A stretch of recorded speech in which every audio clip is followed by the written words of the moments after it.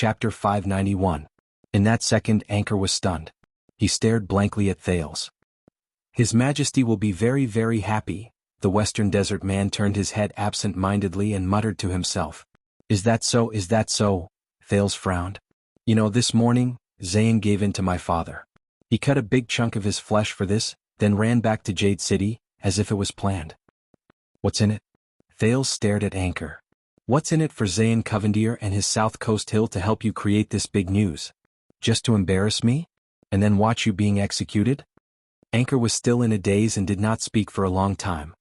Anchor? Thales had to raise his voice. Byrol trembled slightly and came to his senses. He looked at Thales blankly. His lips trembled as if he wanted to say something. Do you know, Your Highness? Anchor finally spoke a few seconds later, but what he said had nothing to do with Thales' question. If I die in a duel or at the hands of the guards, it's my own doing. It's no one's fault. Anchor said blankly, but you said you wanted to give me a chance. But do you know that when you stopped me, you stopped the weight of a life? He looked at Thales like a walking corpse. That was brave, but also very stupid. In the next second, Anchor's expression kept changing, his facial muscles contorted, as if he was having an intense mental struggle. Something was wrong. Thales frowned. Anchor's behavior was not right. How interesting. Thales' tone was calm as he continued to speak. You know, more than one person has said I'm stupid, and it was after I made them suffer. Thales recalled the people who had said that, Neuven, Chapman, Kessel, but Byrol ignored the prince's words. But why did I agree at the time? Why should I give you the sword? He was immersed in his own world, his words flowing like pearls. I'm just a pawn. Why should I overthink? The more Anchor spoke, the more agitated he became until he sobbed bitterly. Perhaps I still have a hint of foolishness left in me. The Western Desert noble gritted his teeth, but he could not stop the tears on his cheeks. A trace of weakness, a trace of luck. I want to believe. To rely on. His reaction made Thales even more suspicious. But when they were dealing with me, I suddenly thought of something. Anchor bit his lower lip, his eyes brimming with tears. You are only one person. Thales had no choice but to comfort him more to calm him down. If I believed you and relied on you, but you, who can you trust? Who can you rely on? The next second, Anchor suddenly struggled. He did not care about the pain of his limbs being tied up, nor did he care about the terrifying wounds all over his body. He exerted force in his hands and pulled Thales in front of him. The astonished Thales had no choice but to hold onto the other side of the recliner to maintain his balance. At that moment, Thales realized that he was face to face with Anchor. And his eyes were filled with fear? Your Highness, you are also just another chess piece, aren't you? Anchor gripped his hand tightly, his body trembling to its peak. Another chess piece. What else did Zayn say to you, Anchor? Why did he insist that I come to see you, since things are as you said, irreparable? The Duke of Star Lake stared at Byrol. What other chess pieces does he have? What is it? Anchor let out a painful whimper. Reason tells me that it's wrong. I shouldn't have taken my chances. The desert god is merciful, the desert god is merciful. He breathed heavily and spoke incoherently. His meaning was unclear. Your Highness, you shouldn't be weak either. The desert god has no disasters, but the world has disasters. Thales grabbed Anchor's hand tightly, watching his painful and fragile tears, and became more certain of his judgment. Anchor was a chess piece, but Zayn was not the whole game. Anchor. Thales reached out decisively, hugged Anchor's head from both sides, and looked straight into his eyes, as if he was looking into his soul. Think about your family, think about why you came to the capital. Anchor shuddered. We are the same people, the prince said in an irrefutable tone. No matter what we face, let me help you. Anchor stared back at the prince blankly, his gaze blank and helpless. But Thales' gaze was unwavering, overbearing, not allowing him to retreat. The next second, Anchor exhaled. With this exhalation, he seemed to have lost all his strength and fell weakly back onto the recliner. But Thales was stunned. Sobs could be heard in the air.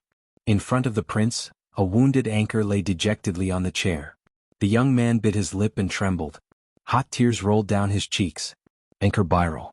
Thales felt suffocated. This man who dared to make a scene at a royal banquet and exchange his life for the future of his family, cried. Thales suddenly thought of Ralph. That night, the phantom wind follower who had lost all hope, cried in front of him. Just like Anchor Byrol at this moment. The prince sighed, sat on a stool beside him and lowered his head dejectedly. He suddenly lost interest in knowing the answer and did not want to pursue the matter further. At this moment, Tina. Thales looked up. Anchor was lying on the chair, holding back his sobs as he whimpered, "Tina Amore." The prince frowned. What? Anchor took a deep breath as if it could give him courage. "Tina Amore, the daughter of the former baron of Amore town," he said intermittently like a zombie. "She's living in Crocaw City in our Biral household." Thales was puzzled. "I don't understand, what does this have to do with her?" Anchor looked up abruptly. 5 years ago. He raised his voice, his expression mournful, like a prisoner on death row heading to the execution ground. The case of tax exemption for the development of border counties caused the most controversy in the Western Wilderness. In the Western Wilderness, Baron Imolii town returned from a trip to the Blade Edge Hill. However, he was infected with the mist plague and his entire family died. Thales was stunned. But Tina didn't. Anchor widened his eyes and stared at the prince. "For 5 years she tried to forget the past, hid her identity, and lived with us as a maid, after I left my father's castle with my sister-in-law. Amore town, the entire family died." Thales felt a jolt in his memory. Was familiar. "But as long as you go to my house and find Tina," Anchor panted, fear and pain entangled in his voice. "She is the most convincing living proof. Her bloodline, her survival, her existence. Her testimony can prove that 5 years ago, Baron Amore's entire family did not die of a plague." In the next second, Anchor's voice became extremely cold and full of resentment. Instead, it was a few important figures in Western Desert who conspired together to silence them. At that moment, Thales' heart stirred. He remembered. After the incident, Amore town was given over to someone else to suppress the situation. Those in the know include the 3 most powerful families, Brave Souls Fort, Wing Fort and even Fakenhas. He had heard of this. Thales thought in a daze. On the way back to Eternal Star City from Blade Fang's camp. According to Cohen's cousin, the Count of Wing Fort, Derek Chroma. But, why? Thales reacted and asked anxiously. Why? Anchor was sweating profusely as he panted. He let out an ambiguous sneer.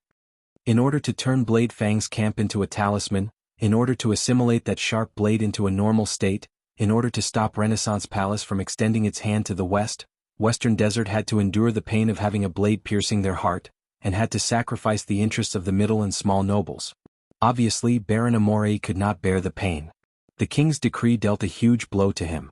So much so that he decided to cast aside his tacit agreement with the 3 families and act rashly. He even threatened to lead his troops in protest, ignite the conflict, and force Western Desert to take a clear stand against Renaissance Palace. Thales' expression changed several times. He recalled what a certain duke had said to him.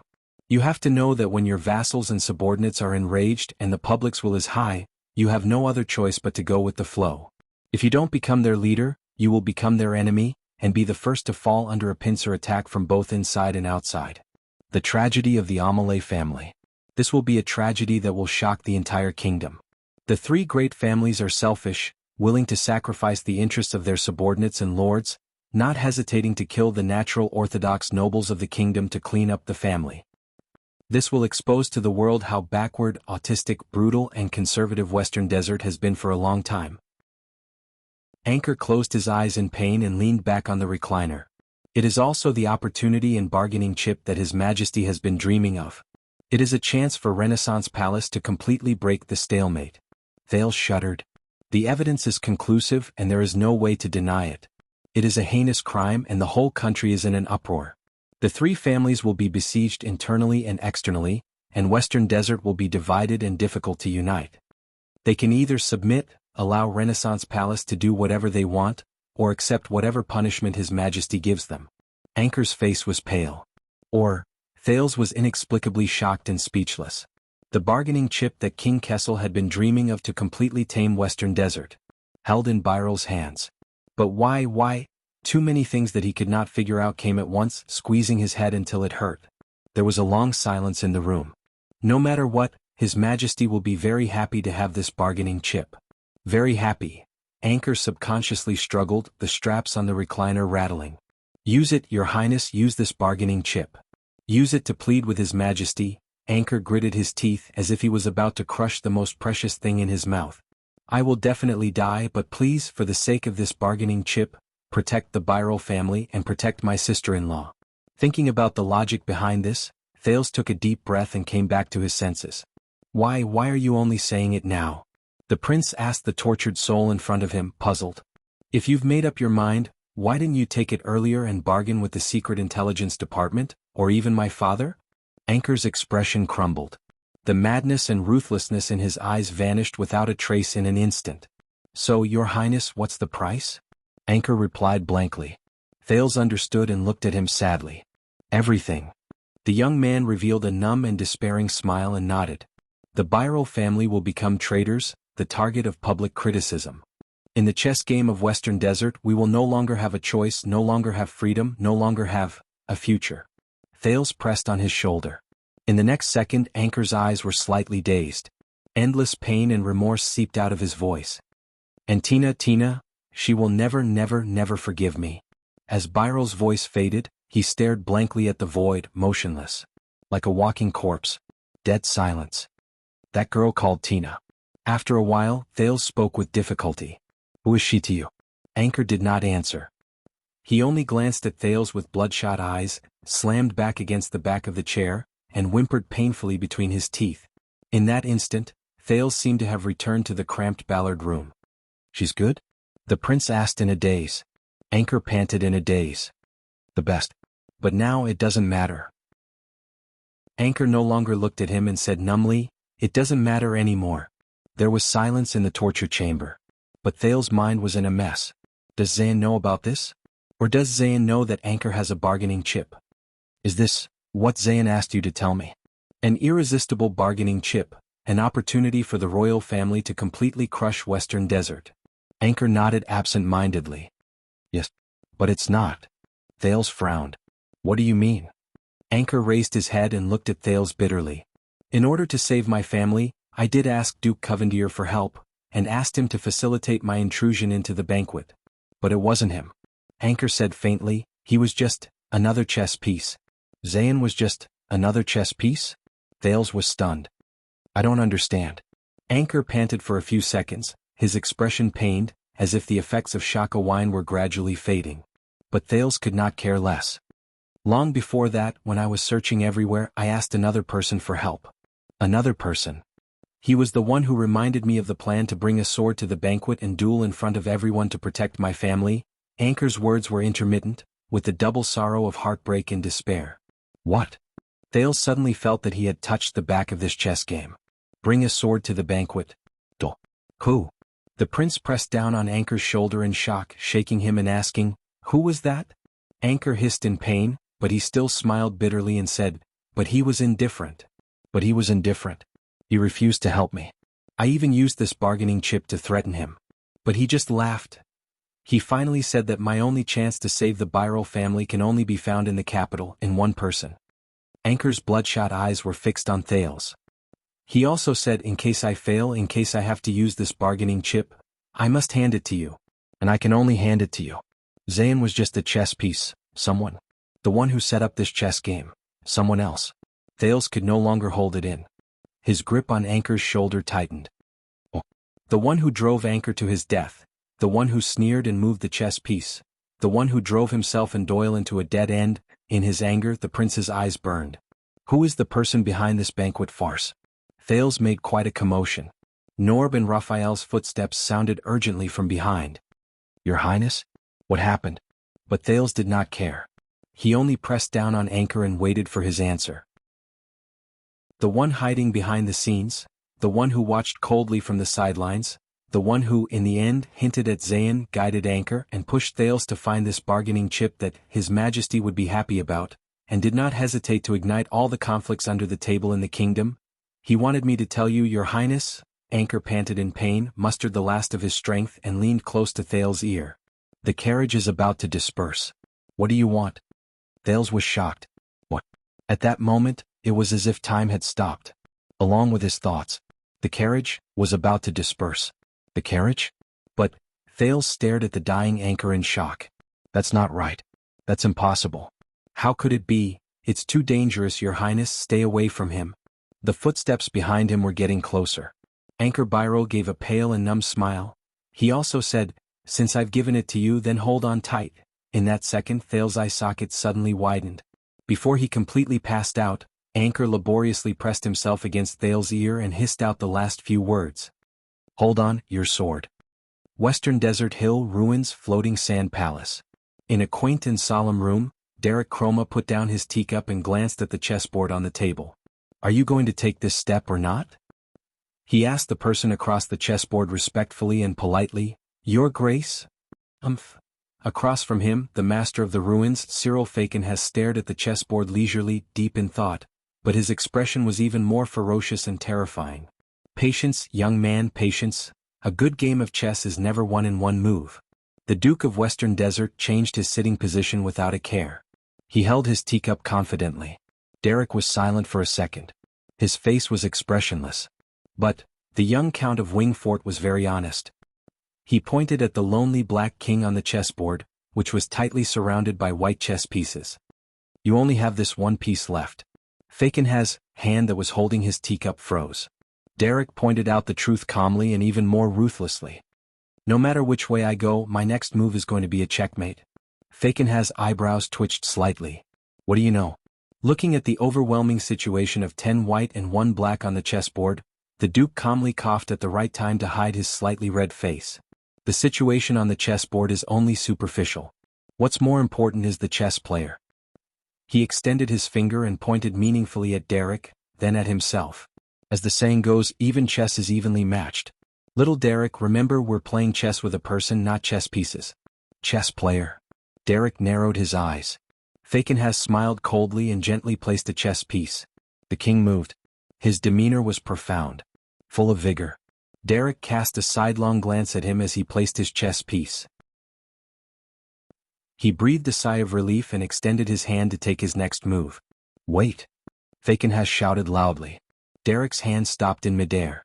The Duke of Western Desert bent down and observed the chessboard with a profound expression. Let me think again. Under Derek's incredulous gaze, in the next second, Faken's calmly extended his hand and placed the only king back to its original position. Let me think again. Derek's hand fell to his side in disappointment. Sir, there's only this move left. You keep going back and forth, the young Count Chroma sighed heavily. Or else we can just consider this game as invalid. Hey! How can we do that? Faken's slapped his thigh. We have a stake. He firmly interrupted the Count of Wingfort. His gaze was fierce and his aura was aggressive. And this is a peerless sword. Faken's pointed at the sword in the distance, which was used as a stake in the game. He said sternly, Don't you know that I just gave my saber to someone? The entire kingdom knows. Derek could only roll his eyes in his heart due to his good manners. But you are about to lose. No matter how good this sword is, what does it have to do with you? He smiled elegantly and used vulgar words to pierce the Duke's heart mercilessly. But unexpectedly, Faken's only smiled sinisterly. He stroked his walking stick gently and resumed the manner of an expert. The situation on the chessboard is only a superficial representation. What's important is the player. As the saying goes, we are evenly matched. Little Derek, remember, we are playing against a person, not a chess piece. Derek shook his head absent-mindedly. Once he was certain that time was not flowing backwards, he exhaled in pain and covered his forehead in resignation.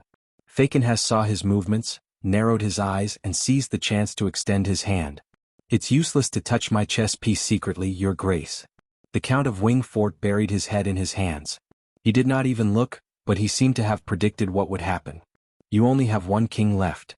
Faken's expression did not change when he was caught. He naturally and smoothly withdrew his hand that had been secretly touching the other person's chess piece. His expression was calm. There was no guilt. Derek raised his head. His expression was stern. Seriously. The Count of Wingfort no longer looked at the chessboard. You should really be glad that I have a good temper to give away such a huge bargaining chip just like that. If Count Bosdorf was here, he would definitely lead his soldiers to Crocaw City and burn that orphan girl from the Amoli family to ashes. Faken's did not seem to have heard him. He only stared at the chessboard carefully. He stared at the only king he had left. It was as if he could create a miracle with his stare. You seem to have a large army pressing down on us, and I seem to have no chance at all. The Duke focused on the chessboard and muttered to himself, But where is the turning point?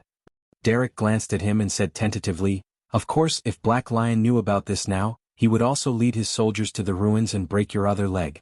Fakenhas was still immersed in his own chessboard. He scratched his chin and thought hard. No matter what you do, you will die. You bastard, as expected of someone who was taught by Caribbean? Derek snorted in disdain. Are you sure you are taking the right step? What if His Majesty announces to the world tomorrow that he will list our crimes and force us to, for example, disband the army, raise the tax rate, and hand over the right to appoint and dismiss government officials? What if Count Bosdorf cannot bear the humiliation and leads the people to revolt? The Count of Wingfort stared at Fakenhas coldly, but the Duke still ignored him. It's fine. Chess skills are not the key. Not the key. Fakenhas pretended to be deep in thought. He rubbed his palm as if he wanted to rub a chess piece from it. The key is the person playing the chess. Think, Cyril, think again. There must be a way, but in the next second, Derek's aura changed. But let me say this first, Your Grace. He stared at the Duke of Western Desert, who was mumbling to himself. If the ending is not good, I do not intend to die with you. Wingfort has its own place to go. But Fakenhas turned a deaf ear to him. He only stared at his bald king's chessboard. It's fine. Continue thinking, continue thinking. When the sky turns dark or the sky turns bright, there must be a way to break the stalemate. The sky turns dark. The sky turns bright. Derek raised his head and looked at the position of the sun. He felt a chill run down his spine. Enough, Sir Cyril. Derek, who had long since lost his mood, pointed at the White King who pushed him down and said impatiently, It's just a game of chess. I admit defeat. At that moment, slap. Fakenhas slapped his thigh fiercely. Look. The Duke, who was immersed in the world of the chessboard, suddenly came back to life and returned to reality. Look. He pointed at the White King who was pushed down by Derek. He grabbed his own Black King and laughed excitedly. Didn't I win just like that? As he stared at the Duke of Western Desert, who could not stop laughing, Derek's expression twitched. Win my foot. Fakenhas put down his chess piece. Filled with emotions, he heaved a long sigh. It can be seen that perseverance will eventually pay off, and hard work is the way of the king. The twitching on Derek's face became even more extreme. Fakenhas stared at the cold and merciless scenery of the ruins outside Floating Sand Palace, as if it had been plowed by nature's razor blade. He suddenly felt a surge of heroic spirit, and he slapped the table. In this situation, in this game, when I won, I should give a big white. The Count of Wingfort could no longer hold on. He sighed in resignation and buried his face in his palms again. Chess. As expected, we are not playing a game of chess, and neither are we playing chess pieces. Fakenhas chuckled. We are playing a chess player. Derek gave him a polite and resigned smile. Chess player, my foot. Just like you, young Derek. You are still too young and too eager to admit defeat. Derek could no longer hold it in. That's right. The entire game took 2 hours and you wasted 1.5 hours just on the last move? He stood up and left swiftly. He did not forget to swear. Who the hell can win against you? As he stared at Derek's retreating figure, Fakenhas smiled softly. He turned his head around and stared at the Black King standing tall on his chessboard. My uncle can, the Duke said softly with a sigh. So can Midir. When he thought of this, the Duke of Western Desert's expression changed.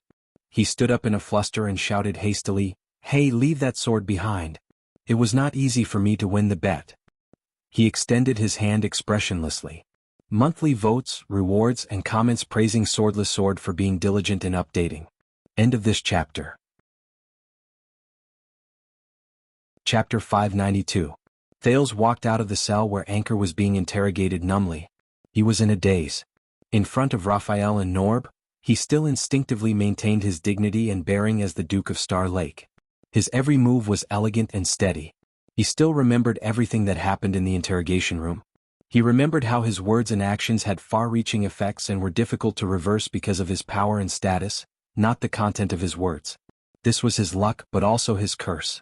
But when the 2 men from the Secret Intelligence Department came forward and respectfully asked the prince, "What did he say to you?" Nothing. Thales only remembered that his voice was calm and composed as always. He was just unwilling and begged to live. Raphael and Norb did not say anything. But the Baron Bone Man's gaze lingered on him a little longer. Norb's expression became more serious as he sized up his surroundings. But that was no longer important. The carriage is about to disperse. What does the prince wish to do? Hold on to your sword. The dying anchor used all his strength to tear the words out of his throat. They lingered in his mind like maggots, echoing and deafening. Please follow me, Your Highness. The exit is this way. In front of the absent-minded Thales, Norb bowed respectfully in a humble and low-key manner. According to the rules, we cannot return the way we came. But Raphael appeared in front of him and Thales, and glanced at Norb indifferently. I'll just send him out. Norb smiled and nodded without refuting. Behind him, Gomez looked back at the two men, and occasionally stole glances at Thales. But Thales did not care. The teenager could only remember that he politely and humbly thanked Norb and Gomez, and under their respectful and submissive gazes, he left mechanically. You said that you're only in charge of the interrogation today? Raphael scrutinized the calm Norb. Indeed. Looking at the prince's back, Norb smiled and nodded. Raphael glanced at the unconscious anchor. How lucky. The Baron Bone Man said coldly and turned to follow the prince. What a coincidence. Norb bowed respectfully and sent Raphael off. Only when the other man disappeared did his gaze become profound and strange. Very good, the troublesome prince is finally gone. Wiping his sweat, Fatty Gomez tugged at his apron as if he had just finished a big exam, causing his fat to jiggle. He turned to look at the naked anchor and happily picked up a pair of pliers. Now we can return to the main topic. See if I don't squeeze him dry, Gomez? Yes. Norb turned around, his face expressionless. Stop. Gomez walked towards anchor with the vice in his hand, but his smile froze halfway. Okay, I'll go now, huh? With an indifferent expression, Norb walked towards the unconscious anchor with his cane. From now on, don't use hard torture on him and don't use soft torture like sleep deprivation. If necessary, give him pain relief. Gomez looked puzzled. Then, how should I ask? Norb shook his head. Let's just pretend that we're police officers now. We'll stop the interrogation at the verbal level. That's enough. Having worked together for a long time, Gomez could read Norb's calm but determined tone. He hesitated for a moment. But it wasn't easy for us to return to the capital, and it wasn't easy for us to encounter this major case of the Western Desert. If we don't take this opportunity to render meritorious service, we've already rendered meritorious service. Norb looked at the darkness outside the door, then leaned over to observe their prisoner. His eyes flickered. Just now. Rendered meritorious service? Gomez blinked. Unwilling to give up, he still wanted to fight for it. But didn't you say that this guy must be holding back or hiding something? Maybe he has something big? The previous interrogators almost broke him. We have to get something out of him before he's completely broken or sent to the gallows, and let Lord Hanson— No! Norb interrupted him again, straightening his back with his cane. Trust me. He won't die. Under Gomez's puzzled gaze, Norb glanced at Anchor, who was covered in bruises and had almost no unscathed skin. Not today. Thales walked expressionlessly in the dark underground corridor of the Secret Intelligence Department. But he felt like he was standing on Ghost Prince Tower in Blade Fang's camp, enduring the cold wind and the assault of flying sand. His palms were cold. He told me that if I have to use this bargaining chip. Raphael walked in front of him, leading the way. His back was dark. I have to give it to you, they did not return the way they came. Instead, they walked through one checkpoint after another, shuttling through the maze-like underground corridor. But Thales no longer cared. I can only give it to you. Thales clenched his fists. What? His gaze pierced through the darkness of the corridor, and vaguely projected thousands of miles away in the western desert, at that hateful, maverick noble who often laughed maliciously. Just a few months ago he was still talking and giving pointers in front of him. He appeared to be unique and concerned about the country and its people. But, what? He's the mastermind behind Anchor. He handed me the bargaining chip that could suppress the vassals of the western desert and destroy the Great Wall. And into the hands of a Jade Star. Thales clenched his teeth. He did not understand at first and his whole body was anxious. But after he came to a slight realization, he became even more anxious, restless, and uneasy. What? Cyril Fakenhas. This arrogant and pretentious old bastard. What right does he have to do this? Who does he think he is? What right does he have? What right does he have? Wow, Marat Snake Cub. A male voice with a Northland accent came from behind a cell door, pulling Thales back to reality. Long time no see. Raphael ignored the other party's tone, which sounded like they were old acquaintances, and walked quickly past the cell door. Snake Cub. Hearing these words, the dazed Thales felt an inexplicable sense of familiarity. When he was still in Ekstedt, Archduke Alcius of Prestige Orchid region often called him Constellation's little viper. Moreover, the prisoner who said this had a Northland accent. It was as if he had returned to the past. Back to the days in Dragon Cloud City when, despite the hardships, he could still manage to hold on without any worries, and could even find joy in hardship. Dragon Cloud City. Thales's pupils trembled. He stopped in his tracks and his entire body came to a halt. Raphael sensed that something was amiss and turned around with a frown. Thales slowly turned around and stared at the iron cell door from which the voice came. There was a small opening on the door. The everlasting lamp, which was a rare sight in the corridor, shone on the blurry figure at the opening. "What an honor for you to grace us with your presence." Thales' eyes slowly widened. He took a deep breath and took a step forward, wanting to poke his head out to see the figure behind the iron gate. Then a hand suddenly reached out from behind him. Clang. Raphael appeared in front of him, pulled the iron gate violently and shut it tightly. "Wrong way, Your Highness." The Baron Bone Man acted as if nothing had happened. "The exit is ahead." Thales stood in front of the cell and stared at the closed iron gate. "Why?" The prince's voice subconsciously took on a hint of coldness. "Why close it?" Raphael maintained his smile and asked in return. "Why did you stop?" Thales was silent for a moment, his gaze fixed on the iron gate. "Open it," he said calmly. Raphael chuckled softly. His attitude was casual and cynical. "It's just an annoying prisoner." Thales looked around. There were many such narrow cells in this small corridor, but it was obvious that this was the only one with a prisoner. Solitary confinement. "Open it, Raphael," Thales repeated calmly. The atmosphere was slightly solemn. Raphael was silent for a second. His smile gradually disappeared and he returned to a businesslike tone. "Your Highness, this is a wanted criminal and internal affairs of the Secret Intelligence Department." Thales did not let him continue. The prince enunciated his words slowly, and his voice was as cold as ice. "I order you, Raphael, open it." Raphael frowned. "According to the rules of the Secret Intelligence Department, Your Highness." Thales' gaze became fierce. He lost his composure and shouted angrily, "Damn it, just open it." At that moment, the oppression and grievance he felt in the Secret Intelligence Department all turned into anger and exploded in his chest. In the face of the prince's sudden outburst, Raphael's expression did not change. His gaze gradually became solemn. Thales could no longer endure it. He took a step forward, grabbed the handle without any explanation and pulled the iron gate open. Clang. The sound of metal clashing reverberated in the corridor. Raphael did not stop him, but his gaze was cold. "What's wrong, R.A.?" The voice from before rang again and it mocked. "It's been a long time since we last met. Do you want to treat me to a good meal?" A stubbled face appeared at the gate and cast a cold gaze at Raphael. The moment he saw the other person's face clearly, Thales' eyes widened. "Goo." Shock and doubt filled Thales' heart at the same time, forcing him to speak involuntarily. "It's you?" Behind the gate, the face full of Far Eastern characteristics froze slightly. The prisoner turned to Thales, looking slightly puzzled.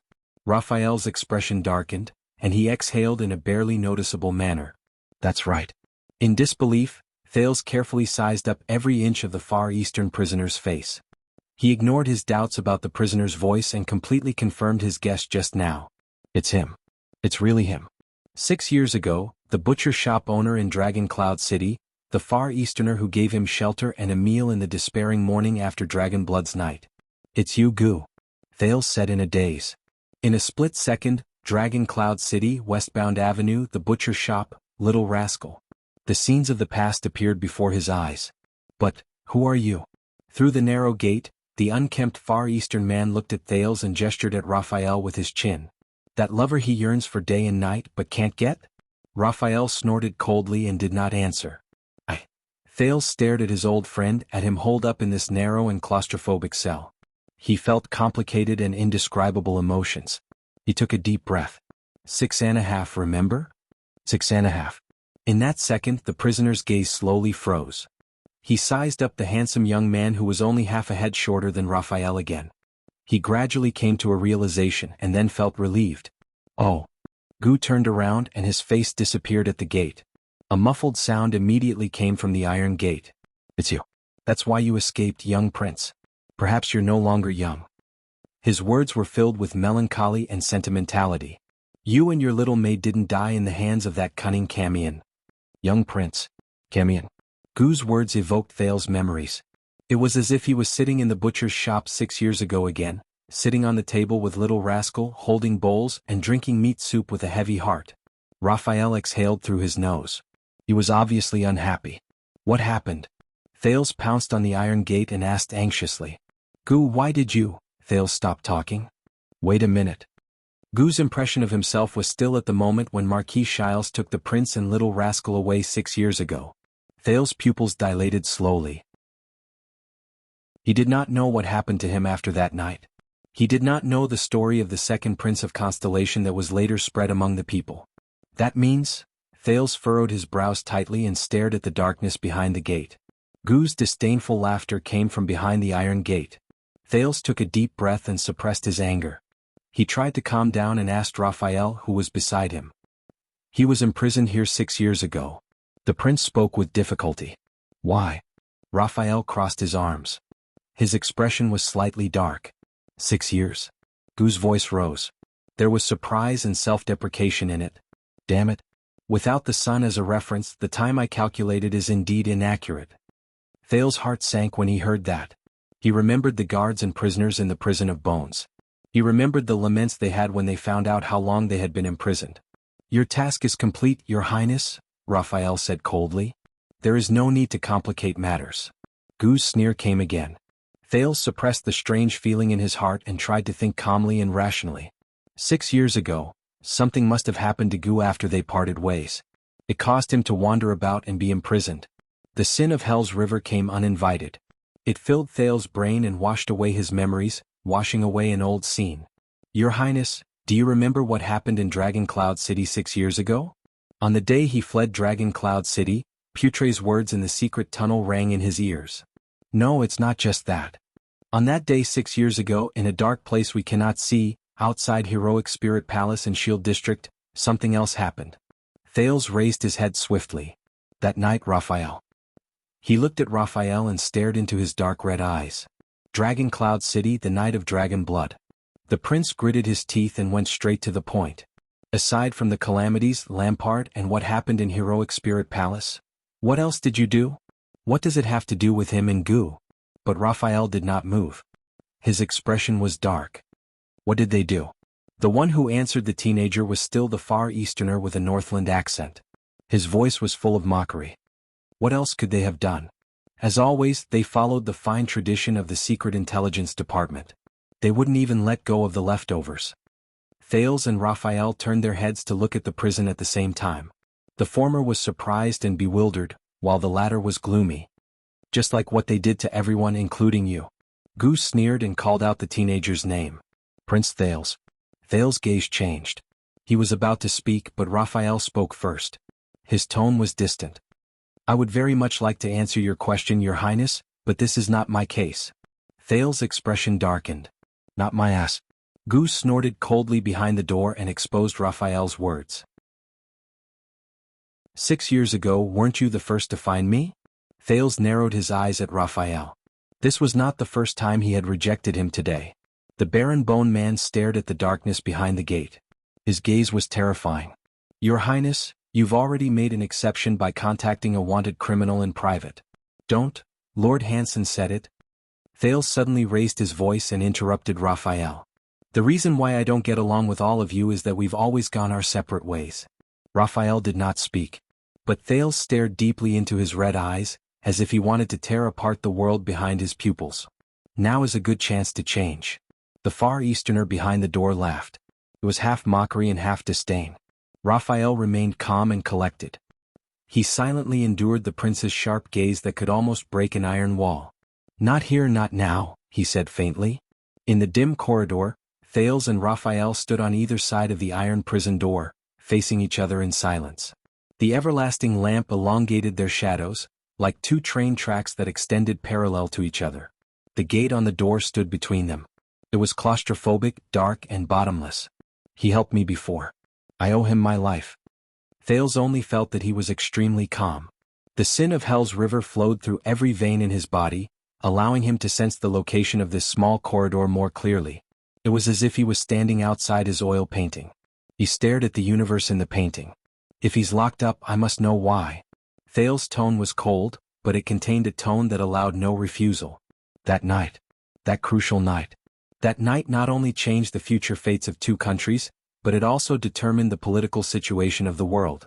It was also a night where countless secrets were buried and turbulent in the dark.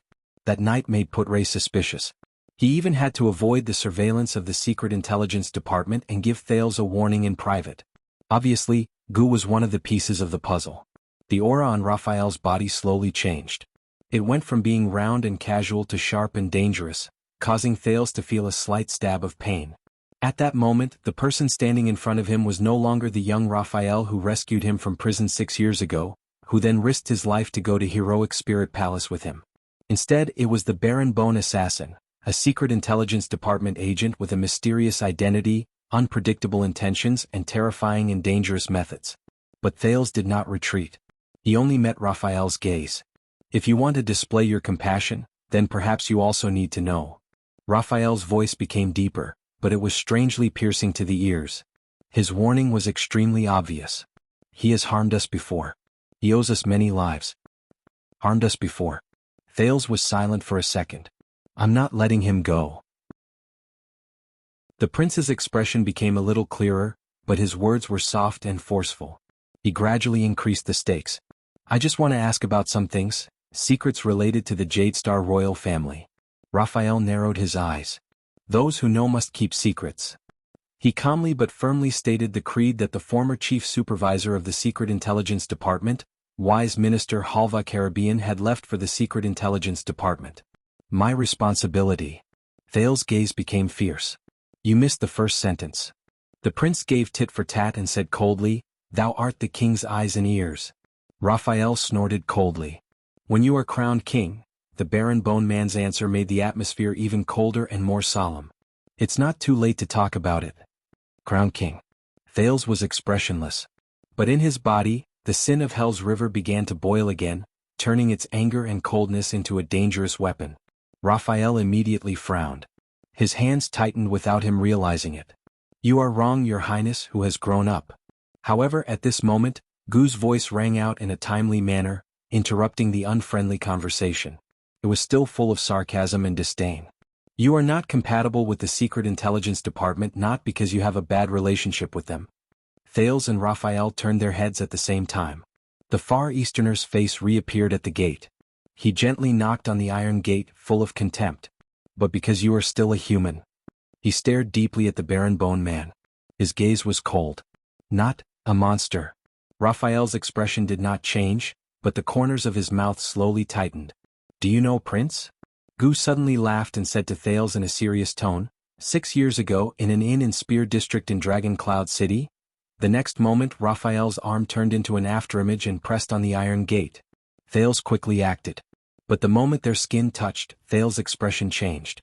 A tremendous force, an obvious piercing pain, and a strange feeling of flesh squirming came from his hand at the same time. This was bang. The rough sound of metal clashing rang out in the corridor. Thales watched the scene in front of him with a livid expression. He gripped the Baron Bone Man's wrist tightly, but he could not stop the man from pulling the iron gate again, shutting Gu's sarcastic expression into darkness again. He lost. The sin of Hell's river roared and flowed rapidly, dispelling the numbness and pain in Thales' hand. Thales looked up angrily. Open it. But Raphael's arm was like cast iron. He pressed firmly on the handle of the iron gate. Your Highness, we have a good relationship, and we have gone through life and death together, the Baron Bone Man said faintly. Please don't make things difficult for me. The sin of Hell's river boiled again.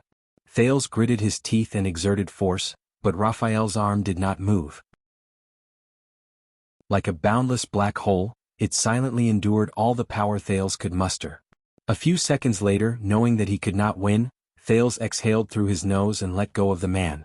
The sin of Hell's river faded from his hand in agony, leaving behind an indignant roar. I think I know. The second prince's gaze was like a sword, piercing straight into Raphael's eyes. Why you and Miranda can't be together? The Baron Bone Man's gaze changed slightly. That's definitely not because of your identities. Thales said coldly, it's just because of you. Raphael Lindbergh. Raphael did not move. Even his expression was frozen. Looking at the man's expression, Thales began to ponder silently. Gu did not finish his sentence. But that was enough. The information revealed by the Far Easterner was like a puzzle that had been lost for many years. It flowed into Thales' mind. It was enough for him to piece together the next clue. His next bargaining chip. Listen carefully, Your Highness. What I am going to say next is something that the sanctimonious old fox, Gilbert, would never tell you. Putre's warning, which was filled with deep suspicion, rang in his mind. And it will not be something that the mysterious and abnormal Secret Intelligence Department will tell you. Remember, Your Highness. Do not trust anyone in this matter. An inn. Thales looked at Raphael quietly. Gu said that it was an inn in Spear District. As expected, he was satisfied to see Raphael's expression change slightly. The Baron Bone Man said in a low voice, that is because he harbors ulterior motives and harbors ill intentions. He is trying to sow discord and disturb your mind. Thales smiled. But you told me that the Secret Intelligence Department's headquarters in Dragon Cloud City, which is also the chess room in Spear District that I left, was also an inn 6 years ago. Raphael's hand was still pressed against the iron gate. His expression was as cold as ice. I did not say that. Thales took a step forward and smirked in disdain. Then you must have forgotten. Raphael's gaze flickered. The handle of the iron gate deformed in his knuckles, and the sound of metal bending could be heard. Thales furrowed his eyebrows.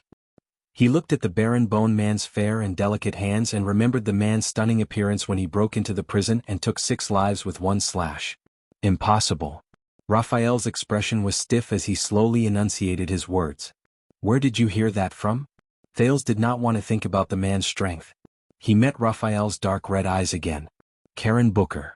When the name came out of Thales' mouth, Raphael's gaze became colder. Thales knew that he had taken the right step. That was the strange part. So, the prince followed up with another attack. He was not only the owner of that inn, but also a special class intelligence officer from the kingdom's secret intelligence department who had been lurking in Dragon Cloud City for 20 years. On that chaotic day he was killed in a burglary. This time, Raphael was silent for a long while before he spoke softly, enunciating each word clearly. Who told you that? Thales remembered the headquarters of the kingdom's secret intelligence department in Dragon Cloud City Spear District and the secret passage that allowed him to escape. I met Booker when I was in Dragon Cloud City. He was a good man, but he would never die in a robbery. Raphael snorted coldly. You were running for your life all day. It's impossible for you to know him. Thales did not back down. I know a lot of people. And you are just too ignorant. This sentence, which he learned from Ricky, made Raphael fall silent for a long time. That doesn't help, Your Highness. Raphael did not dwell on the topic anymore. He shifted his gaze to Gu's cell. Forgive me for not being able to comply with your excessive request. Thales became more and more irritated as he looked at the stubborn Baron Bone Man. He would not cooperate. Just like the kingdom's secret intelligence department, they had never liked the prince, let alone obeyed him. The prince came to this conclusion. But at this moment, Thales remembered the Black Prophet's words. Whether you like me or not is not important. What's important is whether the fact that you don't like me can surpass the established position between you and me, and bring about real results under your control. At that moment, Thales stared at the unfriendly Baron Bone Man. He clenched his fists, then slowly relaxed them. Yes, you're right. You can't do it. The Duke of Star Lake lifted his chin slightly, as if he did not care about Thales' behavior. Maybe I should go find Norb. After saying that, Thales turned around without hesitation and went back the way he came.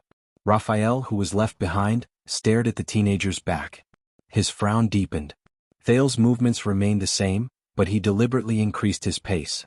The sound of his footsteps echoed in the dark and depressing corridor. One step after another, it sounded like the beating of war drums. Raphael's gaze froze. 1 second, 2 seconds. The prince's figure slowly blurred in the darkness. In fact, Thales knew that what Raphael was unwilling or unable to do for him, Norb, who had been away from the kingdom's secret intelligence department for many years and had just returned to the capital, might not be able to do it. But the prince shook off the unnecessary baggage in his mind and strode forward. He remembered the most effective way of bargaining that he saw on the streets when he was a beggar. Finally, when Thales counted to the 10th step, Your Highness. Thales' footsteps stopped just in time. With his back facing Raphael, the corners of his lips curled up slightly. Thales turned his head around. His expression was still dark. Raphael released his hand from the iron gate, but did not open it. Instead he walked towards Thales step by step. No matter who you look for, it will be useless. The Baron Bone Man said faintly, even if it is His Majesty. Thales' heart sank. His Majesty. Damn it. Your Highness, you must do this and you should do this. The truth about the bloody year, about your own birth, can only be unearthed, investigated and verified by yourself. Remembering Putre's warning, Thales took a deep breath and tried hard not to think about the figure on the throne. Then I will be happy to try and see what my father has to say. Thales turned around and was about to leave again. At this moment, Charlton. Raphael's words floated around the walls and successfully stopped Thales in his tracks. Charlton. Charlton? The name he had not heard for a long time rang again. Thales' expression changed slightly. Whether it was the beautiful figure in Sunset Pub or the horror of jumping off the cliff of the sky, they all came to his mind at this moment. What do you mean? As if time had slowed down, the second prince slowly turned around and spoke in a low voice. Raphael stood in front of him and took a deep breath. He seemed to have made up his mind with great willpower. The Far Easterner you care about, Gu, the Baron Bone Man said softly. He is a solid ally of the Charlton family. For more than a decade, he has been secretly working for the regicide family. Look around. Raphael said he is. What is he? Thales' expression remained the same, but his eyes slowly widened. The regicide family? Ally? Do you understand now? Raphael regained his composure and looked into Thales' gray eyes. In this matter, no matter who you look for, it will be useless. Even if it is His Majesty. The Baron Bone Man narrowed his eyes and enunciated his words like steel. His words were like knives. Especially His Majesty. Typing will be slower when you are outside. End of this chapter. Chapter 593. Gu? Charlton? Thales repeated in disbelief. He looked back and forth between Raphael and Gu's prison cells, trying to find a thread of clarity in his jumbled memories and thoughts. Explain. The prince restrained his emotions and stared at Raphael seriously. Now. Raphael was silent for a while. He tightened his grip unnaturally. Your Highness, even if you are from the royal family, the Secret Intelligence Department has not been clear about your intelligence rank for a long time. Explain. Thales interrupted him rudely. I am explaining, Raphael cut him off coldly. But I have to make it clear, Your Highness, that I can only reveal information that is not higher than Madman's level without breaking the rules. Madman's level? Thales shook his head impatiently. You don't have to explain the rules of the Secret Intelligence Department to me, just explain. Raphael sneered. I'm not saying it for you to hear. The Baron Bone Man raised his arm slowly. A black crack had appeared on his forearm at some point in time. The muscle lines inside squirmed gently, hiding a strange shadow. Just like 6 years ago. Thales was immediately stunned. The prince retracted his gaze from the man's arm with difficulty and tried to return to the current topic. As you can see, this person's surname is Gu, and his name is Tang, at least on the surface. Raphael stared at Gu's prison cell gloomily. He was born in a family of officials in Mainyi of the Eastern Nation. He fell behind in his family and entered the Mainyi Royal Intelligence Department, the Dark Robe Guards. Gu Tang. Black Robe Guards. Thales' gaze changed. You mean he is a secret agent of Mainyi? Raphael nodded but shook his head. He is a former secret agent, at least according to the information we obtained. Former? Thales looked at Gu's prison cell. He suddenly realized that he knew nothing about this prisoner who gave him shelter and a meal 6 years ago. Raphael's forearm tightened unnaturally, but his expression did not change. He continued to speak tirelessly. 19 years ago in Chilan City, a member of the Qin royal family launched a coup in an attempt to suppress King Yao Hao, who had just ascended to the throne. During this period, the Dark Guard was split into 2 factions. The commander Lin Do, who was loyal to King Yao, won the battle. He took over as the commander of the Dark Guard and cleaned up the mess, killing all the traitors in the guard. Yao Wanghao. Lieutenant Qing. The unfamiliar and distant term crossed the ocean and entered Thales' mind. He could not help but frown. But Raphael obviously had no intention of stopping to explain for the prince. Gu belonged to the faction that stood on the wrong side. He concealed his identity and fled to the Western Peninsula. He worked as a peddler, craftsman, mercenary and other jobs. After the bloody year, he took root in Dragon Cloud City. He took advantage of the ruins and gaps left after the consecutive wars between Extet and Constellation to wander around and work as an intelligence peddler. Thales took a deep breath and averted his gaze from the metal door of the prison cell. What's that to you, to us? Raphael's lips curled up into a cold smile.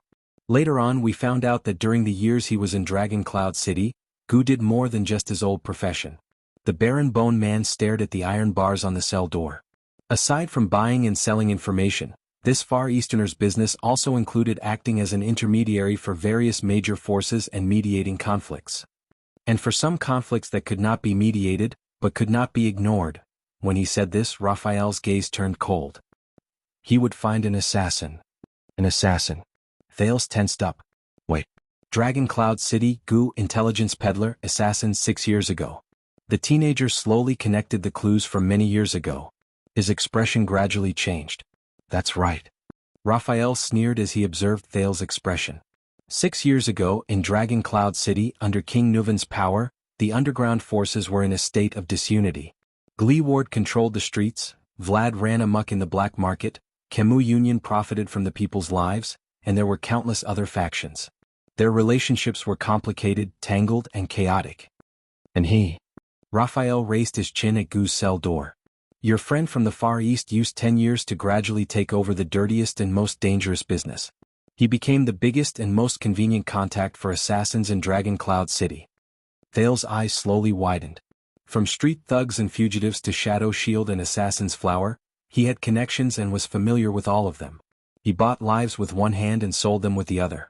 He could be said to have hidden his abilities well and had eyes and ears all over the world. Shadow Shield. Assassin's Flower. Thales stared fixedly at Gu's cell. His gaze never wavered. But his gaze had changed. If Gu is the biggest intermediary for assassins in Dragon Cloud City, then 6 years ago, in the next second, Raphael expressionlessly stated what Thales was worried about. Chapman Lampard. Back then, the Archduke of Black Sand region found Shadow Shield through Gu. Both sides colluded and formed a partnership. Thales turned his head around stiffly. The partnership between Chapman Lampard and Shadow Shield. Their middleman is Gu? He could not help but recall when he was young. He and Little Rascal hid in the carriage, shivering, and watched the Archduke of Black Sand region talk to Stake. But Raphael had not finished speaking.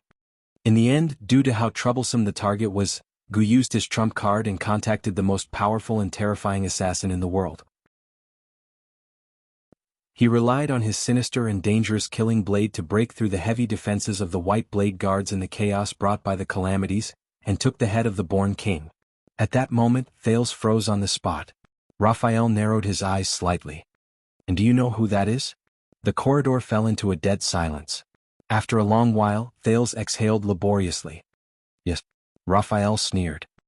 He did not care about the prince's extremely unpleasant expression. He knows how to contact the regicide family that fled without a trace after the Bloody Year. This alone is enough for us to imprison him until he dies of old age or confess. Thales did not speak. He just clenched his left fist. His fingertips swept past the scars on his palm, which had been cut by the police countless times. But this is not the first time. Raphael continued. At least in Gu's account book, Flying Locust Blade is not the first business that you're involved with. Thales tried hard to digest the new information and looked up. In the next second, Raphael's gaze turned cold. 6 years ago, Your Highness, when you went to the north as an envoy, you and the Kingdom's Wrath were surrounded by Lampard's Black Sand region army under Broken Dragon Fortress, and you were bombarded by the Mystic Gun Unit? Who do you think used a variety of communication channels to help Archduke Concré Poffred of Beacon Illumination City find an assassin who could even instigate the Mystic Gun instructor, so that he could get what he wanted and watch you die in Lampard's army? Mystic Gun. Thales frowned. He felt as if he had returned to the time he was under the fortress 6 years ago, when he faced countless blades. His expression was solemn. Are you saying that it was Gu Zhuzhong who contacted them? Raphael snorted and swung his arms slightly. And you said that he helped you in Dragon Cloud City and saved your life? Thales subconsciously looked at Gu's prison cell. Then think carefully, Your Highness. At that moment, although Raphael's tone was as relaxed as ever, his words were filled with a darkness that no one knew about. Do you think that ground shaker, Caslin, who betrayed King Nuven, told you about the channel to contact Gu in the tavern because he found you pleasing to the eye, so that when you escaped from the siege of Dragon Cloud City, You could look for this seemingly mysterious and neutral underground figure? Caslin. $6.50. Thale's gaze was fixed on the cell's hatch, but he clenched his fists tighter and tighter. Do you think that there are so many kind Far Easterners in Dragon Cloud City that when a mysterious noble brat knocks on their door during martial law, they will always entertain him with good wine, good food, and a good bed, just because the kid is obedient, cute, smart, and kind? Far Easterners. Entertain. The prince gritted his teeth and tried hard to recall the scene of him and Little Rascal in Goo's butcher shop that morning. Do you think that things are really so coincidental that when all of Dragon Cloud City is in a mess, a shady intelligence peddler only needs to leave his house for 2 minutes to smoothly bring back the envoy of a country, the Marquis of Goodflow City, Shiles Bamra, who came alone so that he can turn around and give you to Chapman Lampard? Intelligence peddler. Shiles. Raphael's words were as sharp as blades. One after another, they pierced through the defenses in Thale's heart.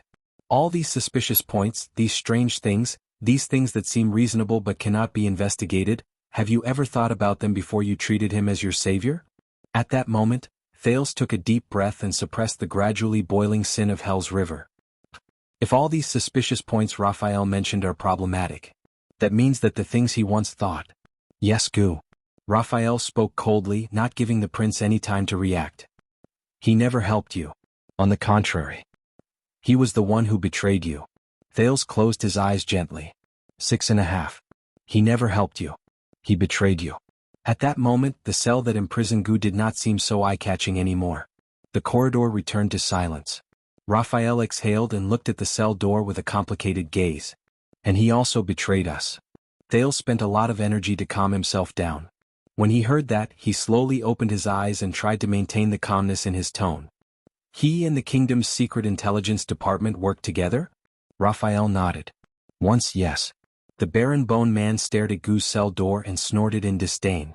Obviously, whether it's Extet, Constellation, Camus Union, or even Shadow Shield and the Tower of Eradication, this self-proclaimed neutral intelligence peddler is used to working together, with everyone. He receives money from many parties and goes around patting his chest. He is smooth and slick in changing hands.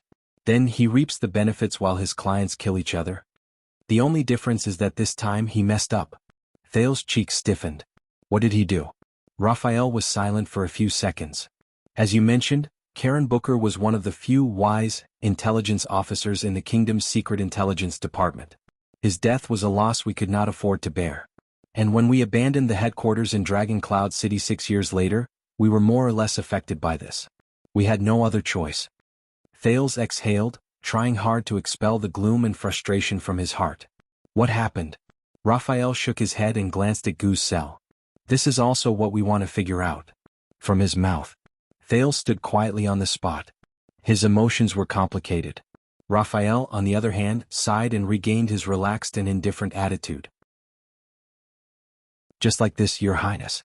Even in the face of the seemingly conclusive past, there are still too many unknown and terrifying details hidden in the dark. So, when you turned the tide in Heroic Spirit Palace 6 years ago, Your Highness, you were in high spirits. Raphael sighed with emotion. Don't forget that on that day, outside Heroic Spirit Palace, the members of the kingdom's secret intelligence department were also fighting against the enemies in the shadows in the invisible battlefield, even if it was just for a page of paper, a paragraph of text, or a signal to give you and the kingdom a chance to win. Booker was one of them. Thale's gaze shifted. The prince's ass, this name is funny, isn't it? Raphael turned around and faced the dark corridor that seemed to have no end. His eyes shone with a faint light. However, all of them were survivors of the Dragon's Blood project that changed the world 6 years ago. After the kingdom's secret intelligence department fought against King Nuven, the Secret Room, the White Blade Guards, Chapman Lampard, Shadow Shield, Camus Union, and other enemies, they fought against each other to the death. They were the only survivors among the corpses and sacrifices on the ground. Thales raised his head in surprise. And we don't tell you certain information not because we don't trust you, but because you can't discard your burdens like us, forget yourself, and wholeheartedly devote yourself to the dark and dirty mission to complete the goal. Raphael narrowed his eyes and gestured at Gu's cell. Even if you think, you owe your target your life. In this case, if you insist on knowing only a little, you will only stray further and further, lose the ability to distinguish the truth, and be led by the nose by others. Discard your burdens and forget yourself. Thales frowned slightly. You are not us Thales. You should live under the sun and the blue sky. Raphael sighed. It was rare that he did not use honorifics but called the Duke by his name. Let us face the boundless hell. At that moment, his dark red eyes were incomparably sincere. But what Thales remembered was the different faces Raphael showed to the wine merchant de Gory, the blacksmith Gibbon, the nobles of Blade Edge Hill, and Belisha in the interrogation room. There was a long silence in the corridor. Until the prince spoke again. His voice was hoarse. Then how do I know that the people who lead me by the nose are not you? Raphael froze for a moment. When you truly sit on that seat, your highness. Raphael's smile faded. When you truly can decide everything in the world with a word, when you can decide everything in the world with a finger, when you have full control over the goals, missions, operations, budgets, development, and future of the kingdom's secret intelligence department, you will know. Thales listened to this seemingly familiar sentence expressionlessly. But unlike in the past, this time he did not refute it. In a gloomy mood, Thales followed Raphael out of the maze-like underground corridor, passed through many checkpoints, and left the main residence of the Secret Intelligence Department's manor through the main gate, returning to the place where they first got off the carriage. But Raphael frowned. You called for someone to pick you up? Thales, who was in a daze, snapped out of it. What? But the prince was also stunned. There were 2 carriages parked in front of them. One was the carriage they used to come from Renaissance Palace, but the other, Your Highness. As a familiar shout rose, a short and strong man dressed in the uniform of the Royal Guards jumped down from the driver's seat of the carriage. It was Commodore, the protector who had once sparred with Thales in Mindy's Hall. Your Highness Thales, you are indeed here. Commodore was drenched in sweat, but when he saw Thales, he still perked up and bowed to greet him. I am here on orders from Officer Mallows to serve you. Thales was a little puzzled, but Raphael and the coachman from the Secret Intelligence Department in the other carriage stared coldly at Commodore, who appeared before them. Their expressions were hostile. It's fine, Thales said when he saw this. He is one of my men, a member of the Star Lake Guards. Raphael snorted softly. Are you sure? Thales pursed his lips and walked forward. Commodore? The prince sorted out his terrible mood. Shouldn't you be in Mindy's Hall? Why are you here? Commodore moved his wary gaze away from Raphael. Officer Mallows gave me an order before I entered the palace, Your Highness. He asked me to keep an eye on one thing. If there is an accident, I am to slip out of Mindy's Hall, gather my men, and come here to receive you. To avoid inconvenience to you. Mallows? Inconvenience. Thales seemed to have realized something. He turned around and cast a glance at Raphael behind him. The Baron Bone Man was silent for a second. In the end he tactfully retreated. Thales turned his head around and asked for the main point. You said, an accident? Not long after you and the officer entered the palace, Your Highness? Commodore hesitated a little, but he still told Thales the truth. The people from the Flag-Bearer Division came. Flag-Bearer Division. Is it one of the 6 divisions led by Vice Guard Captain Vogel Talon at the banquet? What are they doing here? Thales was slightly puzzled. What do you mean? Commodore carefully observed Thales' reaction. You know, the person leading the team is the 2nd flag-bearer Gaetan. They did not allow any explanation and immediately sealed off Mindy's Hall. They detained everyone and said that they want to conduct a full investigation. Thales was shocked. What? Sealed off Mindy's Hall? What? Commodore forced a smile. Gaetan said that it was because of the accident at the banquet yesterday. Thales exhaled stiffly and painfully. As expected. This again. They said that our dereliction of duty meant that there was a loophole in the security or even a mole. This might endanger the prince's safety, so they needed to conduct a thorough investigation and audit from top to bottom. Commodore sighed. He was a little dispirited. The investigation by the Flag-Bearer Division was very. Jonvold was interrogated for 2 hours before he came out. He did not look too good. And Morgan was practically tied up before he went in. Kursta was even suspected to be a foreign spy. Stone told us to obey and not resist, but Ness almost fought with them.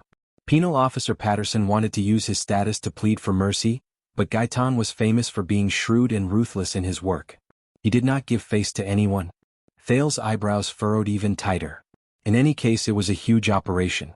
The Jadestar Private Army, the Nobles Affairs Office, and the Inner City Police Station were also there.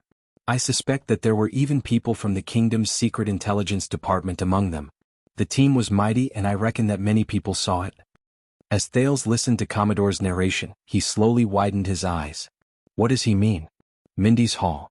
The residence in the capital given to the Duke of Star Lake by the king. Locked down and investigated? Thales exhaled and tried his best to unclench his fists. He tried to understand the current situation. How did you sneak out? I used to work in the inner-city police station, Your Highness. Commodore's gaze was a little evasive, as if he was not too willing to talk about these few relationships. There were a few police officers who were in charge of locking down the perimeter. I was acquainted with them. Praka could have sneaked out as well, but Gaetan had an old grudge against him when he was young. He kept a close eye on him, and I reckon that he would not let him have an easy time. Commodore looked behind the carriage. The only person I could find was Glover. He left in the morning because he was punished to recuperate. The people from the flag-bearer division were very unhappy about this. Thales frowned a little. Glover? Right after he finished speaking, a familiar figure appeared from the other side of the carriage. Your Highness. First-class vanguard of the Star Lake Guards, the strong zombie Glover came before Thales in full armor. His expression was stern. We should immediately return to the city. I keep feeling that there is something on the other side of the carriage staring at us from the forest. It harbors ill intentions. When he saw the vanguard he was the most familiar with, Thales was completely at ease. But he immediately frowned and looked at Glover's back. But your injuries? Glover shook his head. He pulled open his collar and revealed the bandages inside. It's fine. My power of eradication can alleviate pain, and Glover swung his arms and his eyebrows furrowed in a barely noticeable manner. Lord Mallows, he was merciful when he whipped me. It's as if he knew that this would happen and he still needed me. Thales was slightly stunned, but he immediately remembered what Mallows said to him in the morning before he explained the temple and imperial style. Has no one from Renaissance Palace come yet? I guarantee you that they will definitely come, sooner or later. Thales suppressed his terrible mood. He understood something and asked, what about Doyle? Was he also whipped by Mallows on purpose so that he could be released from Mindy's Hall to avoid trouble? Glover shook his head. No, I've seen it. Doyle's injuries should be real. He was beaten badly. Firstly, after what happened yesterday, the Doyle family is at the heart of the storm, Glover thought quietly. Secondly, Lord Mallows is probably very vengeful. Especially after Doyle called him Tormund Jr. during the banquet while he was drunk. So Mallows knew that this would happen. Thales' words interrupted Glover's thoughts. He entered Renaissance Palace with me. Where is he now? Commodore, who was by the side, answered, Will, an acquaintance of the flag-bearer division, owes me a favor. He just sent me a message to tell me that Lord Mallows is still in Renaissance Palace. He hesitated for a second. He is, with Vice-Captain Talon. Thales exhaled. I understand now. So, Tormund Mallows is my favorite personal captain. Even if he predicted the current situation. At this moment he could not even protect himself. The flag-bearer division. The prince sighed, Vogel Talon. How courageous. Commodore and Glover looked at each other. Thales turned around and called out to Raphael, who was a distance away. Raphael, do you know about this? The Baron Bone Man walked closer. Thales noticed that his eyes had been disguised into another color. Under the hostile gazes of the two royal guards, Raphael revealed a friendly smile. What is it? Thales glanced at him and snorted coldly. Nothing. If it is inconvenient for you, Your Highness. Raphael was obviously very good at reading people's expressions. He saw some clues from the trio's expressions. The Secret Intelligence Department welcomes you to stay for a few more hours. Thank you, but there's no need, Thales refused decisively. I think you don't mind if I go back with my personal guards? Raphael looked at Thales for a few seconds. Go ahead. The Baron Bone Man smiled widely and called out the other two people's names and backgrounds as if he was reciting his family's treasures. Caleb Glover from the Glover family and Gianluca Commodore from the police station. They are famous members of the Royal Guards. Of course we can trust them. Glover and Commodore frowned at the same time, but Raphael had already bowed, turned around and walked away. That's. Glover watched Raphael's back as he left. Only then did he slowly loosen his grip on the hilt of his sword. The person who cleans up my mess, Thales said gloomily. The prince was about to board the carriage without any explanation. Now, let us return to Mindy's Hall and deal with the flag-bearer division. However, Glover shook his head firmly. No, Your Highness. Thales' expression changed slightly. Commodore took over the conversation and his smile was a little stiff. What Commander Mallows means is, do not be in a hurry to return to Mindy's Hall. Thales looked puzzled. Commodore said carefully, those people from the flag-bearer division, they have His Majesty's warrant. His Majesty's warrant. Thales was stunned. And the people from all the departments are, Commodore said awkwardly, if you show up rashly and the situation becomes ugly, he did not continue speaking. But Thales already understood. The prince stood in front of the carriage in a daze. So, Thales said absent-mindedly, I just entered Renaissance Palace and right after that my nest was raided. Now I have a home but I can't go back? Commodore looked ashamed. I am very sorry, Your Highness. We did not protect you well during the banquet, which led to such an accident. No. Thales forced himself to calm down and tried to sort out the messy things that happened throughout the day. No, trust me. After he understood what was going on, Thales suddenly felt like laughing. This is definitely not your reason. Ever since he returned to Constellation, he had always abided by the rules and did not dare to be presumptuous. Last night was the first time he made a decision of freedom after he returned to the kingdom, and it might also be a risky choice. Then he paid the price. Thales could not help but laugh, causing the two guards to look at each other at a loss. As punishment, he had just sat in on an imperial conference while trembling with fear, then was mercilessly reprimanded by the king. After that, he was brought to the Secret Intelligence Department and enjoyed the company of the Black Prophet throughout the entire process. Even his Mindy's Hall and the Star Lake guards were severely punished. As for now, Glover interrupted in a low voice. In fact, Lord Mallows suggested that we return to Xing Palace. Return to Xing Palace? Thales sneered, and there was a hint of mockery in his voice that he did not even notice. Look for my father? No, look for Madame Gines. Commodore stared at Thales' expression carefully. The commander said that only she can protect you. Commodore kept the rest of his words in his heart. Thales fell silent. Look for Gines. Is that so? Then I'm back to 6 years ago when I just arrived at Mindy's Hall. I faced countless known and unknown threats, but I could only drift along with the waves. I sought protection from others. 6 years ago. The prince held onto the carriage. His face was expressionless and he did not move.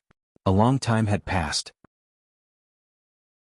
Finally, after Commodore gave Glover a signal with his eyes for the third time, the Duke of Star Lake closed his eyes, sucked in a deep breath and exhaled slowly. No, we are not returning to Xing Palace.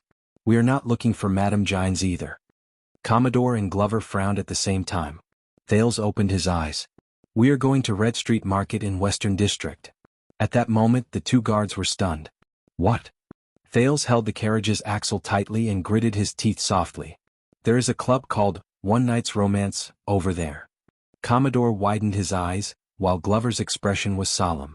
Your Highness, why are we going there? Commodore asked tentatively. What are we doing? Of course. Thales let go of the wheel and cast him a glance. His tone was calm. We are going to look for women.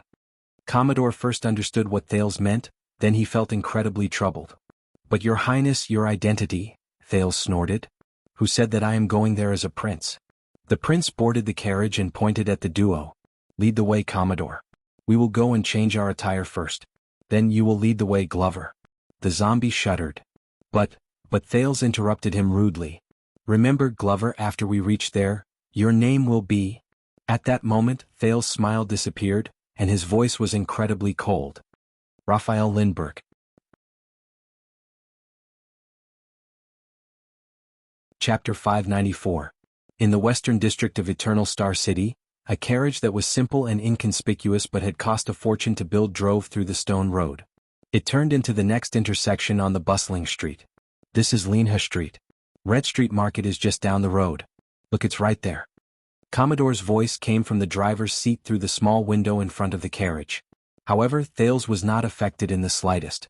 Your Highness, Little Rascal, Imperial Conference, Secret Intelligence Department, Anchor, Goo. In the bumpy carriage, the prince, who could not return to his home, pondered gloomily. He was not in the mood to admire the view of Eternal Star City streets outside the window. Whether it was Renaissance Palace or the Secret Intelligence Department, whether it was the king or the Black Prophet, depression and unhappiness were his main themes today. But what concerned the youth the most was what Anchor Byral said before he fainted. Hold on to your sword. Thales subconsciously clenched his fists. but he realized that he was unarmed and his palms were empty. He lowered his head and stared blankly at his left hand, but he could only see the scar on his palm. "Your Highness?" Thales only snapped out of his daze when he suddenly felt a weight on his shoulder. In the carriage, Glover nodded at him and let go of the prince's shoulders. "Are you sure we want to do this? Red Street Market?" Commodore turned his head around from the window outside the carriage. "If Officer Mallows finds out," he had a troubled expression on his face. Glover's expression did not change, but his eyes expressed the same concern. Thales adjusted the collar of his newly changed clothes and sighed. These people. Even if he had the title of Royal Guards or Star Lake Guards, even if he was the second Prince cum Duke of Star Lake, the second most respected person in the country, however, be it Commodore or Glover, or even Doyle who had the best relationship with him at the moment, they still had doubts about him, right? As for Mallows, "You're right then." Thales remained silent for a second before he turned his head and shouted towards the empty window. "Do you have any objection, Mallows?" Glover and Commodore were both stunned. "Mallows? What do you think?" He knocked on the wall of the carriage and pretended to listen for a while. "Looks like..." The prince turned his head around and looked at the stiff Glover and the resigned Commodore. He spread his arms in regret. "He has no objections." Glover's eyebrows twitched, but he did not say anything. Commodore could only put on an unnatural smile and turn back to drive the carriage. Their carriage slowly entered the main road of Red Street Market, joining the other carriages and passers-by. Outside the window, it immediately became lively, greetings, hawkers, soliciting customers, cursing and so on. It drew Thales' attention from the past back to reality. If one did not look at anything else, Red Street Market was probably no different from the other affluent parts of the Western District. Wide main streets, neat houses, alleys that extended in all directions and crowds of people jostling each other. However, the number of entertainment venues here was unmatched by other places. Taverns, hotels, gambling dens, theaters, street stalls and roadside shops that specialized in good stuff. Of course, there were also the various clubhouses that Red Street Market lacked. As he stared at the street outside the window, Thales could not help but feel a little dazed. When he was still a child beggar, Thales had snuck into Red Street Market more than once to look for business. Of course, it was in the evening when it was busier and safer. It should be known that beggars were as sensitive to fixed territories as cats and dogs, gangs, and even countries, even if they were just trying to make a living under different gangs. But at that time the child beggar Thales was mixed in with the crowd. He was either pushed around, bullied or looked down on. This was the first time he sat in a carriage and strolled around Eternal Star City as a normal citizen, or even a noble guest. Commodore lifted the reins and whipped his whip. His work experience of protecting important people had given him the skills to drive a carriage. He shuttled through the streets, ignoring the small brothels and even the prostitutes in the surrounding area. He went straight to his destination. Along the way they met many men. Some of them welcomed and sent them off with great enthusiasm, some of them were new arrivals and were at a loss, some of them were impatient when they called out to their friends, some of them were shy and reserved, some of them were dressed simply and furtively, some of them were dressed fashionably and acted elegantly, some of them were rushing around with important matters, and some of them were strolling leisurely and laughing. There were also many women on the street.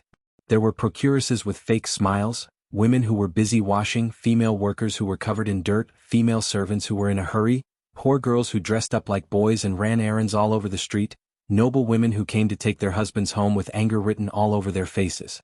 There were even noble ladies who sneaked out of their carriages and hid behind handkerchiefs and fans as they looked outside with flushed faces. Thales and his carriage blended into the crowd. It was inconspicuous and did not stop along the way. Soon, it drove into the central area and entered a group of houses with luxurious decorations and shining signboards. "Hey sisters, we have guests.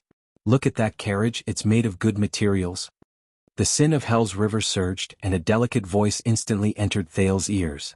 "Go and put on your makeup. Tighten your corset. Oh my God, what kind of perfume is this? Go and wash up. Damn it, who took away my sexy lingerie? That's a secret handmade design by Zavik Taylor. Be more heroic. Delicate beauties are no longer in fashion nowadays. Everyone likes tough ones." In an instant, the three people in the carriage were like bees who had strayed into a bush of flowers. They bumped into the most eye-catching scenery in the entire Red Street Market, all kinds of beauties. Thales subconsciously gulped. This carriage, it must be some young master who sneaked out. It's too early, it's not even evening yet. Looks like he's in a hurry, he. They were all over the houses on both sides of the main road, under the porches, on the balconies, in the alleys, behind the windows, hiding in every corner that one could not notice but that was clearly there. Most of them were in the prime of their lives and they were beautiful and alluring. He must not want others to know that he came at this hour. Let me guess, he's someone who likes to swallow swords. Then let's wake Tony up? No, he served 3 men last night. His front and back are hurting, he can't even walk. Let him sleep for a while. Then I'll tighten the bandages and change into men's clothes? Bah, men's clothes are easy, but do you have a lower part? How do you know I don't have one? Maybe it'll be bigger than his. Then, let me try first? Hey, oh, you're really coming. Let go. I'll scratch you to death, you little b****. Ha, a fake will never become men. So what? I'm pretty good like this. Besides, the men here aren't as big as us. Is that so? Let me see, maybe I rubbed them until they were big? Hey, you're still. It took me a lot of effort to tighten the strap of my underwear. Thales blushed as he listened, trying his best to keep a straight face. Some of them were elegant and noble, some had seductive bodies and sexy temperaments, some were seductive and captivating, some looked pitiful and delicate, some were charming and enchanting, some were dignified and elegant, and some were as cold as ice. Some of them revealed their true faces in a flash, earning the guests' attention and cries of surprise. Some laughed and covered their faces as they shrank back, evoking sighs of anticipation and disappointment.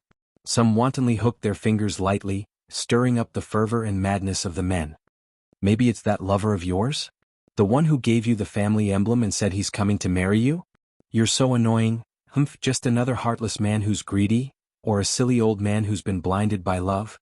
They were like the beautiful elves in the forest in fairy tales, hiding here and there, appearing and disappearing.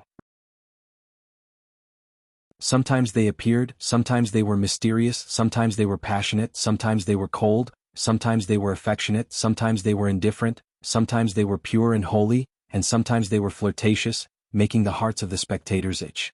It made people want to give up everything, follow them, get to the root of the matter, see their true faces, enter the room and kiss them. Slap. Glover extended his hand out of the driver's seat and slapped Commodore, who had his head raised in a daze and forgot about his business. It also shocked Thales, who had his horizons broadened. Sorry, ahem. Commodore touched the back of his head, which was in pain, and said awkwardly, I've been here a few times. Of course it's because of official business. I've been here a few times. This is just the beginning in the afternoon. It'll be even livelier at night. Second-class protector Commodore, Glover said coldly. He moved in front of the carriage window while he was at it and blocked a beautiful young lady who was winking at Thales gently from the second floor. His Highness still has matters to attend to. Of course, Commodore apologized sheepishly. He turned his head to look at the few locals, who surrounded them once the carriage slowed down. No, we don't need a tour guide, we don't need introductions, and we don't need... Don't tug on my reins. Alright, take this money and stop bothering us. The protector sent away the hospitable local escorts in exasperation. Obviously, Commodore did not lie about this. He was indeed not good at this kind of situation. The carriage continued to move forward for a while, took a few turns, and passed by a group of hot-blooded young nobles who were commenting on different ladies and beauties. Look at them. They're so confident, frivolous, and comfortable. Thales said to himself in silence. I'm not like myself. I'm still young, but there's already a heavy burden on my shoulders and I'm bound by it. I'm really lethargic. The teenager laughed bitterly in a self-deprecating manner. They drove out of the lively area. Commodore then stopped the carriage by the side and pointed at the other end of the street. Look, that's the One Night's Romance. It's located at the front of the core area of Red Street Market. It's in a good location. Thales craned his head out. What appeared in his line of sight was a luxurious and grand house with people coming and going. The brokers outside the house fawned over him, and they were extremely passionate. The madams on the stairs waved their handkerchiefs and smiled delightfully. There was no need to even mention the beauties at the windows and balconies. They could be said to be charming, and they were as beautiful as flowers. That's the clubhouse that Felicia opened? One Night's Romance? But for some reason the teenager felt that it was strangely familiar but also a little unfamiliar. It's a little new. Glover frowned as he observed the exterior of the One Night's Romance building. He voiced his puzzlement. It doesn't fit in with its surroundings. Commodore sent away a broker who wanted to come forward and introduce some business to him. When he heard this, his eyes lit up. Of course, It was rebuilt on the ruins of an old chess room. The former police officer was in high spirits. 6 years ago, on a certain night, two gangs fought for the right to protect Red Street Market. They fought until their eyes were bloodshot. Those sons of B** cheese even brought out eternal oil. The sound of the explosion even alerted the chief garrison officer of the capital. Thales's heart skipped a beat when he heard this. He stared at the newly built clubhouse and compared it to the roads around it. He slowly confirmed his memories. No. 6 years ago, it was not the explosion caused by eternal oil that caused this building to be rebuilt. He supported himself against the wall of the carriage and told himself in his heart. No. Commodore noticed that the prince had an unusual expression on his face. He hesitantly opened his mouth to speak. He spoke hesitantly. Before we get down from the carriage, may I ask why we are here, Your Highness? We can't really be here to look for a woman, right? Glover sized up the situation around him warily, but his ears subconsciously turned towards Thales. It was obvious that he wanted to know the answer as well. Of course not. Thales smiled mysteriously. I just need to confirm something. Something that is not necessary to spread. Even if it is to Mallows. Do you understand? The prince stared at Glover in the carriage and Commodore in the driver's seat seriously.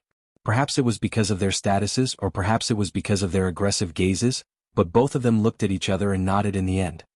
All right, you are the master. I have no right to comment. But if the fact that we came to Red Street Market is known by others. John, trust me, Thales said to Commodore in resignation. You are not the first person to be worried about this. And I have been lectured for an entire day because of this. Commodore hesitated for a long time. In the end, he still buried the words, "Then, did you not learn your lesson?" in his heart. He jumped down from the driver's seat and opened the door for Thales. He then focused on the rather promising task of accompanying the prince to run away from home and seek pleasure. Oh. Glover extended his hand in time and pressed down on Thales, who was about to get down from the carriage. We cannot go there directly. It is too obvious, regardless of whether it is His Highness' age or our temperament. The zombie stared at the crowd coming and going on the street warily.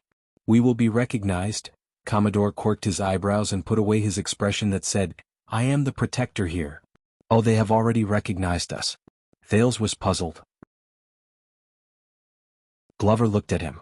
The former police officer pointed at the street with a habitual expression. I am not talking about His Highness' status, but this is Red Street Market. All the people on the street, regardless of whether they are child beggars on the street, doormen of clubhouses, coachmen, or helpers in pastry shops, have been living in Red Street Market for a long time. Their eyes are sharp, and they have long recognized that this is a carriage from a wealthy family. Glover's expression was solemn as he thought quietly. But Commodore changed the topic and he became relaxed. But you do not have to worry too much. Many nobles and children of officials will come here to seek pleasure.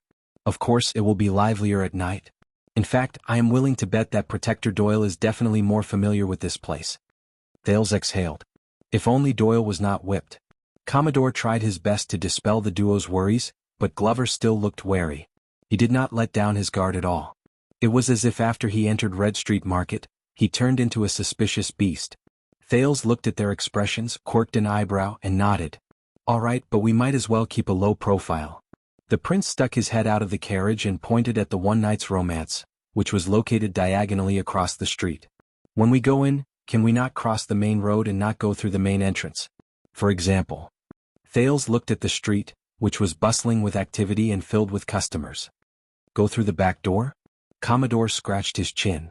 Theoretically, we can go around to Lower City District and enter Red Street Market from another direction. Then we can go through the back door. This way we can avoid the crowd, but I strongly suggest that we do not do this. Lower City District. Thales frowned, while Glover's face was filled with suspicion. Even though the security of Western District and Lower City District is under the responsibility of the Western District Police Station, forgive me for being straightforward, but their jurisdiction and authority only goes as far as Red Street Market. Among the 5 police stations in Eternal Star City, Western District has always been the worst. There are scum everywhere and they collude with each other. Every year, a few corrupt police officers and patrol members will be caught. Commodore put on a disgusted and disdainful expression. Especially Lower City District. I am not doubting our ability to protect His Highness, but that place is not safe, and it is easy to cause trouble. At this moment, Glover suddenly raised his head. His eyes shone brilliantly and he stared outside the carriage. Be on guard. The zombie's entire body tensed up, as if he was facing a great enemy. It shocked Thales and Commodore. What's wrong? Both of them followed Glover's gaze and looked at the clubhouse across the street. One night's romance. It was only then that Thales realized that at some point of time, there were quite a number of people around one night's romance. Most of them were dressed simply and their gazes were cold. They were pacing back and forth as they sized up their surroundings. Something is not right. Commodore also noticed that something was not right. He instinctively closed the carriage door from the outside, leaving only the window open. These people are not customers, Thales slowly gathered at the center of his brows. They are thugs. Glover's expression was dark, and he stated the truth in a concise and clear manner. They are people who specialize in violence in the gangs. Before Commodore could be surprised by his colleague's judgment, he heard the prince add in an equally serious tone, "They are Blackstreet Brotherhood. They are their thugs." A thug stopped a customer who wanted to enter the clubhouse. While the customer protested in dissatisfaction, the thug searched the person's entire body violently while he interrogated him in detail. Something happened. Thales cautiously stared at the crowd outside the clubhouse, whom he was once very familiar with. The people inside and outside the carriage were silent for a while. Commodore gulped. Maybe they are here to watch over the business? Honestly, this is normal." "Not just that," Thales' voice rose. Glover and Commodore turned to him at the same time. Thales' gaze moved to the surroundings of the clubhouse, and he became even more serious. "They are not just thugs. Look at the surroundings. The helpers and apprentices in the various shops, the runners and child beggars on the streets, and even the hawkers and peddlers by the roadside. They are not in a normal state." Under Thales' reminder, Glover and Commodore did what they were supposed to do. They carefully observed the situation at the end of the street, and their expressions slowly changed. Commodore returned to the driver's seat and asked with uncertainty, "Are they frightened by the gangs?" "No." Thales shook his head, and he became even more certain of his thoughts. "Because they are also from the Brotherhood." Commodore turned his head around in puzzlement. "What?" Thales searched through his past experience on the streets and made a guess. Out of interest or habit, these people are actually the Brotherhood spies, and they are happy to pass information for them. Obviously, they have also been instructed and reminded to pay attention to the movements around them. Commodore said solemnly, Were they deliberately trained by the Brotherhood to be like this?" "No." Thales shook his head. "Because this is their original appearance. The Blackstreet Brotherhood was not born in the void. Instead, it originated from desperate people who had nowhere else to go. From the very first day, they were deeply rooted in the communities of the people at the bottom of society." Under Commodore and Glover's puzzled gazes, Thales said airily, "In the worst places, if you are in a difficult situation, unable to continue living, miserable, and struggling to survive, the Brotherhood is one of the ways out for you. There is no need for disguise or cover-up. Everyone lives their own lives. When there is a need, you will consciously and tacitly inform the members with the black ribbon tied around their arms and provide them with convenience." When he thought of the past, Thales became slightly absent-minded. Glover and Commodore exchanged a surprised glance. They were rather surprised by the prince's knowledge. "Jean, you said that one night of amorous encounters was established after the gangs fought against each other?" Thales asked cautiously.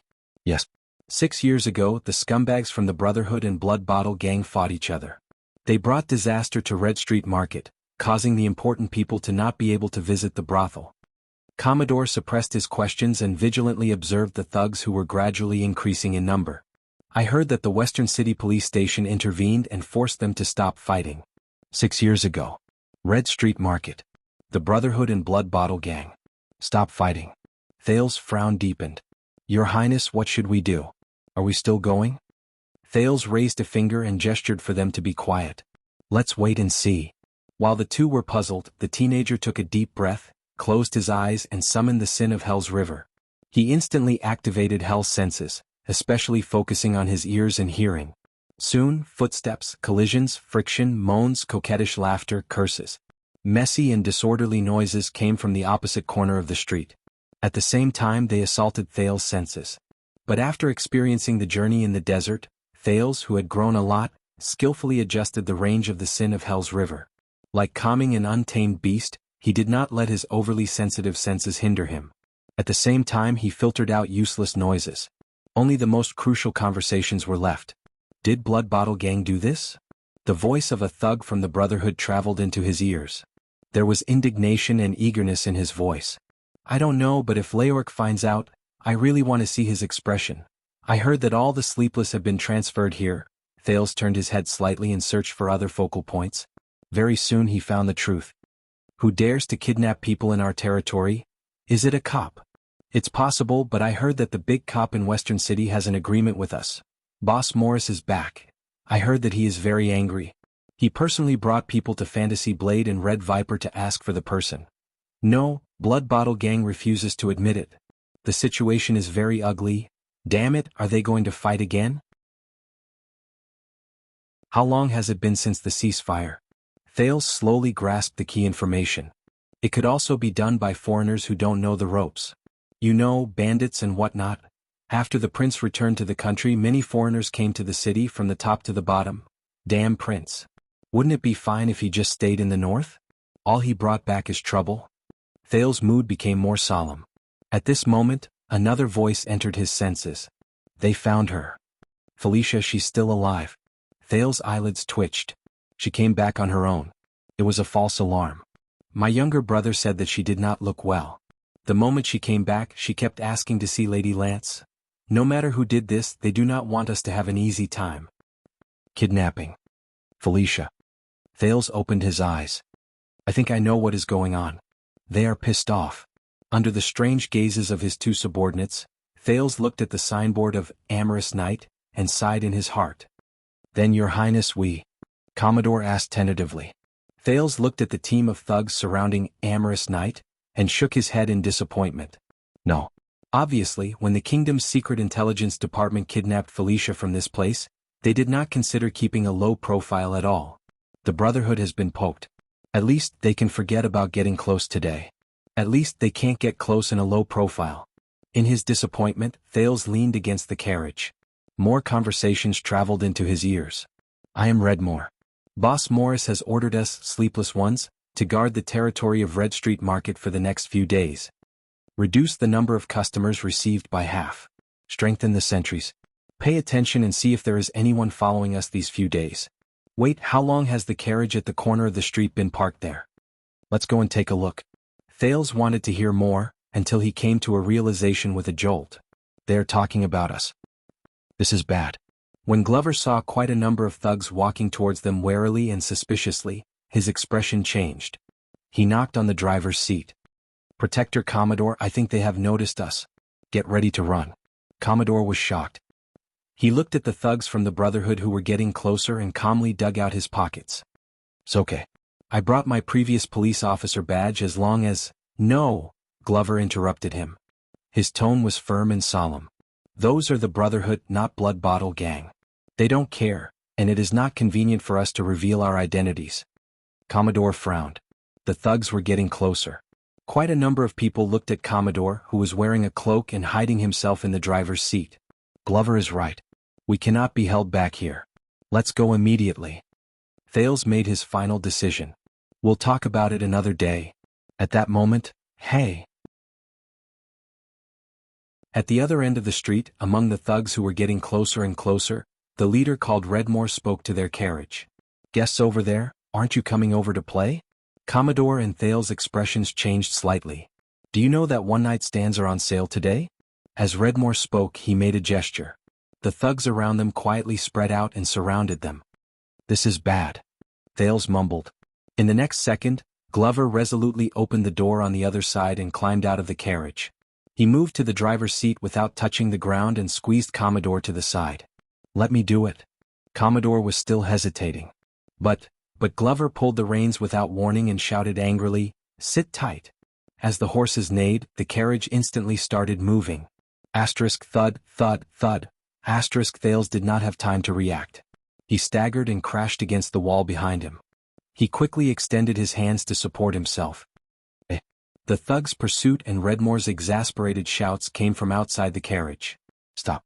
Damn, I knew there was something wrong with it. Glover, who was driving the carriage, had a cold expression on his face. He hurriedly urged the horse, and the carriage sped out of the street and continued to accelerate. Vanguard Glover. Watch my nose. Slow down, His Highness is still in the carriage. Commodore's pained cry came from the driver's seat. It was obvious that he had hit his nose while he was speeding. The wheels rolled on the stone road and jolted back and forth. Thales trembled in the carriage and felt as if his soul was about to ascend to heaven. The scenery outside the window quickly receded, and the shocked faces of the passers-by were reflected like a trotting horse lantern. It was in the afternoon, and there were not many people on Red Street Market. However, their horse carriage was rampaging without any restraint, causing the passers-by to scream and retreat. Along the way they even knocked over a hawker's stall, causing a wave of curses. "Stop it! Stop it! The Brotherhood will reward you handsomely." The voices of Reedmore and a group of thugs came from behind, sounding more and more urgent. "Get lost!" Glover shouted and whipped out his horse whip to chase the passers-by away. "What's the point of getting a bounty if you're dead?" Asterisk clatter, clatter, clatter. Asterisk the carriage sped up and they did not care about where they were going. "No, no, no, watch the road!" Commodore screamed in shock. The carriage could not avoid it and broke a clothes-drying pole. A few pieces of clothing flew into the carriage window. The unlucky Thales tried his best to maintain his balance. He could not dodge in time and his face was covered by a woman's bra. "Damn it!"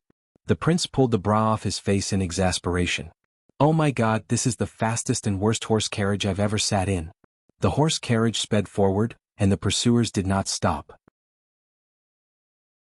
The road in Red Street Market was a mess. "Take a shortcut and stop them. Son of AB****. Reedmore shouted angrily and gave his orders. A group of people from the pursuing team immediately separated and disappeared into the alley. "Damn it, they are the local tyrants. They know the way." Commodore, who finally managed to stabilize himself in the driver's seat, said anxiously, "Have you thought about where to go? Go back the same way we came?" Glover's expression was calm, and he pretended that he did not hear anything. He only focused on urging the horse and drove the carriage faster. However, in the next second, the zombie's arm tightened its muscles and pulled back its arm fiercely. Asterisk thump. Asterisk amid the sorrowful cries of the horses and the sound of hooves being pulled back, the entire carriage came to an abrupt stop and turned around. One of the wheels was thrown into the air and the carriage flew into the air. At that moment, it was as if time had slowed down. Thales' eyes slowly widened. In the carriage, his body also rose into the air.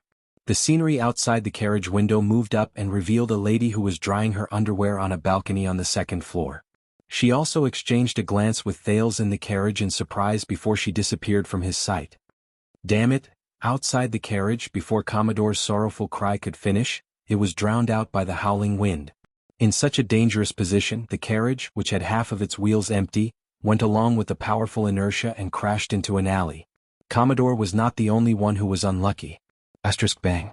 Asterisk Thales spun 180 degrees in the air before he crashed into the carriage at the back. "Giddy up!" Glover shouted angrily again. Asterisk rumble. Asterisk the half of the wheels in the air landed on the ground again. It trembled and sped up again. "Damn it!" The carriage stabilized again.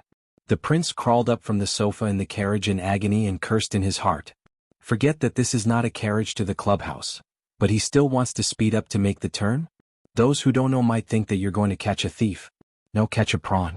Before Thales' soul could land, he discovered to his horror that the walls outside the window were getting closer and closer. Asterisk thud, thud, thud.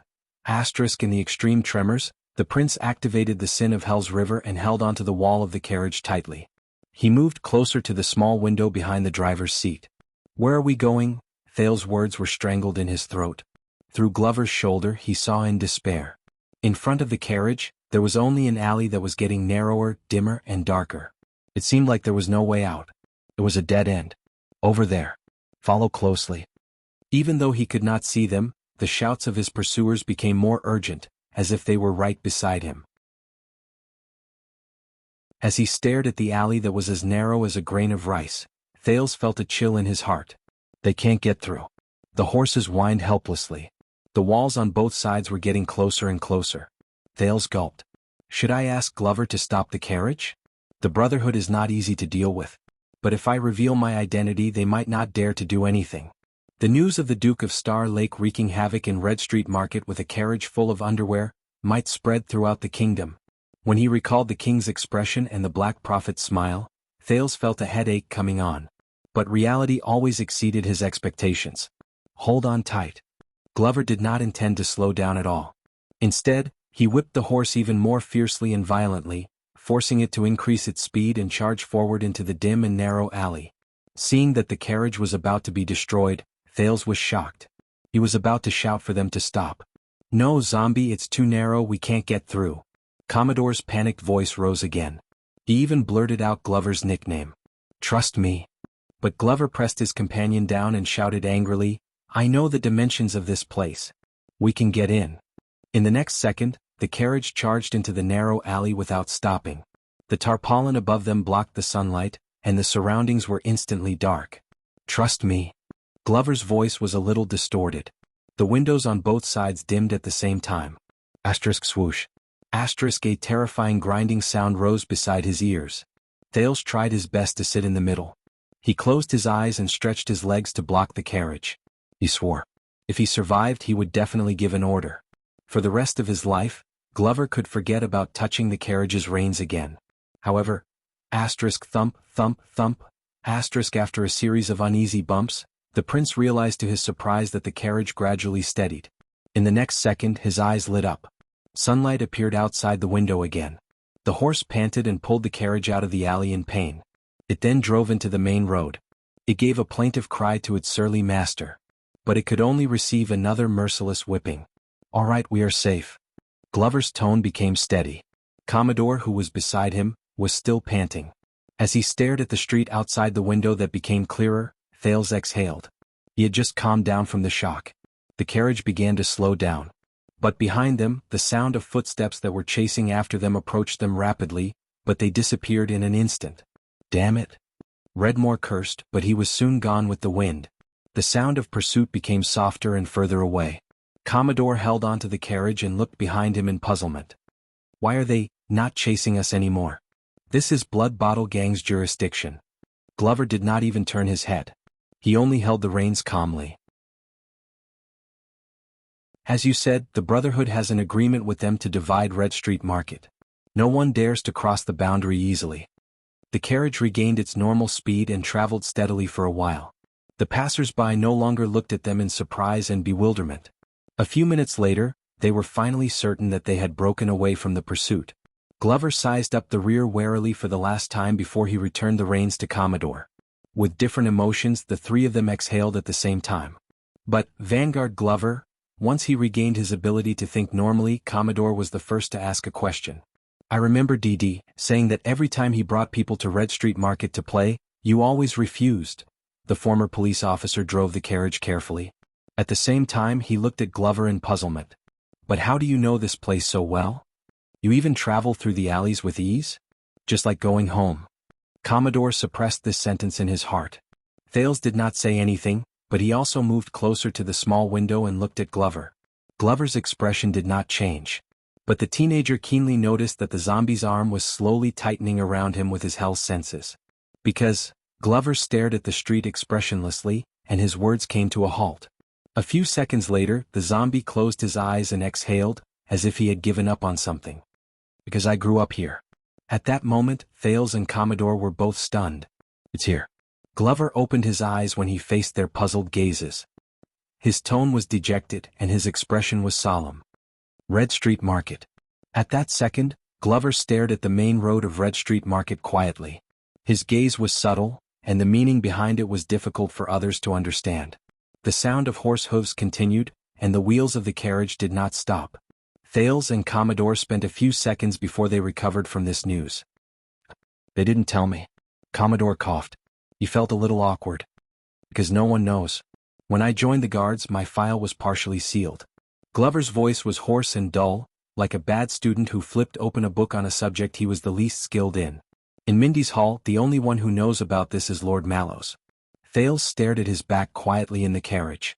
Amid the noisy voices of the people and the monotonous sounds of the carriage, Commodore, who had accidentally learned of his colleague's secret, nodded in embarrassment. "Really? That's why I said, yes." Glover spoke slowly. He admitted to it while he was filled with complicated emotions. "A long, long time ago, I once lived here on the streets of Red Street Market. I was a member of Blood Bottle Gang." He exuded a rotten and dark presence as he said hoarsely, "Child beggar." At that moment, Thales shuddered. Child beggar. Glover, child beggar? In the carriage, the prince was in a daze and did not speak. Child beggar? Commodore was shocked and bewildered. His gaze moved back and forth between the surrounding streets and Glover, who was covered in darkness. But, Your Excellency, are you not a member of the 7 Jade Star attendants, the Wind Knight Glover family? Thales coughed loudly and interrupted Commodore's words. The two people outside the carriage turned their heads at the same time. I think we have alerted some people. Thales resisted the urge to look at Glover with a gaze other than when he looked at his subordinates. Instead, he tried hard to maintain his normal tone and said seriously, we have to hide for a while. The three of them were silent for a while. Of course. Commodore understood what he meant. He averted his gaze and no longer stared at his colleague with a strange gaze. The zombie cast Thales a glance. In the end, he nodded slightly and looked at the road ahead. Follow me. First-class Vanguard Caleb Glover, who was born with a noble background, sneered softly. There was a mocking tone in his words that he thought only he understood. I know the way.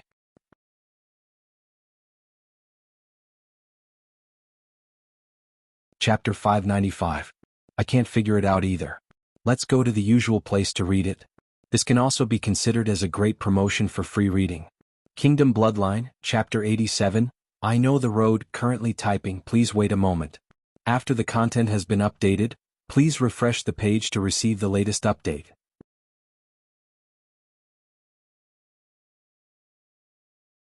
Chapter 596. In a deserted alley, Thales stepped down from the carriage while wearing a cloak.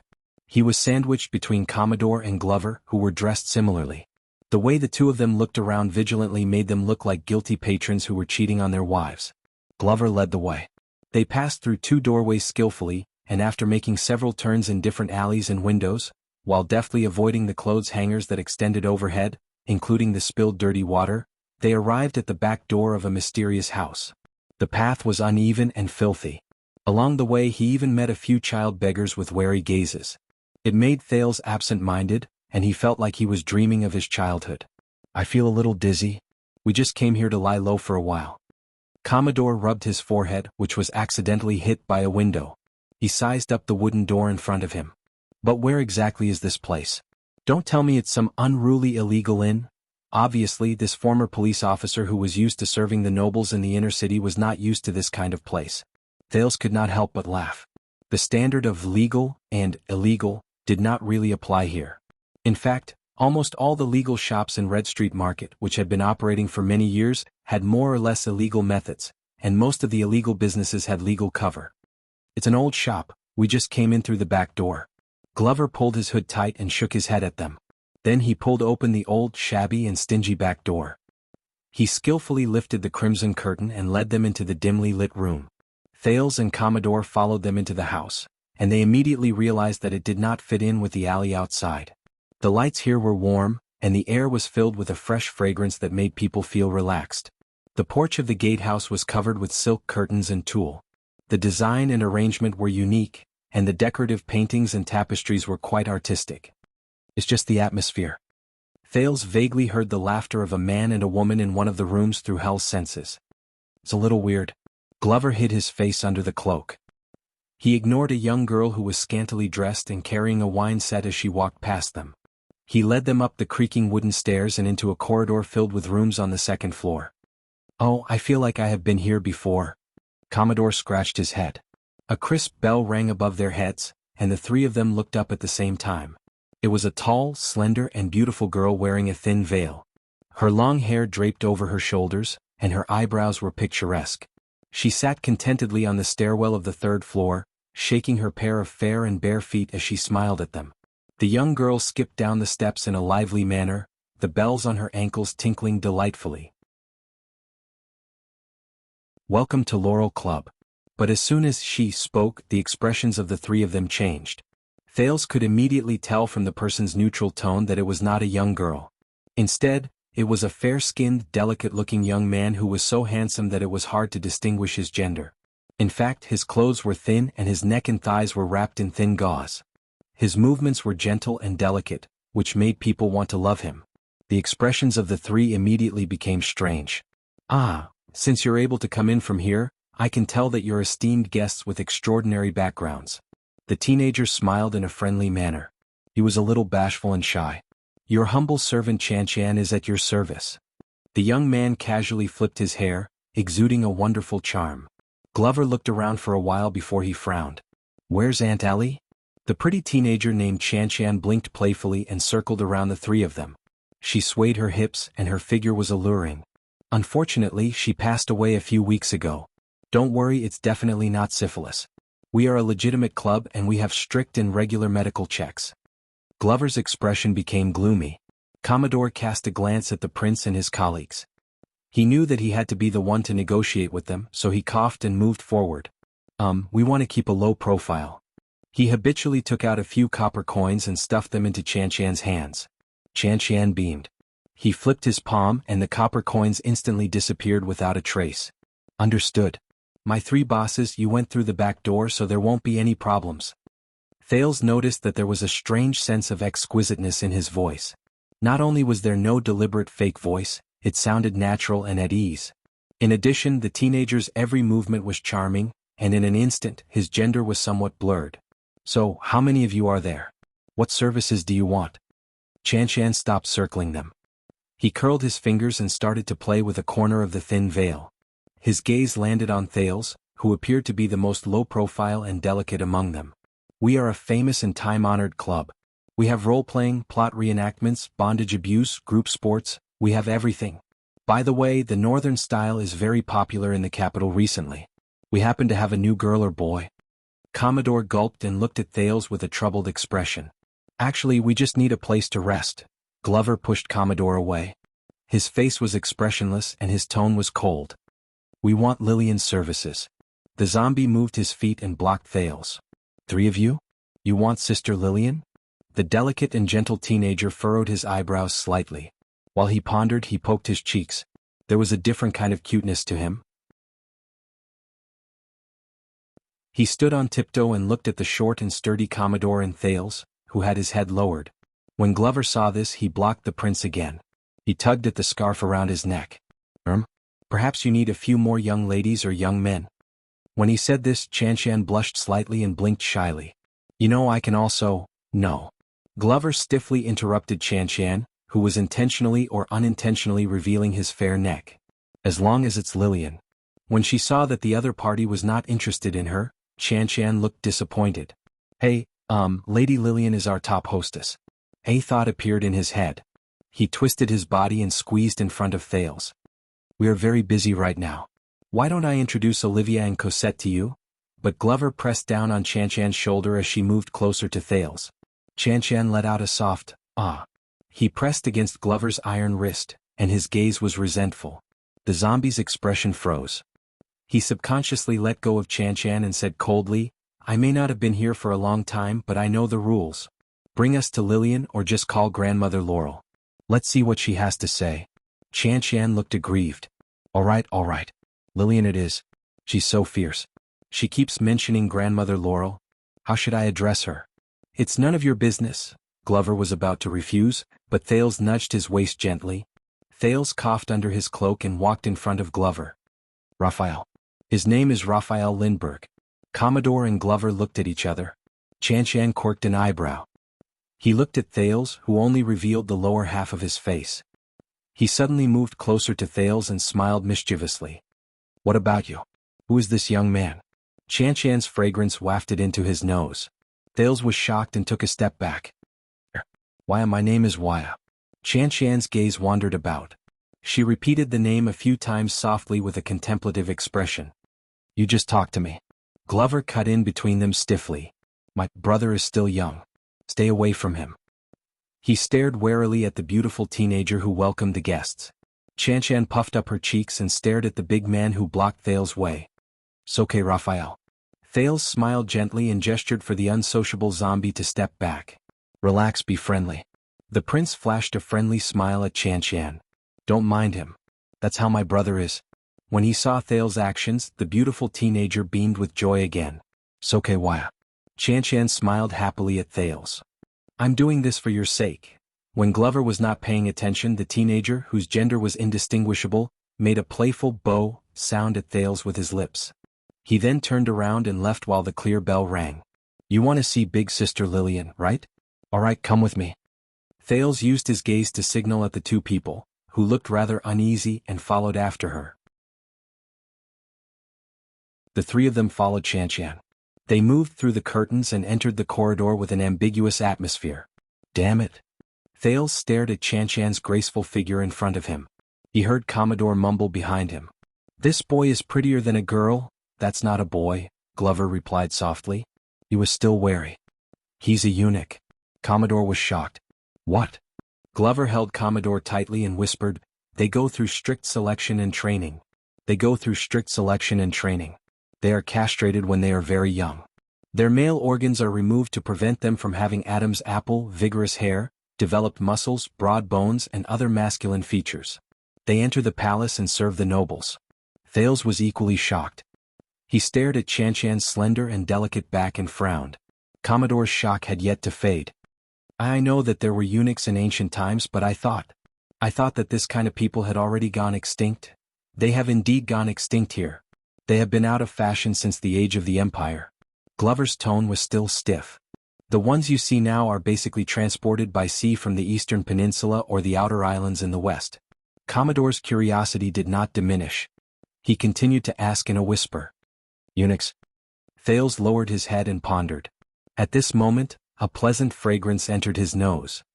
How old are you? Thales was shocked. It was only then that he realized that Qianqian had already come to his side without him noticing. She was pressing against his arm. What? Qianqian covered her mouth and laughed. She touched Thales' shoulder. I've seen irresponsible older brothers bringing their younger brothers to have a taste. Thales twitched his eyebrows awkwardly. But at this age your older sisters will not take you seriously. They will either laugh at you and tease you or they will drain you dry, whether it be your wallet or your body.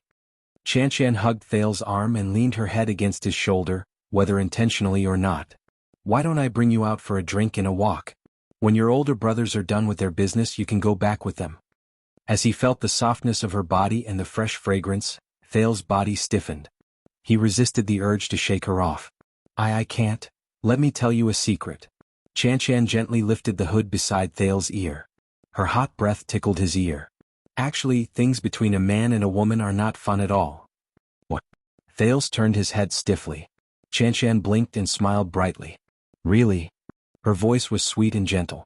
When men come to Red Street Market, Qianqian glanced behind her in disdain and tightened her grip on Thales' arm. It's not because it's comfortable and it's not because they want to do it. Qianqian snorted softly and pouted. They come here to do it because they can't find anyone else to do it? Or they want to prove something by doing it? They want to create an atmosphere or achieve something, just like your brother brought you here. Thales blinked. So? Qianqian stared into his eyes in a serious manner. That's not fun. What's more, you have to be with two other men, even if they are your older brothers. Thales' expression became more and more awkward. Looking at the other party's embarrassed look, the beautiful teenager burst into laughter. How do you know about things between a man and a woman? Thales tried hard to think of a way to escape and retorted casually. You're not? Qianqian's face turned pale. She lowered her head and bit her lip. Thales felt the hand that was holding him tremble. Looking at Qianqian's disappointed expression, the prince reacted. Sorry, I mean no harm, but Qianqian suddenly raised her head and broke into a smile. I know you didn't do it on purpose. The gentle and beautiful teenager revealed a cunning look. You're different from them. Qianqian paused for a second and smugly whispered in his ear. You're still a virgin. Thales was instantly petrified. Qianqian tugged at his arm and continued to move forward. But let me tell you, it's your first time doing it with a woman. That's nothing. The teenager stuck close to Thales, and the fragrance of his body filled Thales' nose. It's your first time doing it with a man, or even someone who isn't a man and a woman. That's what I call interesting. Thales widened his eyes and was momentarily at a loss. Seeing his reaction, Qianqian giggled even more. The teenager, who was prettier than a girl, held Thales' palm and rhythmically tickled the back of the prince's hand. You know, if it were me, I could show you a lot of interesting tricks and ways to play. My body can do a lot of things that you can't imagine, the kind that even big sisters can't do. Believe me, you'll be so happy that you won't be able to find your bearings. Qianqian winked at him in a profound manner. Her voice was filled with charm. Thales stared at him in a daze and his face heated up a little. Hey, I told you. Glover's angry shout rose from behind him. He finally noticed Qian, who had appeared beside Thales without him noticing. "Stay away from my little brother." The zombie extended his hand and pulled Thales back to his side. He pointed at Qian's nose and warned her.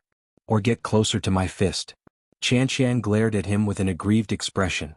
Then she threw Thales a resentful look, snorted softly and turned her head around. But this time the teenager moved his hips and shouted in a loud and clear manner, "It's Master Raphael's business. Master Raphael's business.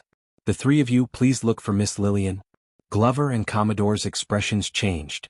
"I told you, keep a low profile."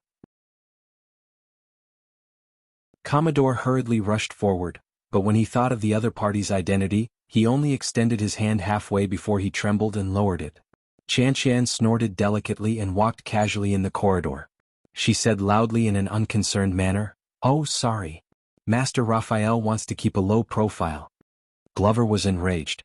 He was about to say something, but Thales pulled him back and stopped him from arguing with Qian. "It's okay." Thales smiled stiffly. "Qian, you just need to lead the way." Commodore coughed and stopped provoking the coquettish eunuch teenager. He turned his head around and whispered to Glover. I think that maybe you should be nicer to him." Glover glared at him. But at that moment the door on the side opened. A hand suddenly stretched out and pressed down on Qian's shoulder. "Ouch." Qian shuddered in an exaggerated manner and her face turned pale. Under the dim light, a well-built man who looked like he was not to be trifled with lifted the curtain and appeared in front of them. The man was dressed in a simple and low-key dark-colored regular robe. His face was also hidden under the cloak, and he looked no different from a brothel customer who came to seek pleasure, just like the three of them. "They are looking for Lillian?" The cloaked man's voice was boorish and deep, and he harbored malicious intentions. When they saw that someone was blocking their way, Glover and Commodore frowned at the same time. They went forward together and blocked Thales behind them. "Ah, sir, you scared me," Qian panted to calm her breathing. She did not forget to use the opportunity to rub the man's muscular forearm. "That's right. Look, it's Master Raphael. He and his brother specifically asked for Miss Lillian." "What's wrong?" The brothel customer under the cloak let go of Qian and Commodore. He slowly walked to the three of them and sized up Glover, who was the leader, under the dim light. Zombie instinctively lowered his head so that the man could not see his face clearly. "So you're the three of you who are hiding around and want Lillian to accompany you? Raphael?" The brothel customer observed the two of them before he looked at Thales, who was behind them. He smiled in disdain. "If I were to guess, you're a guard who came out to play with a certain young master?" Glover snorted coldly. "It's none of your business." When he heard that the man's tone was very harsh, the customer under the cloak also changed his tone. "You're so familiar with this. So, you were the one who came to Lillian in the past?" Glover hesitated for a moment before he turned his head around and cast a glance at Thales. "Yes, so what if I was?" But the customer sneered and curled his lips, which were exposed under the cloak. "Very well. I'll pay you double." The brothel customer brought out a heavy bag of money and placed it in Qian's hands without a care in the world. "I'll pay for Lillian from afternoon to night." Glover's expression changed drastically. Thales and Commodore looked at the heavy bag of money and looked at each other. They felt resigned and speechless. Qian weighed the bag of money in her hands and cast a glance inside. She instantly looked delighted. "Thank you, boss. Boss, you're so generous." The teenager gave her a thumbs up before he cast a provocative glance at Glover. He then quickly moved in front of the new customer. "All right, boss, who will pay you double, please come with me. We welcome generous and straightforward people like you the most." But unexpectedly, Glover raised his head swiftly and pressed down on Qian, who was about to turn around. "You want Lillian as well?" Zombie asked coldly. "Yes," the man sneered. "From today to night, I'm afraid she won't have time to accompany you." Glover was silent for a while. Commodore coughed softly. Why don't we change? Triple." Zombie ignored Commodore. He suppressed his anger, pulled out his bag of money and threw it to Qian. "We'll pay you triple. You can get lost now." This time, it was Thales and Commodore's turn to be stunned. Raphael?" Commodore hesitantly patted Glover's shoulder. "It's best if we don't." "Generous? Generous? Boss, you are even more generous." Qian weighed the 2 bags of money in her hands and blinked happily. She immediately stood beside the trio again. She turned her head around and cast a glance at the cloaked brothel customer before she spread her hands in resignation. "Then, customer, since Sir Raphael said so, I can't do anything about it. Triple?" The brothel customer sneered under the cloak and took a step forward. What? So what if you're rich? Glover clenched his fists and snorted angrily. The man arrived in front of Glover. He was not any weaker than Glover. Do you know who I am? Do you know that I can make you stay in the jail from tonight until next week with a flick of my finger? I don't King care who you are. Glover did not take a single step back. His expression was as cold as ice. Lillian is mine. There's no room for discussion. Glover and the other party exchanged a tit-for-tat glance in the dark. Very well, the brothel customer clicked his tongue and said. He suppressed his boorish voice and took out another banknote. Then I'll pay you quadruple. If it's not enough, I'll add more. From today onwards, Lillian is mine. I'll pay you alone. Chanchan's eyebrows twitched. But before she could calculate how much she could get from this, Glover spoke again. It doesn't matter how many times you pay me. Zombie continued to take a step forward. He was almost touching the brothel customer's forehead. The threat in his words was filled with bone-chilling coldness. You get lost immediately. Lillian is mine and she's mine only. The man said in a deep voice, I dare you to say it again. I'll talk. Glover did not show any signs of weakness. You get lost. Thales had never seen such a persistent side to Glover. He and Commodore looked at each other before they went forward anxiously. Glover. Raphael. We can't do this. But Glover seemed to be in a rage. He turned a deaf ear to them.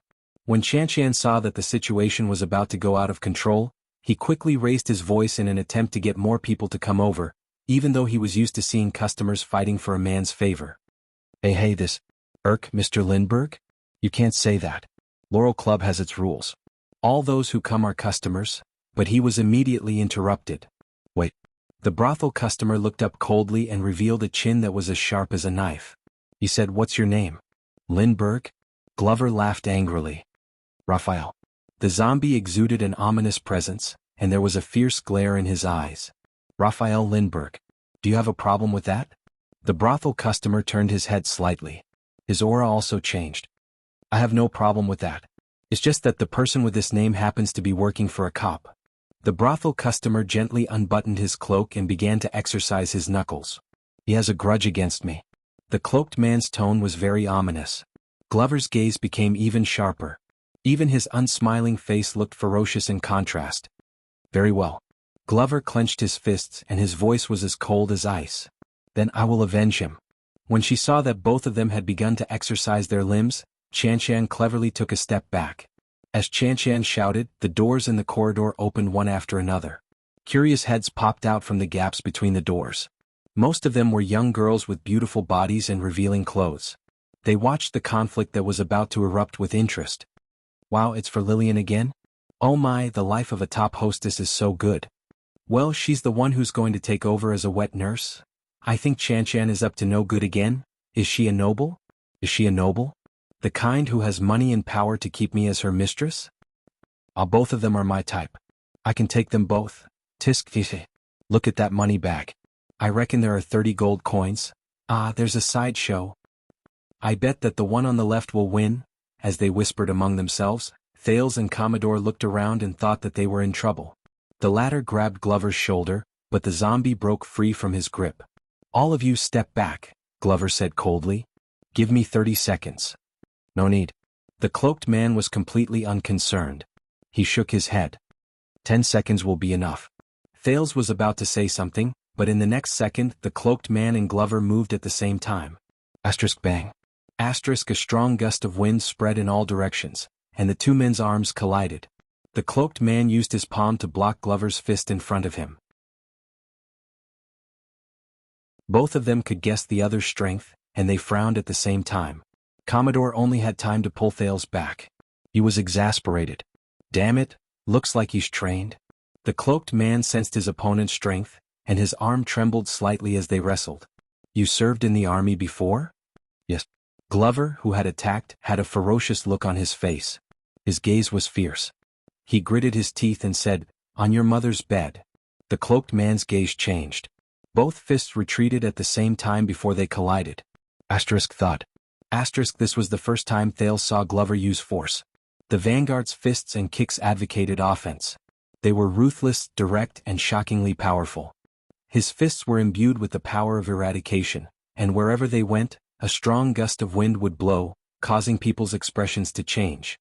But his opponent was obviously not a weakling either. The cloaked man faced the fierce punches, but he did not avoid them. He fought with his fists and he did not seem to be at a disadvantage at all. Both of them attacked without holding back. They did not care about the fists that landed on their bodies either. They seemed to have made up their minds to attack each other until the end. Oh no, this is also a superclass fighter, and his power of eradication is the type that leans towards offense. Commodore protected Thales and he was extremely anxious. How are we going to end this? Thales also had a headache. They were only here to avoid the Brotherhood search, but they did not expect to run into Glover, who was known to be taciturn and unsociable, fighting with someone over a girl. The two brawny men made quite a commotion when they fought. The spectators behind the doors on both sides of the corridor watched with great interest, and they occasionally commented, "Oh my, they're fighting again. Come and see. Where's Blood Bottle Gang? Are they just going to ignore us after receiving protection fees? Tinker. Where are you, Tinker? Manage the order. Grandmother Laurel is going to have a headache again. Ah, don't, that's my favorite curtain. Asterisk thud.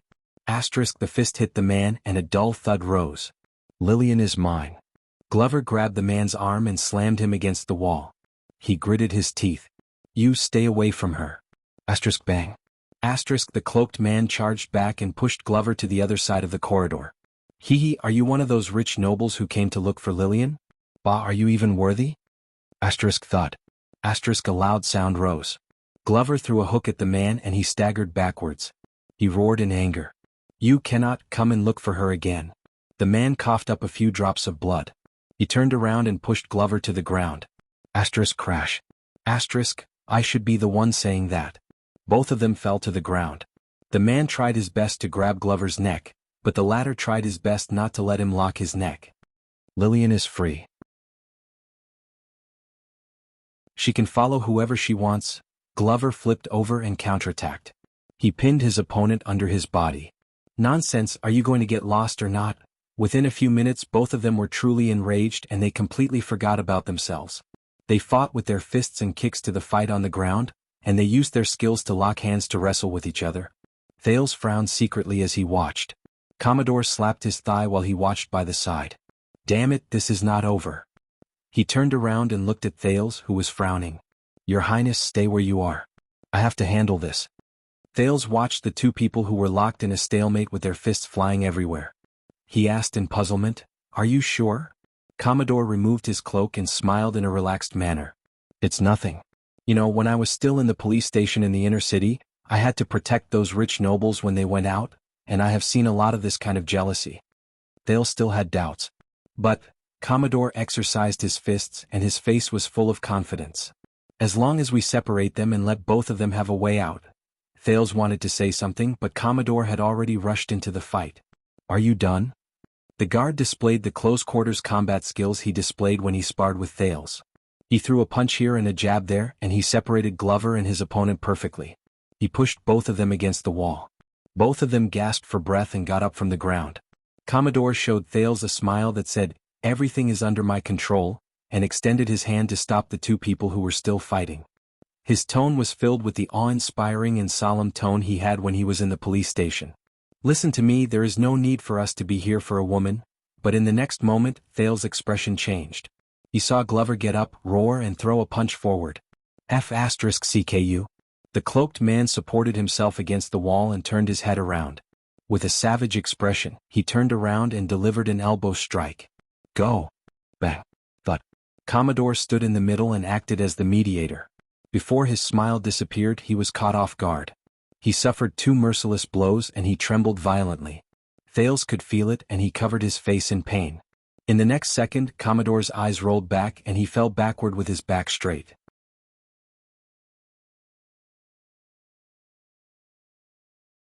Chapter 597. When they saw that it was a third person who was fighting, the two people who were fighting came back to their senses and were stunned. F***CK, didn't I tell you to step back? This was the exasperated Glover. You don't look like much. This was the cloaked patron who was gloating. Their gazes met again and anger rose in their hearts. Without waiting for Thales to speak, Glover pounced on him again. F***CKU. The cloaked patron did not want to be outdone. He returned the favor with a punch. F***CKU2. With a thud, the two men's figures collided again. They separated and reunited, and they fought to their heart's content. Listen up, if you dare to touch Lillian with your filthy hands, hiss. Does it hurt? Ehe, if you harass her again, this is... Ark. I have never lost a fight since I was young. Ark. I have never fought before because no one dares to fight me. I have killed more people than the girls you have slept with. Wah. The girls I have slept with are...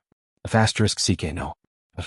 Thales looked at Commodore, who was unconscious on the ground, and the two people who were happily fighting with each other. He rubbed his face, feeling a headache coming on. He did not know what to do. Even louder discussions came from the cracks in the doors on both sides of the corridor. At this moment, a loud and stern female voice came from afar. Enough. This is Laurel Club.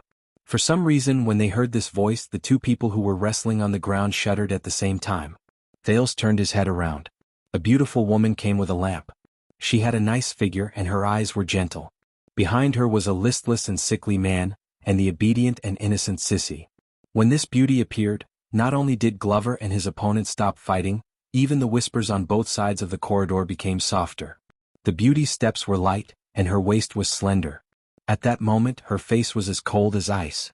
She walked to Thales' side. The prince quickly lowered his head, and watched the two people who were fighting. You get up. The beauty spoke harshly and glared at the man under the cloak. But her every frown and smile was charming. Even her anger was enchanting. The man looked up and said awkwardly, Miss Lillian. The beautiful woman named Lillian frowned and said angrily, Move. The burly man quickly let go of Glover and scrambled to get up in a sorry state. So this is the star of Laurel Club, Miss Lillian? Thales muttered. Glover panted and stared at Lillian blankly. Lillian stared at Glover for a long time before she said coldly, Step back. Glover's expression was complicated. At that moment he seemed to be excited and ashamed. Lillian widened her eyes. Back off. Glover seemed to have heard a military order. He quickly got up and retreated. Thales suspected that he did not even carry out Mallow's orders so well. Lillian turned around and looked at the gaps in the doors that were opened all around the corridor. Do you have nothing to do? Lillian looked around and shouted loudly, Go. Then go find a man to fuck. If it really doesn't work, then I'll use women. Without waiting for her to speak again, the girls behind the door began to move, and the sound of the door closing rose and fell. The dim and ambiguous corridor became solemn and silent again. Glover and the client hid their bruised and swollen faces under their cloaks again. They stood on both sides of the corridor with their hands behind their backs, like two children who had done something wrong.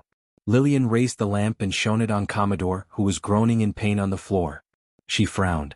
She turned around and ordered the listless man behind her. Tinker, help him up. The man sighed and went forward to help Commodore up. Pull yourself together, bro. No one can die in the club. Glover also went forward and helped the man hold Commodore up. At the same time he called out the man's name. Hey, Tinker. Tinker cast a glance at Glover and curled up the corners of his lips. You came at a bad time, Pudgy Dumpling. Pudgy Dumpling? Thales was stunned for a moment. He looked at Glover and could not think of the nickname, Pudgy Dumpling.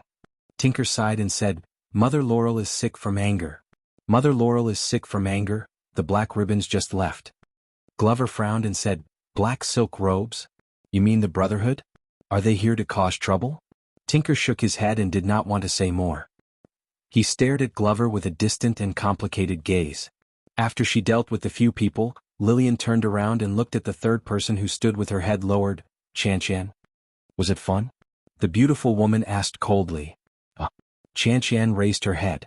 She looked surprised and innocent. I was just trying my best to attract customers. You know, the sales, what the hell are you talking about? Lillian's emotions flared up. She shouted angrily, I shouldn't have asked a spineless person like you to welcome customers. Chan trembled violently.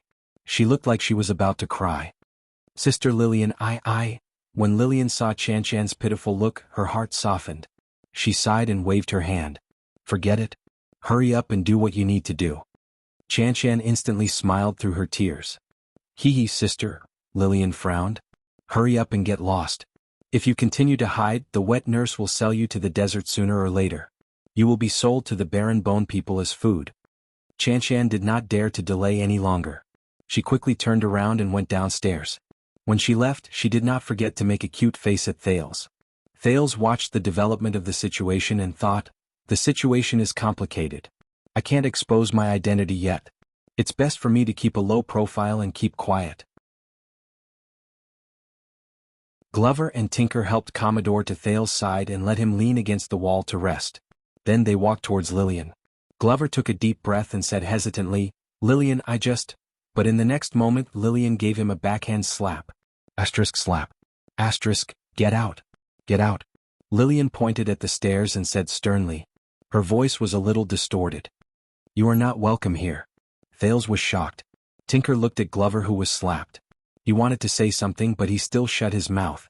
Glover touched the side of his face that was slapped. He looked at Lillian in a daze but he did not get angry. Lillian, Glover did not dare to look at Lillian. He took a deep breath and shifted his focus to the hooded customer. This guy, is he here? Lillian scowled and she was very angry. He's my man. Glover was instantly at a loss for words. The man under the cloak trembled violently. He turned his head to look at Lillian mechanically. What? It's him? Glover looked at Lillian in a daze, then at the man. He was greatly shocked. Yes, you still don't know, right? He's a regular customer. The club's top hostess, Lady Lillian, hugged the man's arm. She stroked it gently while she deliberately sneered at Glover. He's so long, so hard, and so durable. I like him very much. Every night, I'll make him feel so good. But Thales could feel that the man became a little stiff under Lillian's touch. Yes. I'm her man. Under Lillian's threatening gaze, the hooded customer mechanically allowed the woman to wrap his arm around his shoulder. Glover lowered his head and clenched his fists tightly. They trembled slightly under the cloak. He took a deep breath. I'm not here to cause trouble. Tinker sighed by the side. If you better be. You've already caused enough trouble. Glover's body stiffened. He subconsciously walked forward. His gaze was eager and guilty. Lillian, Tinker, I'm just here, she said it. The hooded customer next to Lillian quietly broke free from the top hostess. He pressed down on Glover's shoulder and pushed him back. You're not welcome here. But this time, Glover was absent-minded. He was not deliberately fighting back and was defenseless. His back hit the wall when the hooded person pushed him. It affected the whip wound on his back. Glover sucked in a cold breath and hissed through gritted teeth. Lillian's expression changed. Tinker also noticed this and asked in confusion, Fat Dumpling, are you hurt? Glover took a deep breath and shook his head. The hooded customer rubbed his fists proudly. You overestimate yourself. Next time you better find a suitable pseudonym. But before he finished speaking, Lillian turned around angrily and slapped him with the back of her hand.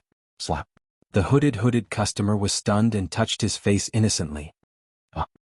Thales furrowed his eyebrows. Why did you hit him so hard? Lillian pointed at the panting Glover and glared at the hooded man angrily. You.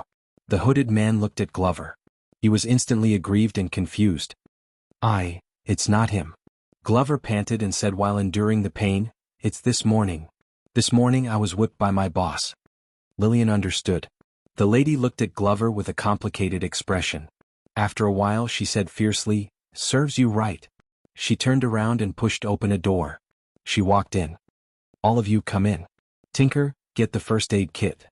The listless man frowned and said, But Lillian urged, Hurry up. Glover shook his head.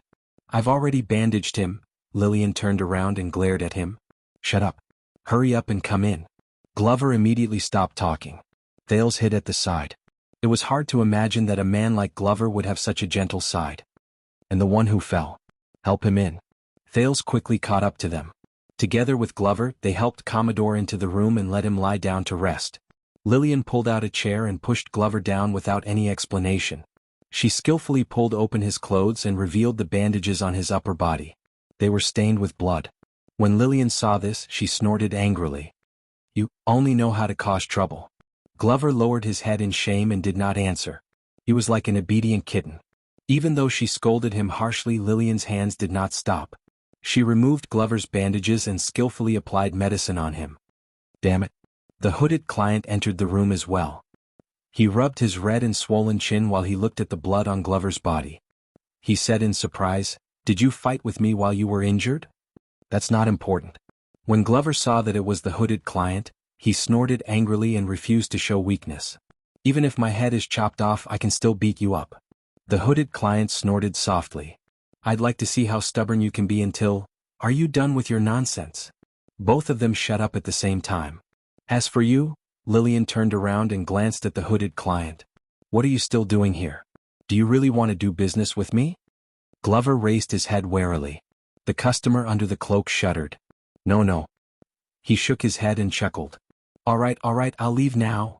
The hooded client tiptoed out of the room and closed the door behind him. How unlucky. He shook his head and thought. He inadvertently touched the bruise on his face, and he grimaced in pain. At this moment, hey, wait. The hooded client lowered his head and found that the shortest guy had slipped out at some point in time and was standing beside him. Thales frowned and scrutinized the man in the cloak. The man immediately put on a stern expression, and the pain on his face disappeared. What? Brat, do you want to help your brother get back at him? He raised his fist and said fiercely. Thales glanced sideways at the man's cloak and crossed his arms. If so? The man snickered. Don't even think about it. With your physique, you won't be able to do it even if you train for another 10 years. The cloaked man waved his hand in disdain and turned to leave. Thales' expression did not change. He stared at the man's back and said airily, Cohen? In the next second, Thales was satisfied to see the man in the cloak tremble. The man froze for a second, then straightened his back as if nothing had happened and continued to walk forward. But Thales' voice rose again. Cohen? Caribbean? As expected, Thales saw the man in front of him trip and hold on to the wall so that he would not fall flat on his face. After a full 3 seconds, the hooded client, the first-class police officer of Western City Police Station, Cohen the big blockhead Caribbean, turned his head around while trembling. Oh, how did you know? I couldn't tell. Thales looked at him in disdain. I just thought you looked familiar. I was just asking. Then you confessed. Cohen was stunned for a few seconds. He pulled back his hood, put on a fierce expression, and walked towards him. You, which noble's brat are you? Thales took a step back and hid his face in the shadows. You don't need to know who I am, you only need to know. But before he could finish, Thales' sin of Hell's River sensed danger and surged. Asterisk bang. Asterisk Cohen's arm came at him like a volcanic eruption. Thales could only raise his hand to block the attack. Yo, the police officer snorted. Your reaction is pretty fast. But in the next second, Cohen's attack came in a continuous stream. His fists and elbows intersected. Wait. Before Thales could finish his words, he had to keep up with the rhythm and defend against the police officer's merciless attacks. Fists, elbows, legs, muscles collided, and the suffocating wind generated by the punches. Thales could be considered to have experienced what Glover felt just now. Cohen's attacks were like a surging tide, and each wave was stronger than the last. He could only try his best to defend and had no time to counterattack. The sin of Hell's River roared madly, and it made Cohen's body shine with the sparkling but seemingly endless power of eradication in his body. Within a few seconds, Thales and Cohen exchanged a few blows, and he knew that things were not looking good.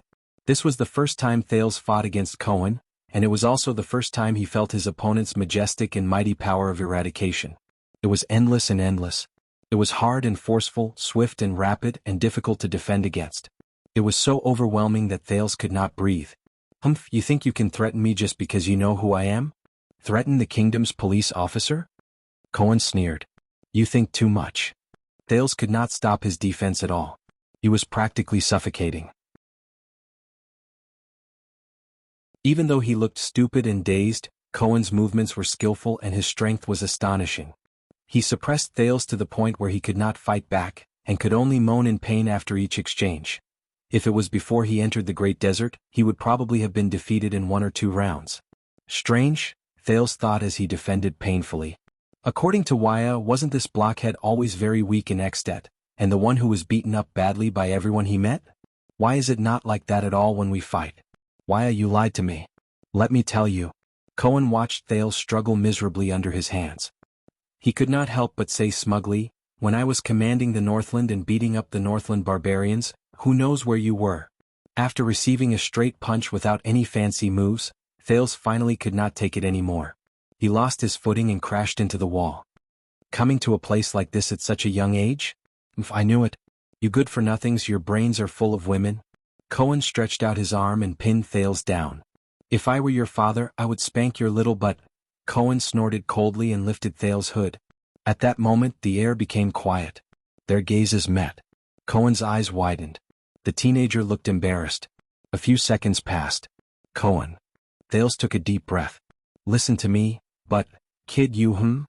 Cohen's tone was at first dazed, then puzzled. You look familiar? It was Thales' turn to be stunned. But he immediately realized that the light in the corridor was too dim, and Cohen did not recognize him. Great. Thales broke free from Cohen's hand and prepared to put on his cloak again. But at that moment, the door to the room opened with a bang, revealing sunlight and illuminating the two people in the corridor. The moment he saw the teenager's face, Cohen's eyes widened. Hey, I need to go to the toilet. Pudgy Dumpling wants you to go in. Tinker's head appeared at the door. But when he saw the posture of the two people hugging each other, he raised his eyebrows and immediately changed his words. Oh, sorry for the interruption. You guys continue. Tinker seemed to be used to this kind of thing. He skillfully apologized and slammed the door shut. The two people who were hugging each other against the wall and looking at each other were once again left in the dim and ambiguous corridor. You are. With the help of the light just now, Cohen finally recognized the teenager in front of him. He could not believe it. Your Highness. Thales was shocked and immediately stopped him from shouting his name. Wuxia. My name is Wuxia. He looked around warily and kept winking at Cohen. Cohen was momentarily stunned. But maybe Cohen knew the real Wuxia, or maybe his brain was working for once since he was also in disguise. The police quickly let go of Thales and chuckled. Oh, Wuxia. So it's you, big brother Wuxia. Cohen patted Thales' shoulder as if they were close brothers. After breaking free, Thales heaved a sigh of relief. He looked at the countless doors in the corridor and also put on a fake smile. Ah yes, what a coincidence, Cohen. Lorbeck. Cohen quickly said, also stopping the prince from shouting his name. Lorbeck Dara. The police smiled sheepishly and pointed at himself. Thales thought of something and chuckled as well. Oh, big brother Lorbeck. He thumped Cohen's chest and the two of them looked around warily. To outsiders, it looked like two good friends who had not seen each other for a long time were both excited. Damn it. Why did I have to meet this blockhead? Damn it. Why did I have to meet this troublemaker? As they exchanged glances, the two of them patted each other's shoulders and chests passionately, with a hint of competition in the dark. With a bang, the door opened again and light spilled out to illuminate the corridor. Can I go to the toilet now? Tinker peeked his head out from the crack of the door and saw the two of them putting their hands on each other. He immediately shut his mouth again. Damn it, it's been so long. Tinker's expression became a little tense. He impatiently retracted his head and closed the door. Are you still doing foreplay?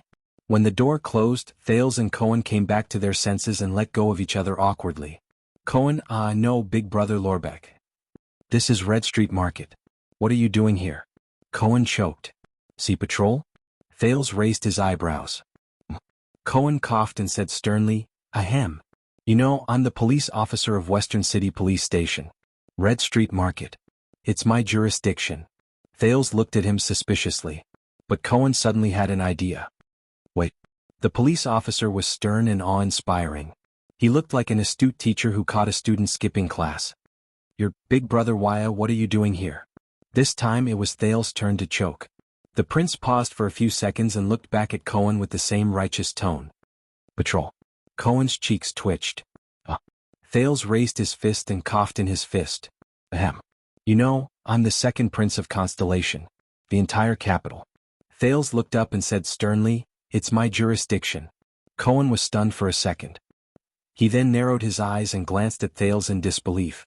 Thales faked a smile and glared back at him without showing any signs of weakness. 1 second, 2 seconds, 3 seconds.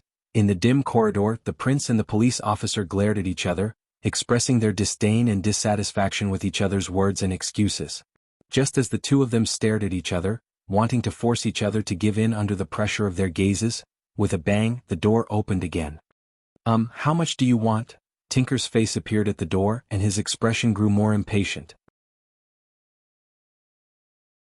But when he saw the two of them standing face to face and looking at each other lovingly, he immediately choked again. F***. Tinker looked at the two of them who were too preoccupied to care about anything else. In the end, he swallowed his complaints and closed the door while mumbling. "You're even thinking about something?" Thales and Cohen snapped out of their daze. They looked away and coughed at the same time. But right after they coughed, the two of them looked up at the same time and explained. "You know, the police station occasionally needs to collect information. The prince also needs to inspect the people occasionally." The two of them spoke their own words. Their voices were mixed together, and they basically did not pay attention to what the other was saying.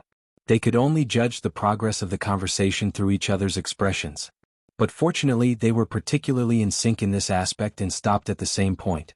"Then our meeting this time," Cohen said tentatively. Thales heard him and understood. "There's no need to spread it?" The air was quiet for a while. A second later they looked at each other and nodded with a straight face. The two of them held each other's hands and reached a rare consensus. Bang. This time, the door was violently and mercilessly pushed open. "I say, it's not like there aren't any vacant rooms." Tinker's head appeared at the door again. "Can you not stand here all the time?" This time, he clenched his fists anxiously and felt inexplicably indignant. "I really need to pee."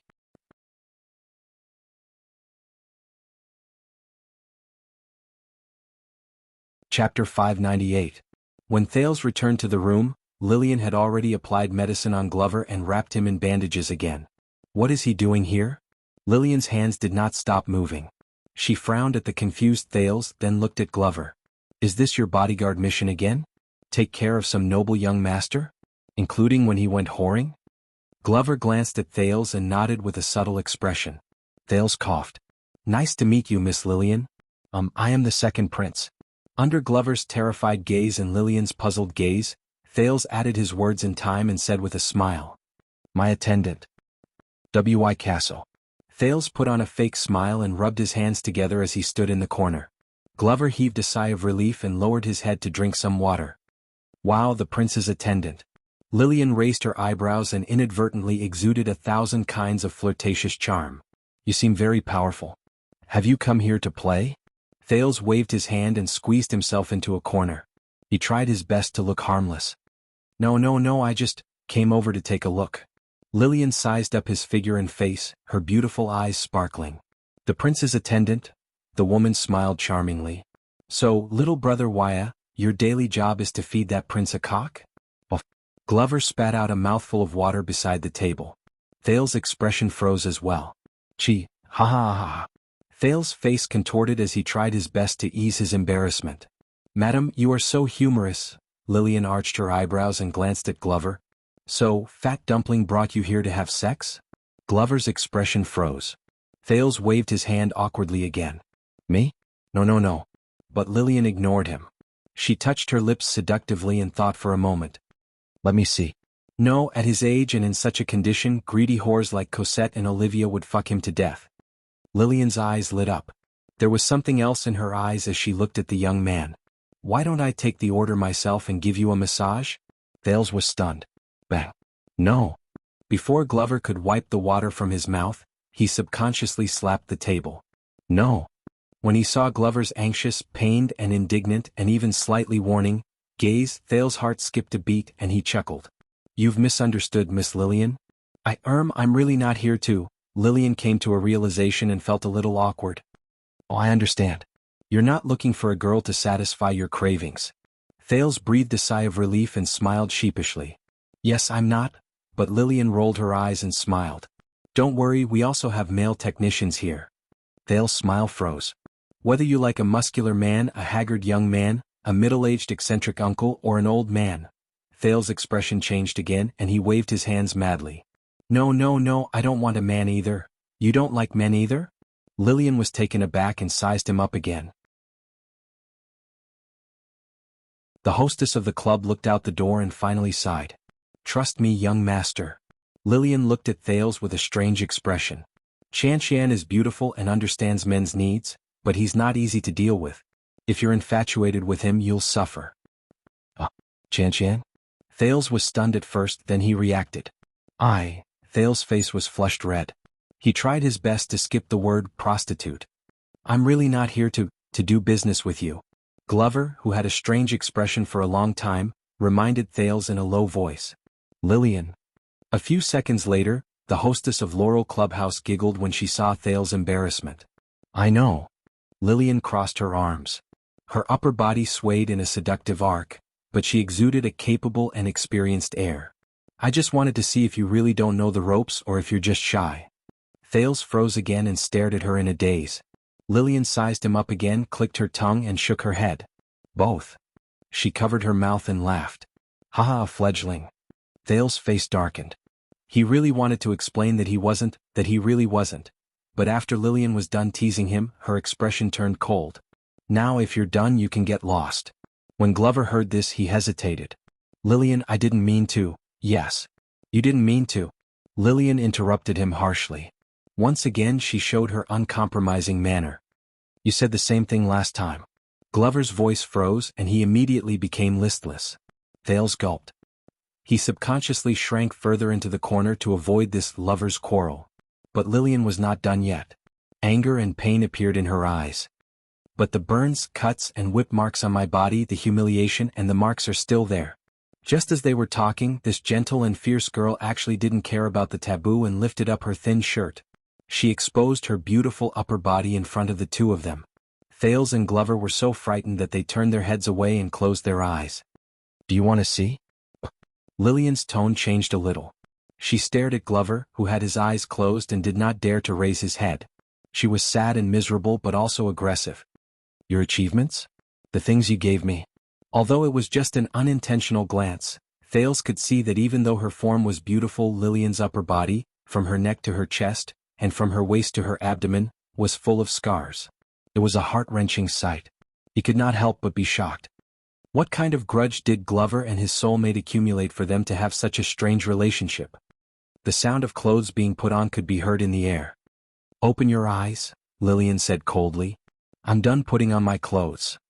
I'm sorry, Lillian. But Glover did not open his eyes. He spoke in pain and his voice trembled.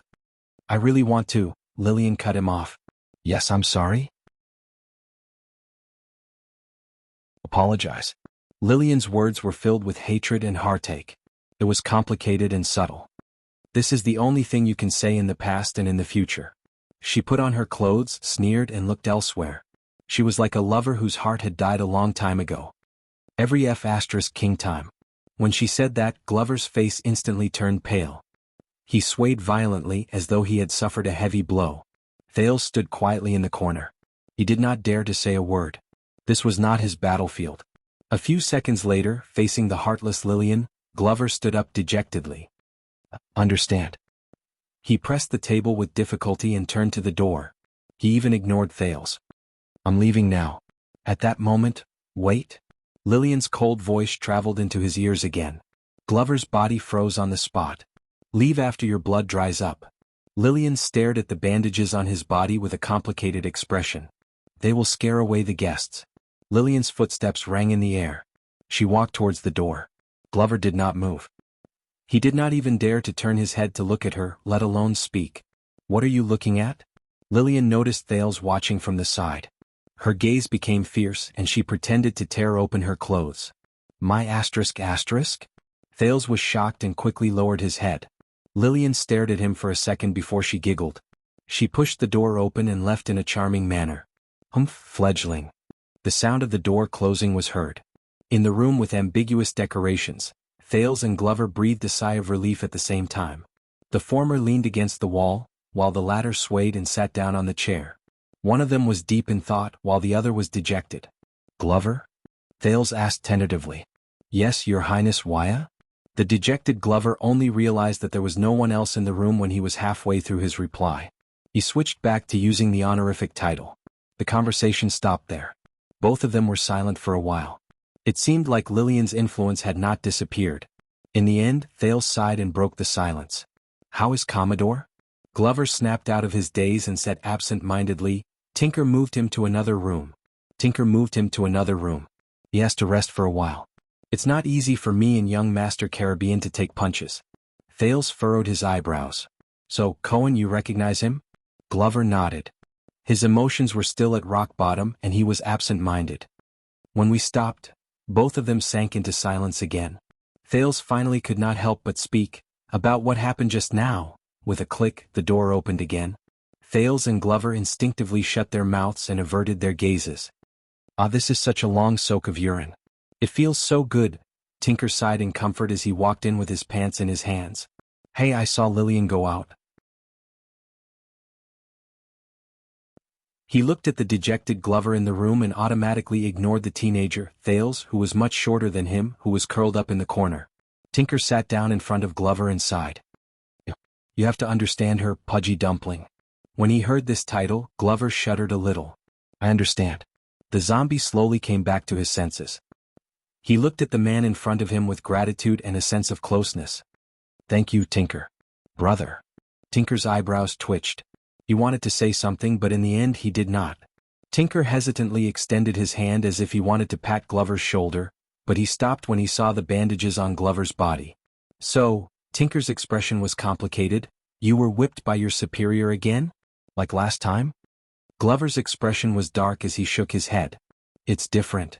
Tinker snorted softly. Will I be as unlucky as last time? You know, you were locked up and for a few months. No. Glover shook his head and denied it.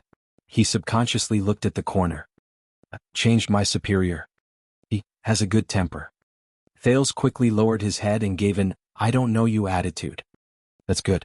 Perhaps because he was not in the context, Tinker did not notice these small interactions. Instead, he sighed with emotion. Lillian almost went crazy during those days. When he heard this name, Glover was touched and he shuddered again. The two men sat opposite each other in silence. I don't understand. A few seconds later, Glover, who seemed to have regained some of his composure, remembered something and became indignant. That cop outside. Glover stopped talking and glanced at Thales. He changed to a formal title. I mean police officer. Tinker shook his head nonchalantly. Aha. Glover retracted his doubtful gaze. He's not Lillian's man? No. Tinker chuckled and shook his head. Lillian said that he's a good man, too good. So good that he can't be her man. Glover was silent for a while in the face of these profound words. Not her man. That means you're just working with the cop? Tinker sneered. Working together? That stupid cop? With that little bit of brain of his? Beside him, Thales raised his eyebrows. He felt sorry for Cohen's reputation for a second. It's because he thinks we're working with him. It makes him feel a sense of accomplishment, so he will protect us. Tinker said sarcastically, Lillian has known him for a long time. I have to say that guy is quite useful at times. He glanced at Glover for a second. At least it's better than relying on some noble's illegitimate son who has a lot of enemies to protect us, right? When he heard this, Glover was stunned again. As if he had expected Glover's reaction, Tinker waved his hand impatiently. All right, I'm just joking. He exhaled and gestured towards the door with his mouth. That greenhorn Ka-something-yang came here a few years ago. He's a hothead, just like all the other greenhorns who have just arrived. He's straightforward, inflexible, and has great ideals of fairness and justice. Ever since the one-night war, from Black Street to Underground Street, from Red Street Market to Riverside Street, from the Brotherhood to the Iron Bat Society, he has been jumping up and down. At one point he caused chaos in Lower City District and the Western District. Everyone hates him. I heard that even in the nests of the Greenskins, many people find him an eyesore. Thales thought about it and digested Cohen's activities over the years. It's fine if he's strong and sturdy. After all, it's not like we've never met a cop like him before. Tinker crossed his arms and smiled sarcastically. But I heard that he's not from an ordinary background. He even served in the Western Front Line. The big shots in the gang are unwilling to go against him. Otherwise, with his level, how could he still be alive and kicking until now? Glover's eyes focused slightly. So, he's brought about change? Change? Tinker seemed to have heard a ridiculous joke, and the corners of his mouth twitched soundlessly. I admit that it might have been quite refreshing at first. Wow, there's a cop with skills, a backer, and a conscience among the cops' nests in Western District. When he said this, Tinker sneered disdainfully. But as everyone, be it us or the Black Silk Gang, gradually figured out how to deal with this idiot, we bribed the people around him, figured out his principles, saw his habit of enforcing the law, and acted according to the situation. We even cut off his enthusiasm from both ends. We hid the people he wanted to capture in advance, and bribed the cops to release the people he captured. We gave him false information, set him up, and made him suffer. A few years passed. Tinker's mood became more and more dejected, and his sarcasm became more deliberate. As it turns out, he's no different from the black-hearted cops of the past. He clicked his tongue in disdain and shook his head. At most he's a little more cheerful. Thales sighed in his heart. He could tell that Tinker, who had a close relationship with Glover and Lillian, seemed to be a member of Blood Bottle Gang. If Glover was really a child beggar of Blood Bottle Gang as he said, then their relationship could be understood. But Thales found it a little strange. Why does Tinker have such complicated emotions when he talks about Cohen? Glover was silent for a while before he snorted angrily. I have a friend who was right. That cop has a problem with his brain. You'd better not interact with him. Tinker laughed again. But unexpectedly this time he shook his head. It has nothing to do with his brain. Tinker sighed softly. Red Street Market, Black Street, the Underground Street, the Grand Bazaar, the sewers, and even Star Plaza and Renaissance Palace. Every brick, every wall, every blade of grass and every tree in Eternal Star City has been exposed to the sun and rain for hundreds of years. Nothing has changed. It will not change either. Glover frowned and looked at him. It's as if someone used invisible glue to glue everything in Eternal Star City together.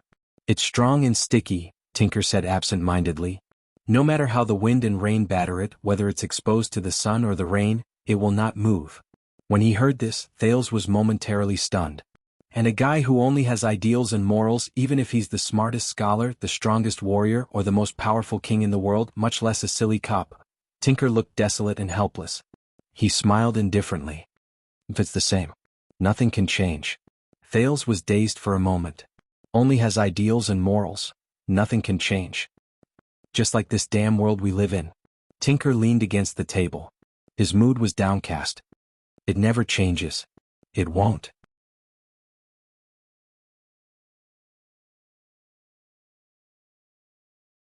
Chapter 599. Glover quietly listened to Tinker's complaints. He was preoccupied and did not speak. Anyway, today's situation is special. Tinker snapped out of his daze. Lillian specifically found the green-skinned man to scare off the Black Silk Gang. Glover frowned and looked up. Black Street Brotherhood? What happened? Don't you know? At the mention of this, Tinker sighed in annoyance. The head whore of the Brotherhood, a whore called Felicia, has disappeared. She was kidnapped in Red Street Market. Thales became alert when he heard the interesting content. Felicia had been kidnapped in Red Street Market. And he knew who did it. Glover frowned. What does that have to do with you? Tinker shrugged. Aren't the girls from the North popular these days? A few days ago, Felicia fought over a few new Northland girls and became enemies with Lillian. So, the Black Silk Gang thinks that we did it? They brought a bunch of people over to put pressure on them. All the shops were taken care of, especially here. You know that damn whore in her one-night encounter. Even if she didn't kidnap the Northland girls, she has been trying to make things difficult for us all these years. Tinker sighed. Because of this, Red Street Market has been in chaos for the whole day. The atmosphere is tense. There was even a blind carriage that ran amok in Red Street Market at this time. By the way, did you see that carriage? A carriage that ran amok. Glover was stunned. Under Thales' gaze, he shook his head woodenly. So, did you do it? Thales quickly took over the conversation and diverted Tinker's attention. Kidnap the Brotherhood? Tinker glanced at Thales and cast a puzzled look at Glover. The latter signaled that it was fine. Of course not, Tinker denied it at first, but after hesitating for a while, his tone softened. All right, I'm not sure either. He thought for a while. Boss Catherine probably did not do it, but I can't say for sure that Red Viper, Wanderer, or the other people in the gang did not do it. This is a huge matter. How could the big shots in Blood Bottle Gang not know about it? Glover was a little puzzled. Tinker sneered. You've been gone for too long, Pudgy. The situation is different now. 6 years ago, in the one-night battle at Red Street Market, we were utterly defeated. Our vitality was greatly damaged and we could not have kept this place. All kinds of brothels would have become money trees for Black Silk. Thales pricked up his ears. Tinker was a little emotional and helpless. It was Boss Catherine who came forward and used her background as a big shot to persuade the Greenskins, especially the chief garrison officer, to intervene and force the Black Silk Gang to sit down and negotiate. In any case, they were forced to agree to a truce and spit out half of the newly occupied territory. Tinker sighed. But Blood Bottle Gang has not been the same since then. The strongest 12 with potential are either dead or scattered. Almost none of them are left, and the big shot mystic behind the scenes that the gang has always claimed to have never been seen. Boss Catherine is the most popular and has inherited most of the territory. However, she chose to negotiate a truce with the Black Silk Gang and has to bear a lot of criticism. Red Viper is not willing to accept it and advocates to reclaim his interests. However, he has made enemies everywhere with his little manpower and power. I can only say that it's good that he didn't help but make things worse. In addition, Wanderer Forger has returned from Blade Edge Hill. He has a group of people under him and he always wants a piece of the pie. However, he doesn't have any good connections. The other new hills are either useless or still immature and not good enough. So, we are like a sheet of loose sand. We do not have our orders and we fight incessantly. We keep losing our businesses, territories and power. On the other hand, the Black Silk Gang work together and prosper. Hard Fist Senza, Ironheart Rhoda, Ilance, Alpha Wolf Fiso, Ripper Anton, Fatty Morris. Over the past few years, every boss has become stronger. Did you notice that we don't even mention the legends of Black Sword and the three great assassins anymore? As Thales listened to this news, he was shocked to realize that after he left, the underground world of Eternal Star City and even Constellation had been turned upside down and was no longer what it used to be. Tinker spread his hands. You can see from the comparison between One Night's Romance and Laurel Club that our business is deteriorating day by day. We can't make ends meet and we're just struggling to hang in there. A few days ago when we were snatching the Northern girls, we couldn't win against that vixen, Felicia. Glover stared at the lights in the room in silence. He did not know what to think. Tinker's tone changed. But first, there's the business discord between the Northern girls. Then there's the kidnapping of people in Red Street Market, which is on the border between the two countries. Then there's the kidnapper's carriage that crossed the border to stir up trouble. Hey, how can there be such a coincidence? Every single one of these incidents is a sore spot for us and the Black Silk Gang. Glover and Thales looked at each other expressionlessly. Tinker continued to complain, that's not all. You know that Blood Bottle Gang started off by selling moonshine. As a result, over the past few months, the raw materials for brewing wine, the business of storing wine, and the business of selling wine have all been in a state of depression. Everything is not going smoothly. The wine market is crying piteously for food, but we can't brew wine. We are losing customers and profits day by day. This is practically digging up the gang's roots. Also, it is said that several big blacksmith shops in South Street and the suburbs, regardless of whether they are on the right track or not, have been raided by the police these past few days. From the bosses to the apprentices, they have been arrested and sentenced. You should know that most of them have a tacit understanding and agreement with the Black Silk Gang to forge weapons and equipment for them. The Black Silk Gang is famous for being able to fight. Without weapons, how can they fight?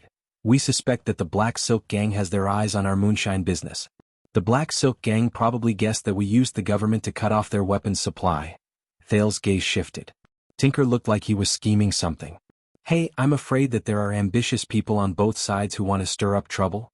The 6 years of peace between us and the Black Silk Gang is about to be broken. Glover wanted to say something but stopped. Tinker snorted softly and shook his head indifferently. Who knows? Maybe this is the norm. The 6 years of peace that both sides managed to reach under great pressure is not normal. Feels like a deliberate fake. There was silence in the room for a while. If the gangs start an all-out war again, Tinker, protect yourself and Lillian, Glover suddenly said. Do I need you to remind me? Tinker snorted disdainfully and patted his chest. I participated in the one-night war, 6 years ago.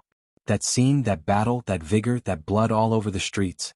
F***CK, I don't want to do it a second time in my life. Glover looked at him quietly. That's good, Tinker. That's good. When he heard Glover say this, Tinker felt a little unnatural, but an undisguised shout came from the corridor and freed him from the awkwardness. Tinker, Tinker. Where are you? Boss Catherine is gathering manpower. It was an unfamiliar and young male voice. His tone was excited and it was obvious that he was a member of the gang. The Black Silk Gang said that the kidnapper's carriage entered our territory and insisted on coming in to search. They fought with our brothers at the border and a few of them were lying on the ground. I think we're serious this time. They're fighting. Glover's expression changed. Tinker, you. But Tinker sneered, got up and opened the door a little. In an instant, his expression became one of pain. Tinker's face contorted as he yelled at the door. Damn it. I have diarrhea. My legs are weak. I can't go anymore. An indignant reply came from the corridor. Are you kidding me? Diarrhea again? A few years ago you were still one of the strongest 12 in the gang. Tinker's voice became urgent. I can't take it anymore. I have to go to the toilet again. Talk to you later. Tinker closed the door and sat back in his chair. He no longer cared about the gang member who dragged him into a gang fight. On the other hand, Glover and Thales were stunned by what they saw. What's wrong? Tinker was a little dissatisfied with their gazes. He explained, I really have diarrhea. I always say that when Boss Catherine comes to check on me. He touched his stomach and his expression changed.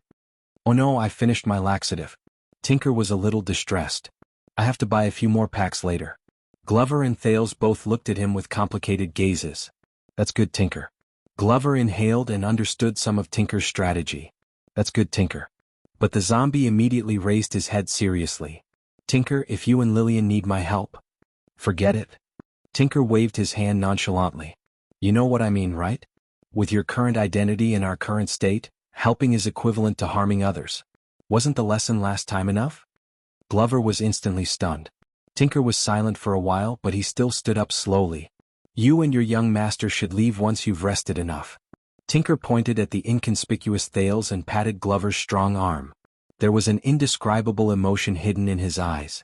As for your unconscious brother, if it's not convenient for you, we will hire a carriage to send him to your place. Glover looked back at him, slightly confused. Thank you, I'll pay for the carriage. Also, I've been transferred and my salary has increased. If you need money urgently. This sentence seemed to have hit a nerve. Tinker's expression changed drastically, and his tone became anxious. Hey, we don't need your stinking money. Especially your family's. Glover seemed to have realized something and his face turned pale as well. I know. This was the first time Thales saw the zombie so distressed and aggrieved. He was evasive and there was shame on his face. I'm sorry. Tinker stared at Glover for a while before he sighed in the end. C. Tinker moved his gaze away in displeasure. Stop saying sorry. You're making me sick. Glover was silent for a second before he replied in a daze. I'm sorry. Tinker clicked his tongue in pain, shook his head and gave up on correcting Glover. He walked towards the door. Also, Tinker's back was facing them. He pressed his palm against the doorknob, and his tone was hesitant. You better not come here anymore. Glover's breathing froze. Tinker's mood was equally gloomy. He seemed to have made up his mind about something. I'm saying if your enemies find out, you can't protect us. Glover was silent for a few seconds before he spoke with difficulty. I know. Can't protect us. As he looked at Glover's expression, Thales suddenly had an epiphany. He remembered something. The zombie took a few deep breaths. I know. Thank you, brother. Tinker did not turn around. He just exhaled as well. We are no longer brothers, Pudgy Dumpling. Not brothers. Glover was stunned for a moment. Since you have escaped from this *T pit, then go and live the life you deserve. Tinker gently pulled the door open. His tone was desolate. You are no longer one of us. Lillian, that's what she hopes to. No longer one of us? Thales saw Glover's arm tremble at that moment. But before the latter could speak, Tinker walked out of the room, leaving only the tightly shut door behind him. Glover stared at the door in a daze. He could not snap out of his daze for a long time. After a few seconds, Thales felt that the atmosphere was about right. He then moved gently from the corner to the table and coughed. Glover? Glover snapped out of his daze and lowered his head in shame. I am very sorry, Your Highness. I should not have attacked that police officer. As for Lillian and Tinker, they do not know your identity. Please forgive them.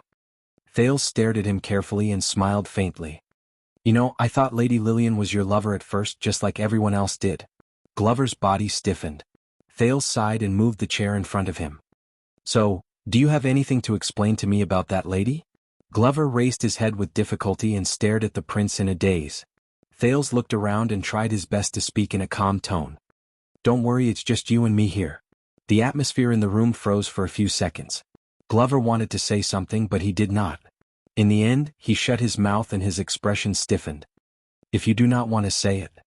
Thales could not help but feel disappointed, but he still put on an understanding smile and stood up. It's fine. He walked to the door. Put on your clothes. I will wait for you outside. It's time to go back. But at that moment, sister. Glover's hoarse and pained voice came from behind him. Lillian, she is my biological sister. Thale's gaze froze. He slowly turned his head around. And Tinker. Glover shut his eyes tightly. They are my brothers and sisters from the same mother. Thales widened his eyes. Them? You. The prince was puzzled. But you are from the Glover family? I told you, Your Highness. Glover opened his eyes and looked exhausted. I was once a child beggar from Blood Bottle Gang. That's true. The room was quiet for a while. Then, Thales let go of the doorknob and sat in front of Glover. I understand now. The prince tried his best to look at him calmly and gently. Same mother? Glover nodded and remained silent for a long time. Thales did not rush him. He just waited for him to slowly figure it out. My mother, she was in the sex trade, Glover said hoarsely. He finally let go of some secrets as if he had finally revealed them. She had many clients and gave birth to 7 children or more. I can't remember. Some of them died young. Thales did not speak. He only listened carefully and attentively. And my father, Glover sucked in a deep breath. He was a mediocre, useless, and unsuccessful playboy who lived under the shadow of his family's reputation. The zombie's expression became calm again. Or in my grandfather's words, a piece of trash. Glover's father and grandfather. Thales said quietly. So one day he came to Red Street Market to seek pleasure and met my mother. That was just an ordinary purchase of sex. Glover's tone was very calm, as if he was narrating someone else's story. She left behind a lowly bastard born from a prostitute. Lowly bastard. Thales furrowed his eyebrows. Ever since I could remember, I lived on this street, Glover said faintly. Women and the smell of cosmetics, customers and the stench of money, moaning and moaning, freezing, hunger and sickness. That was my childhood. Lillian was the oldest child among us. She learned to lead us in the alleys and roamed the streets at a young age. She imitated the adults and lived a hard life. Roamed the alleys and roamed the streets. Imitate the adults and lived a hard life. As Thales listened to his words, he gradually became absent-minded as well. Until a boorish rich man strangled my mother to death on the bed. Glover's expression was terrifyingly calm. Since then Lillian took over the role of our mother. She sold everything and gave everything she had to lead us children and our younger brothers and sisters to struggle to survive. We went hungry, we ate until we were full, we suffered until we endured. Struggled to survive. Thales subconsciously clenched his fists. Lillian told us that when we were all of us, we are connected by blood, we should help each other. When she wandered the streets, she was taken away by different men again and again. Then she came back with pitiful copper coins and food. Sometimes she was even in pain. Glover's eyes showed pain, and the bandages on his body turned red again. We are brothers and sisters. That is the most important thing, she always said. She laughed and cried. Thales stared at the lamp on the table without any expression on his face. Those days were not easy. Glover paused for a while. Scabies slugs. 2 of our siblings died of typhoid. Vaughn was caught during a failed theft attempt. After he was carried back, he did not make it. Died of typhoid, was caught stealing, did not make it. Thales heard the beating in his chest become faster and faster. Until Grandmother Laurel took us in. Glover looked at the furnishings around him gloomily. Here. Laurel Club. Thales took a deep breath. Was Grandmother Laurel a good person? The prince tried to hide his true emotions by participating in the conversation. I would not say that. Glover shook his head. There are no good people who can make a living on the streets. At that time, everyone did not call her Wet Nurse, and this place was not called Laurel Club either. Wet Nurse herself was beautiful, and her methods were superb. She also had a deep relationship with Blood Bottle Gang, and she managed to get close to several Blood Bottle Gang cadres. She was planning for herself. She liked Lillian's appearance and tenacity. As for the few of us, we were just additional members. But that was not important. What was important was that from then on, we became child beggars for Blood Bottle Gang. Thales' gaze wandered. He seemed to see a dilapidated house with a few unkempt children squatting inside. Lillian was taken away by the grandmother, and her life became much better. But the person in charge of the child beggars and Blood Bottle Gang was a former circus clown who played with throwing knives. He had a strange temper and was naturally suspicious. He also liked to laugh maniacally as he used us to practice his throwing knives. In the end, only Lillian, Tinker, me and the youngest Trento were left among our siblings. Thales suddenly realized that he had subconsciously raised his left hand and pressed it against the burned scar under his shirt. If everything had progressed normally, I would have been like most of the orphans born on this street. I would have either joined Blood Bottle Gang to run errands or become a fighter, or I would have left halfway and tried to become an apprentice or a farmer to make a living on my own. When he said this, Glover's voice trembled. Until that day. Thales raised his head subconsciously. That day the clown who took care of the child beggars chased me, Tinker, and Trento together while laughing maniacally. He handed us over to some people who were dressed neatly but did not smile. Lillian was also sent over after that. We were brought to Sunset Temple, and each of us had a blood sample taken. Thales trembled slightly. He seemed to have seen his own day. Dawn, blood and lights. Glover said absent-mindedly, "They sent us to the most beautiful house I have ever seen in my life, and we ate the most delicious food we have ever eaten." The most beautiful house. The most delicious food.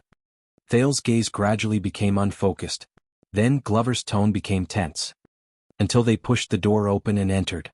They took me away. The zombie's words were filled with boundless resentment. Only me. I wanted to bring my brothers and sisters with me, but those people did not allow it. They only sent me to the carriage respectfully, but they left no room for doubt. Until I realized what they were going to do to the remaining people after I left. They were all employers and they had been doing this kind of task for a long time, such as silencing people after the deed. Thales lowered his head and closed his eyes. I used everything I learned on the streets to break free and jump off the carriage. Glover took a deep breath with great effort, as though he had just blocked a full-powered attack from an opponent. When I rushed back, Tinker struggled madly, Lillian cried in pain, and Trento only twitched. The zombie gritted his teeth. What did I want to do? But there were too many of them and they were too strong. I was too weak at that time. I was too weak. Thales realized that his arm under the table was trembling uncontrollably. His memory seemed to have returned to that night. He saw Quide's red nose and the children's faces, which were crying in fear. At that moment an old but dignified knight arrived. He and his men drew their swords and saved Tinker and Lillian. Glover exhaled in pain. But Trento, our little brother, he was too young. When the rope was around his neck he could not breathe and he could not fight back. It was too late. It was too late. Thales sat quietly in his original spot. The old knight squatted down, caressed the back of my hand and apologized to me. He told me that it was an accident, and that he was my grandfather. He shared the same blood as me. He was a royal knight, the master of the Glover family, and the watchman of the royal guards. And he believed that no matter how embarrassing and humiliating it was, the blood of the Glover family should not wander the streets. When he talked about his grandfather, Glover had an extremely conflicted gaze. My grandfather admired my loyalty and friendship towards my blood kin. He said, "My love and friendship cannot be exchanged for 1,000 pieces of gold." And he could protect and even support my siblings as long as I could give the same loyalty and friendship to my true brother. Thales looked up. True brother? Glover nodded. Later I found out that my father passed away that year. And Lozano, my half-brother, contracted typhoid. They did not know if he could survive it. As the backbone of the king's faction, the Glover family needed a backup direct heir. The zombie said in a daze. From that day onwards I changed my name. I was no longer called Pudgy Dumpling but Caleb Glover. An illegitimate son of the famous Wind Knight Glover family, who was born in a filthy and lowly family. Thales stared at him in a daze. He seemed to have seen that day 6 years ago, when he stood high above the Hall of Stars and faced the densely packed crowd in Star Plaza. Regardless of your past, when you stand up, you are Thales Theron Jorana Kessel Jade Star, single quote. The second prince of Constellation. Thales closed his eyes before he opened them again. It was as if he wanted to wash away the light and shadows in front of him. I understand now.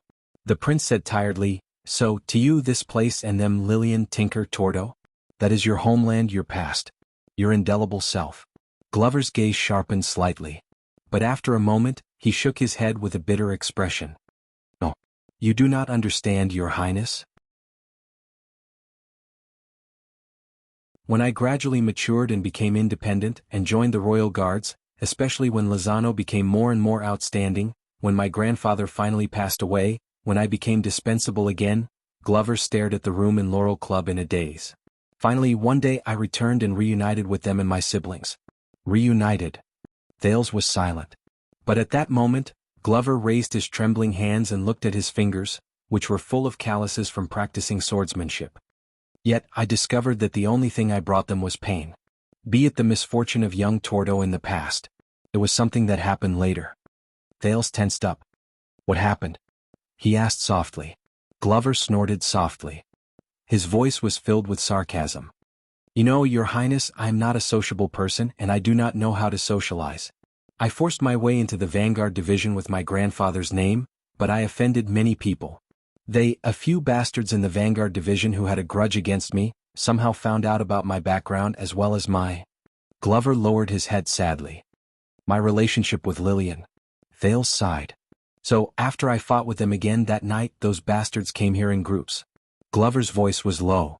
They used an unprecedented amount of money to kidnap Lillian. His voice began to tremble. They locked her in a house. Thales' heart was heavy. He pursed his lips. A coward's move. Glover ignored him.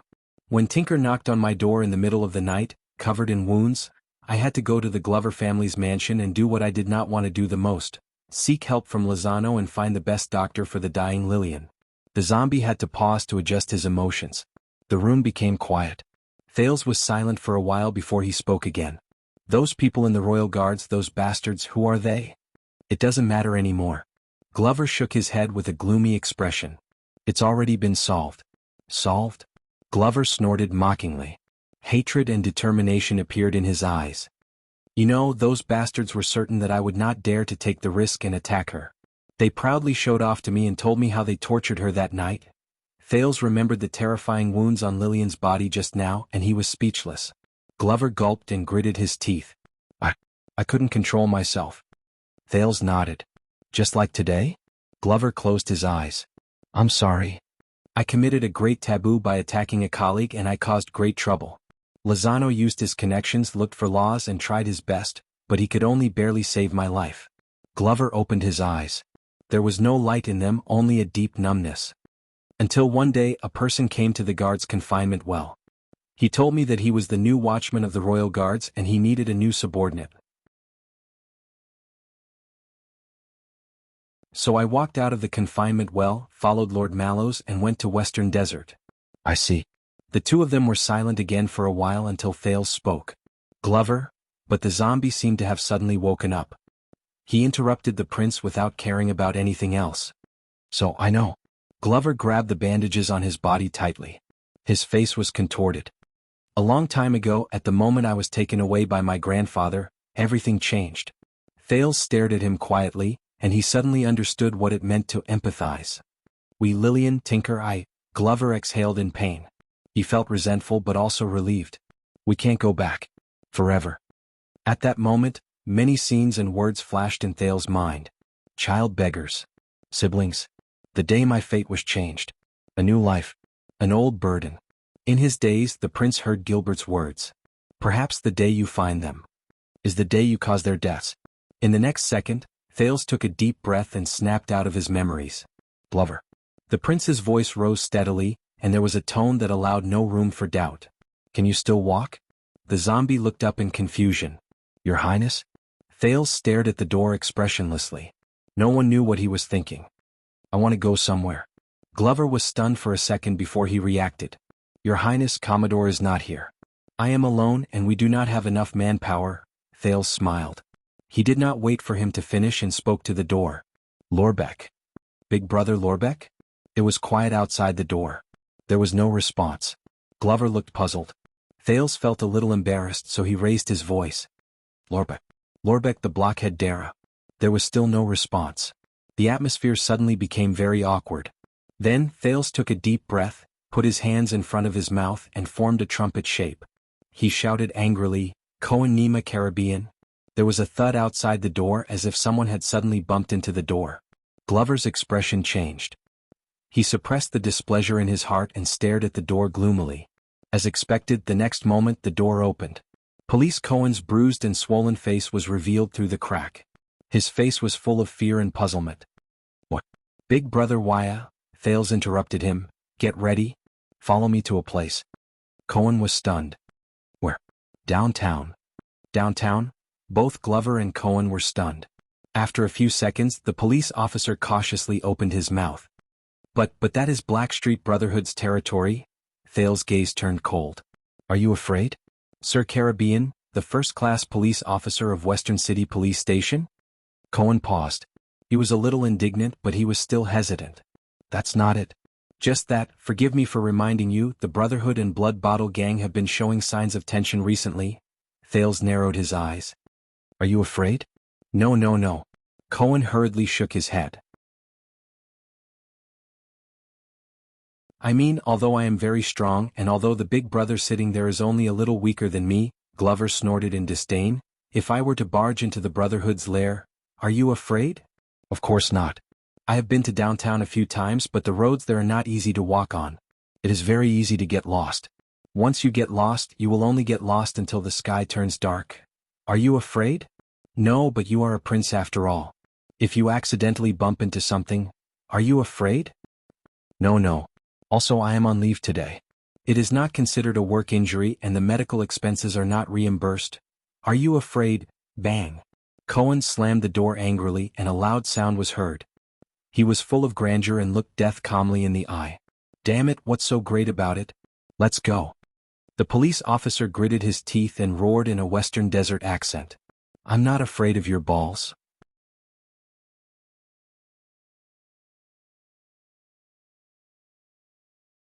Chapter 600. In the first district of the lower city, on a noisy and chaotic street where the cold wind rustled, 3 cloaked figures walked with large strides. They squeezed through the crowd and blended into the chaotic atmosphere. The local escorts solicited customers with smiles and loud voices while casting malicious glances at their peers. The owner of the lost property and the thief ran after each other over a frightening distance, causing passers-by to complain. Idlers and tramps sprawled out on the dirty roadside, waiting for hired business to cover their 3 meals for the day. Panting porters and peddlers who transported goods numbly piled their goods in front of the shop doors, ignoring the curses of the shopkeepers. Coachmen who were hurrying along whipped their old horses violently to disperse the people who blocked their way in the mud and shouted at the rascals who tried to sneak up behind them for a ride. Adventurers and mercenaries huddled around the rotten and blackened wooden bulletin boards, searching for information on everything from official wanted posters to private commissions. The dark night priest stood on a wooden box at the corner of the street and looked down at the people who came and went. He felt sad and helpless as he continued his sermon with a dry voice that no one cared about. Mysterious people with weapons hidden in their bodies appeared on the street from time to discuss an unspeakable business deal. In the middle of a crowd of onlookers, 2 men who had become enemies in a bar fought each other until their heads were bleeding, but they still refused to stop. A shrewd and vicious peddler habitually bargained with an equally shrewd customer, wanting to squeeze every last bit of advantage out of the other party. Prostitutes gathered at the end of a dirty and dilapidated alley, flirting with each other. The second floor above their heads, which had been in disrepair for a long time, did not even bother to hide their cries. A gambling gang of cats gathered at the corner of the street.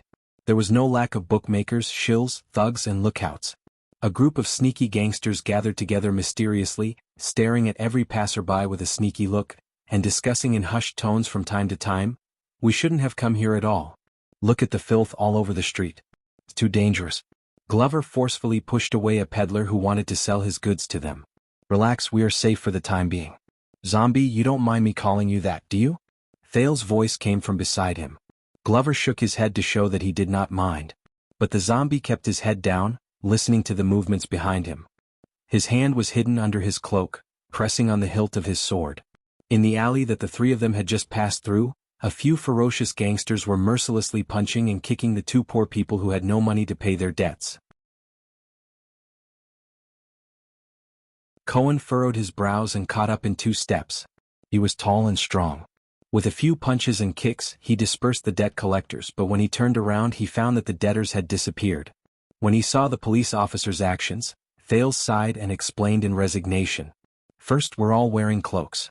This implies that we have another identity or mission, and it also means that we might be hiding weapons. If they attack us, there will be unknown dangers. Secondly, based on your figure and gait, I can tell that you are not to be trifled with.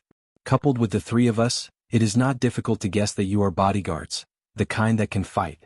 Thirdly, as far as I know, because of the kidnapping incident, the Black Street Brotherhood deployed a large number of people to Red Street Market to confront the Blood Bottle Gang. Among them are quite a number of dangerous people, who can threaten us. So, in reality we are much safer than we thought. As Thales spoke, he glared at a street ruffian who was secretly sizing them up. The ruffian immediately shifted his gaze away as if nothing had happened. What your highness said is exactly what I wanted to say. Cohen touched the corner of his shirt that was torn when he tried to stop the fight. He walked back to Thales and Glover in a bad mood. What were we talking about just now? Glover cast a disdainful glance at Cohen. When I was young, the Brotherhood had yet to rise to power. When I grew up, I rarely came here. As the zombie spoke, he knocked away a drunkard. But no matter when, downtown is always dangerous. Cohen supported the drunkard so that he leaned against the wall and slowly slid down so that he would not fall head first. The police officer patted Glover's shoulder. You have to come out more often, zombie. At first, I also had the illusion that, this place is dangerous. Call me that again. Glover's expression did not change, but his voice turned cold. You will know that it is not an illusion. Cohen's smile froze on his face. Thales smiled and took over the conversation. Downtown is where most of the poor people in Eternal Star City live. It is also a community. Of course, it is not as dangerous as what the public says. You can only enter but never leave. Glover nodded. Thales thought of something and lowered his voice slightly. At least it is not a mouth full of fangs that chooses to devour people. But at that moment, slap. Thales suddenly extended his hand and pressed down on a dirty little girl who passed by him. Cohen and Glover were both shocked. The little girl looked at the teenager in panic and tried hard to break free from Thales' grip on her wrist.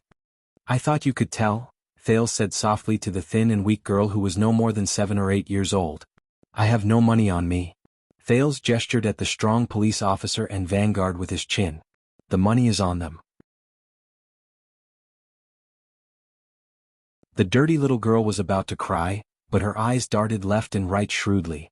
The memories of the street surged in his mind. Thales suddenly felt a sense of déjà vu, so he looked around. What did you do to my daughter? Sure enough, a middle-aged woman whose makeup was as thick as a paint plate and whose clothes were as messy as a drying pole rushed out from the alley where prostitutes gathered. She screamed with a sharp and harsh country accent and pointed at Thales while she cursed. You're the one who did this to me. Everyone come and take a look. Someone is bullying a little girl on the street. How shameless. How shameless. The passers-by immediately turned their heads and jeered. Let me tell you, Elisa is my baby. Her father is a famous hero on this street. If you don't give me an explanation, don't even think about. The woman with heavy makeup raised her head and saw 2 tall and muscular men in cloaks standing beside Thales. They were Cohen and Glover.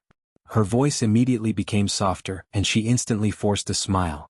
Misunderstanding. The woman lowered her head and scolded her daughter fiercely. I knew that you little brat wouldn't know your place. What did you take from them this time, huh? How many times has your mother taught you? No matter how much you want it, you can't just take other people's things.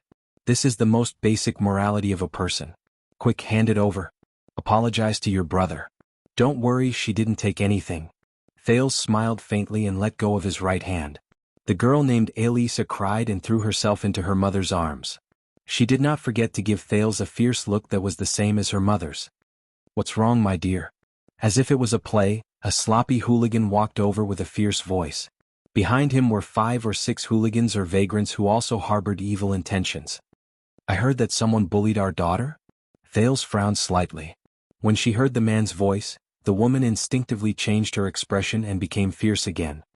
Well, since she didn't take anything, then you're accusing a good person. Let me tell you, Eternal Star City has its laws. We may be poor, but poor people are ambitious. Dignity is priceless, and you're slandering someone's innocence without any basis. So it's you? The hooligan walked over while digging his ears. He narrowed his eyes and looked at Thales. You bullied others with your power and slandered my daughter as a thief on the street. But in the next moment, Glover decisively turned around, raised his arm and threw a punch. With a bang, the leader of the hooligans flew 2 meters away while blood gushed out. He fell to the ground and did not move. As the onlookers cried out in surprise, his companions behind him saw that the situation was bad and immediately scattered. The woman trembled when she saw this, and her voice became softer again. It's a misunderstanding, please forgive me. She apologized in a fawning manner while she slapped Elisa hard. She's not smart since she was young. The 3 of them looked at each other in silence as they watched the woman drag the girl into the alley while cursing. Soon, she appeared at another intersection in search of her next target. Under Glover and Cohen's gazes, the passers-by who did not get to see a good show sighed in disappointment. They turned around and left. Thales sighed and continued what he was saying just now. Of course, this place is not as safe as you think, especially when you gradually lose your guard against it, just like the Great Desert.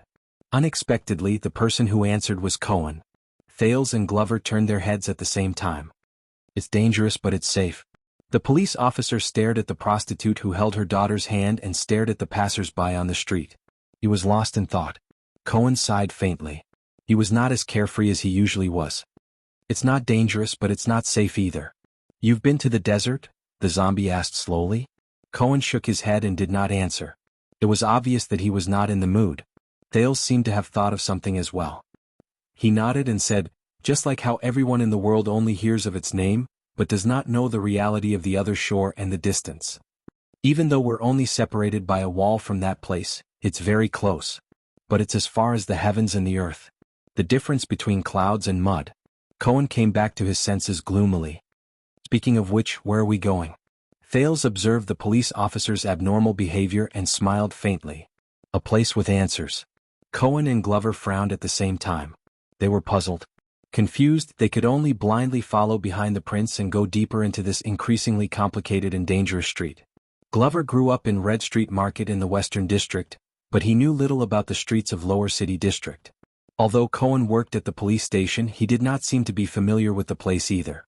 The two of them stumbled along the way and were in a sorry state. On the contrary, Thales traversed the streets and alleys with ease. He was already familiar with the place, and with the help of Never Get Lost, he was even more adept at it. This damned mud, has the funds of the road administration been eaten by dogs? Your Highness, can I ask, this is clearly Lower City? After pulling his boots out of the mud for the third time, Cohen asked awkwardly, what is this place? But why are you so familiar with it? On the other side, Glover did not say a word.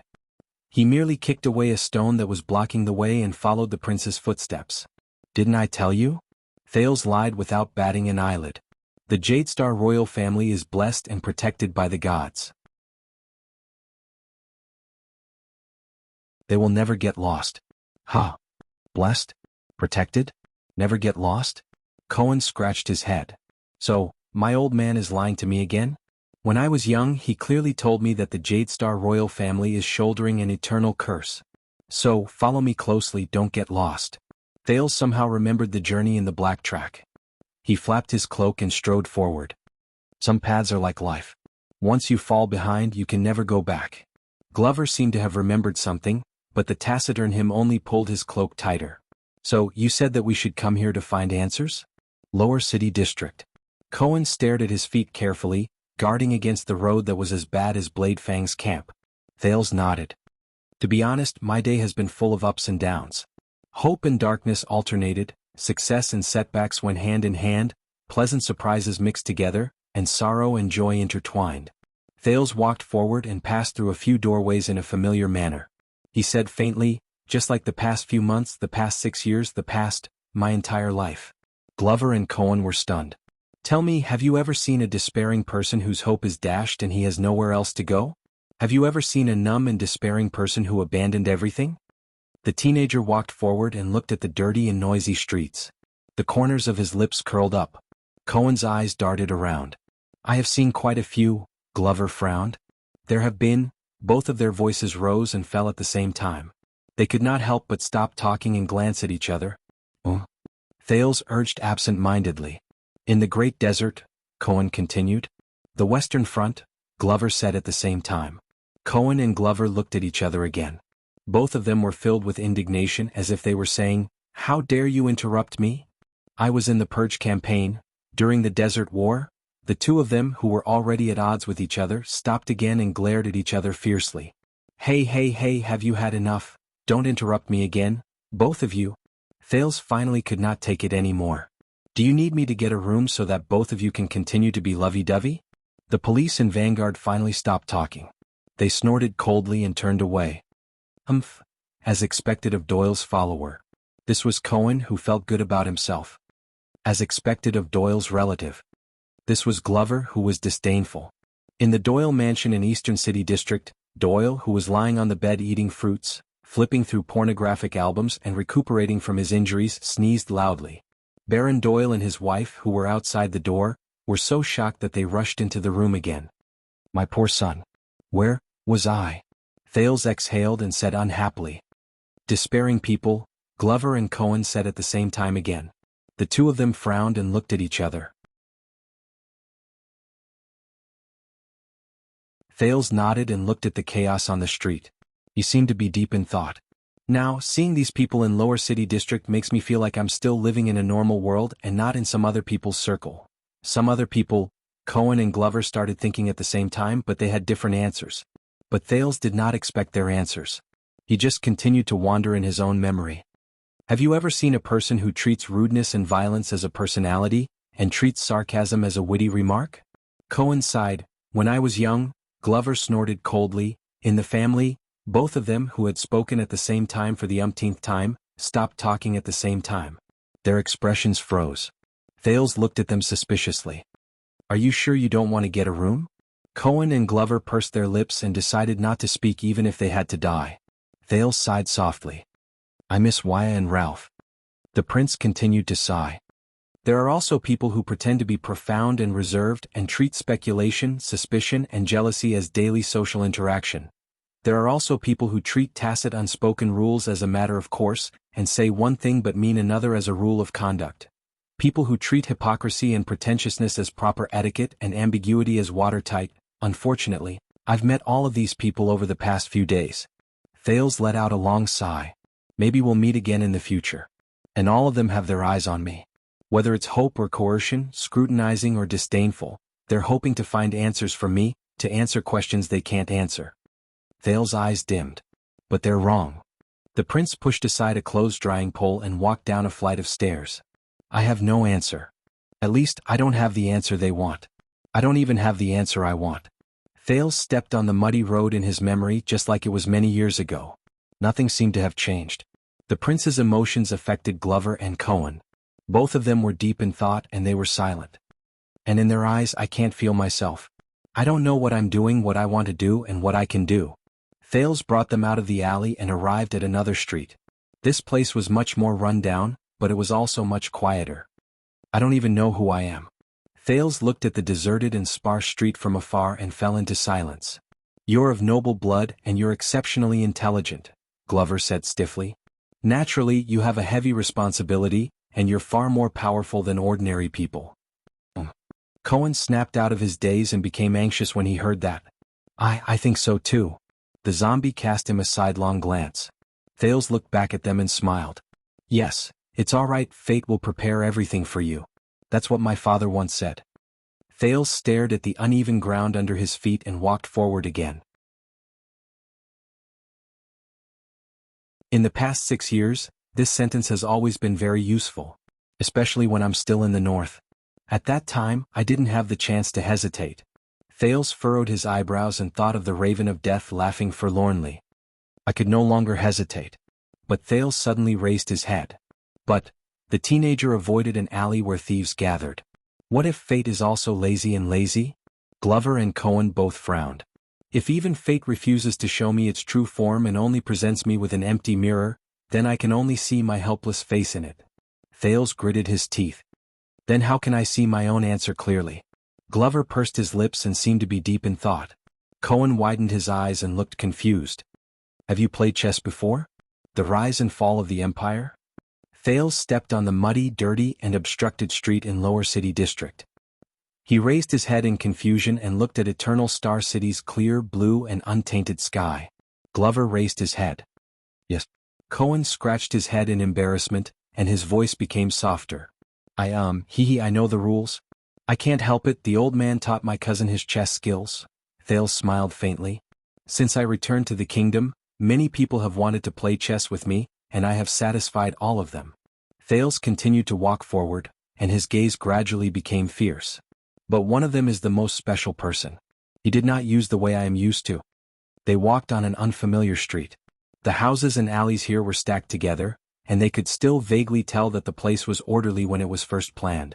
But it was still filled with beggars and gangsters, and it was difficult to escape the chaos brought by man-made disasters.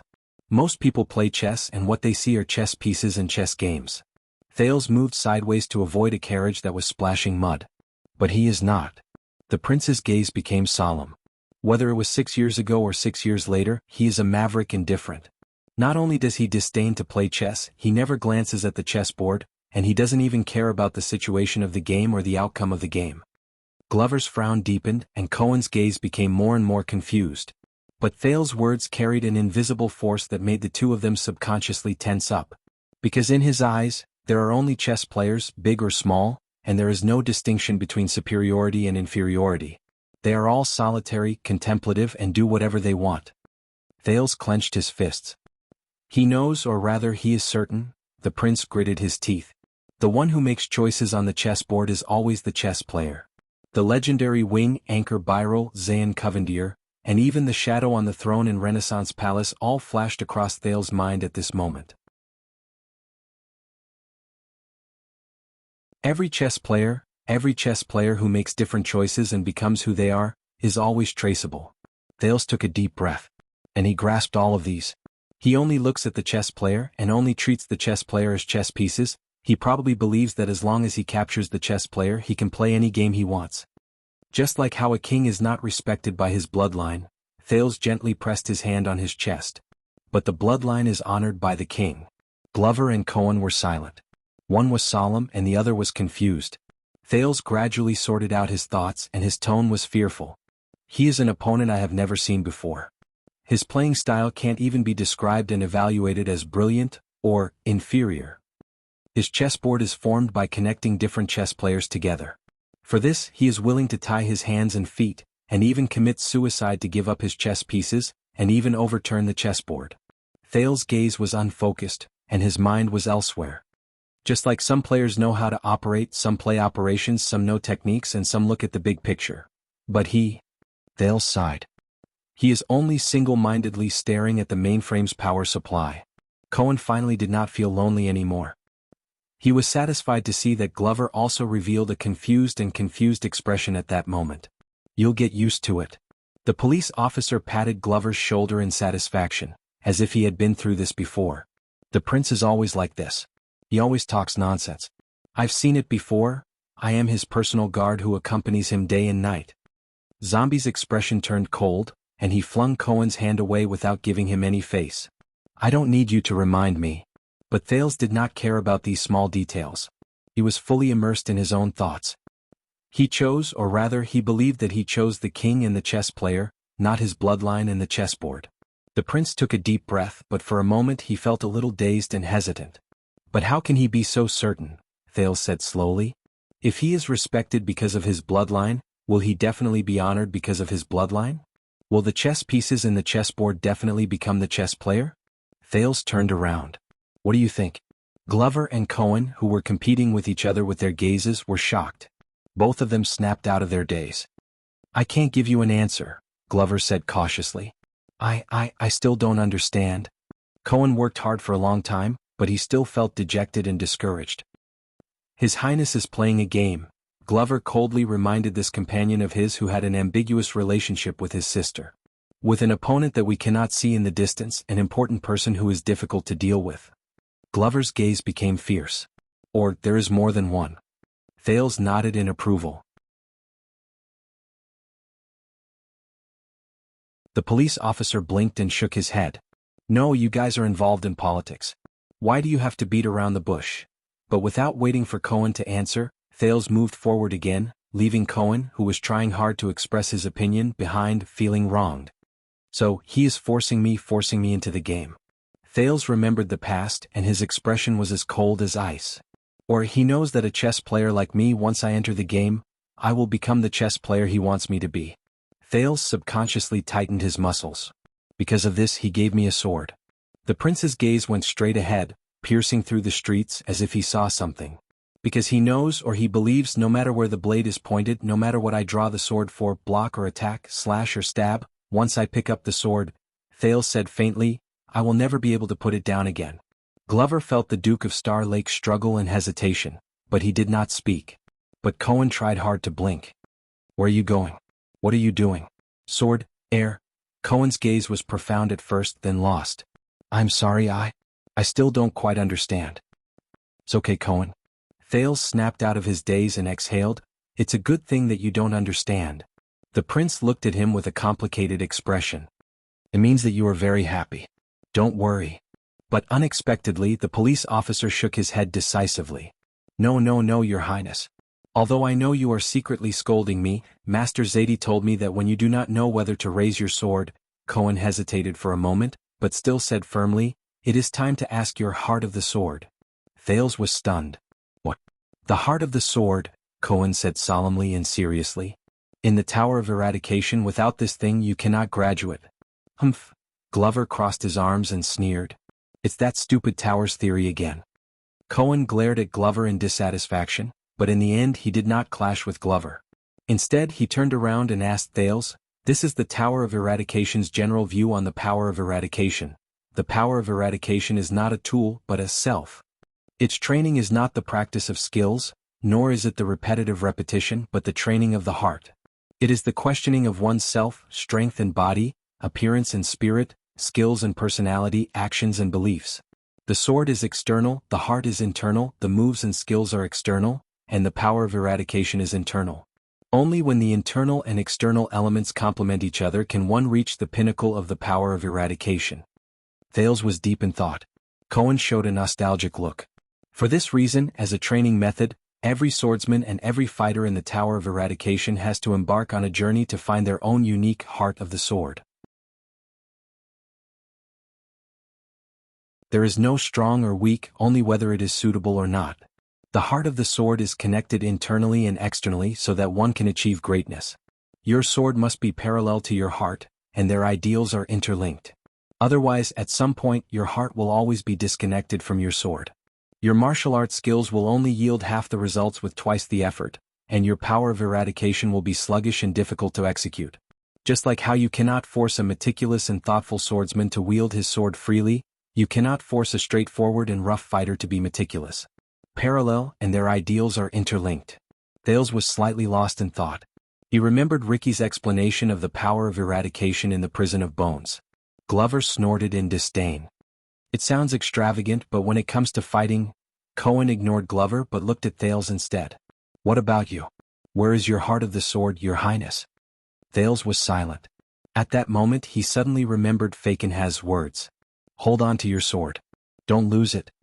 But at that moment, Thales suddenly felt his heart skip a beat. You've crossed the line, young masters. Almost at the same time, Cohen and Glover's expressions changed. Vigilantly and solemnly, they bent their knees and placed their hands on their swords, entering a fighting stance. It was only then that Thales noticed that at some point in time, the streets around them were already empty. It was eerily quiet. And right in front of them, a man with a resolute face and sturdy muscles crossed his arms. He stared at them with a burning gaze. His left arm was tied with a piece of black silk cloth, and it swayed gently. Looks like the scumbags along the way did not lie. The man watched Cohen and Glover's movements and his gaze changed. They are indeed tough. They are worthy of this cloak. No wonder they dare to come to our street business. Thales stared at the black silk cloth and was lost in thought. Super class. Glover fixed his gaze on the resolute man. He makes me uncomfortable. Cohen took a deep breath. I know this guy. He's on the list of ex-convicts in the police station. The police officer was eager to take action. Thunder Axe, Oskow. He served in the army before, on a warship in Eastern Sea Hill. Perfect, we can take this opportunity too. But right at this moment, Oskow whistled softly. Soon, the sound of footsteps rose from all directions. It went from scattered to deafening. In a few seconds, countless figures with black silk cloth tied around their arms appeared from the surrounding streets and alleys. They blocked the three of them so tightly that not even a drop of water could pass through. Glover and Cohen counted the number of people, and their expressions changed at the same time. This is also. Cohen's expression twitched a little. There are too many. This number is extraordinary, Glover concluded solemnly. Thales furrowed his brows. Cohen exhaled. Damn it. I remember that gloomy-looking guy at the back on the left. Silent Killer Leork. His background is still unknown. Thales turned his head to the left and as expected, he saw a familiar face. Leork leaned against the wall with his head lowered.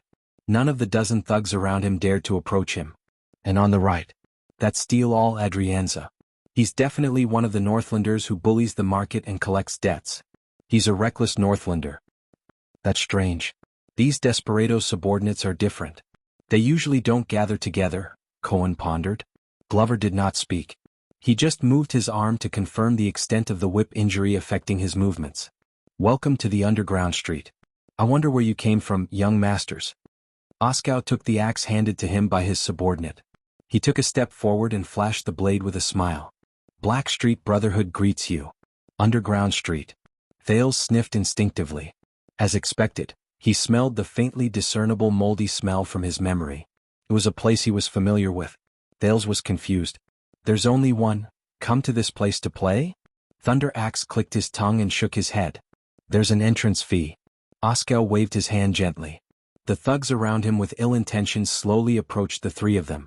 I have a flare to request assistance from Western City Police Station. That means the director will definitely nag after this and deduct my... Cohen touched the back of his waist in annoyance. I have one too. The Royal Guards, but the Flag-Bearer Division. Glover said gloomily. But at this moment, Thales boldly took a step forward without hesitation. Is that so? Entrance fee?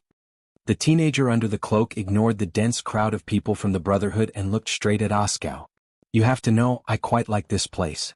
The feeling every time I come here. With complicated and subtle emotions, Thales sized up the seemingly familiar streets around him. He sighed with emotion. It's like going home.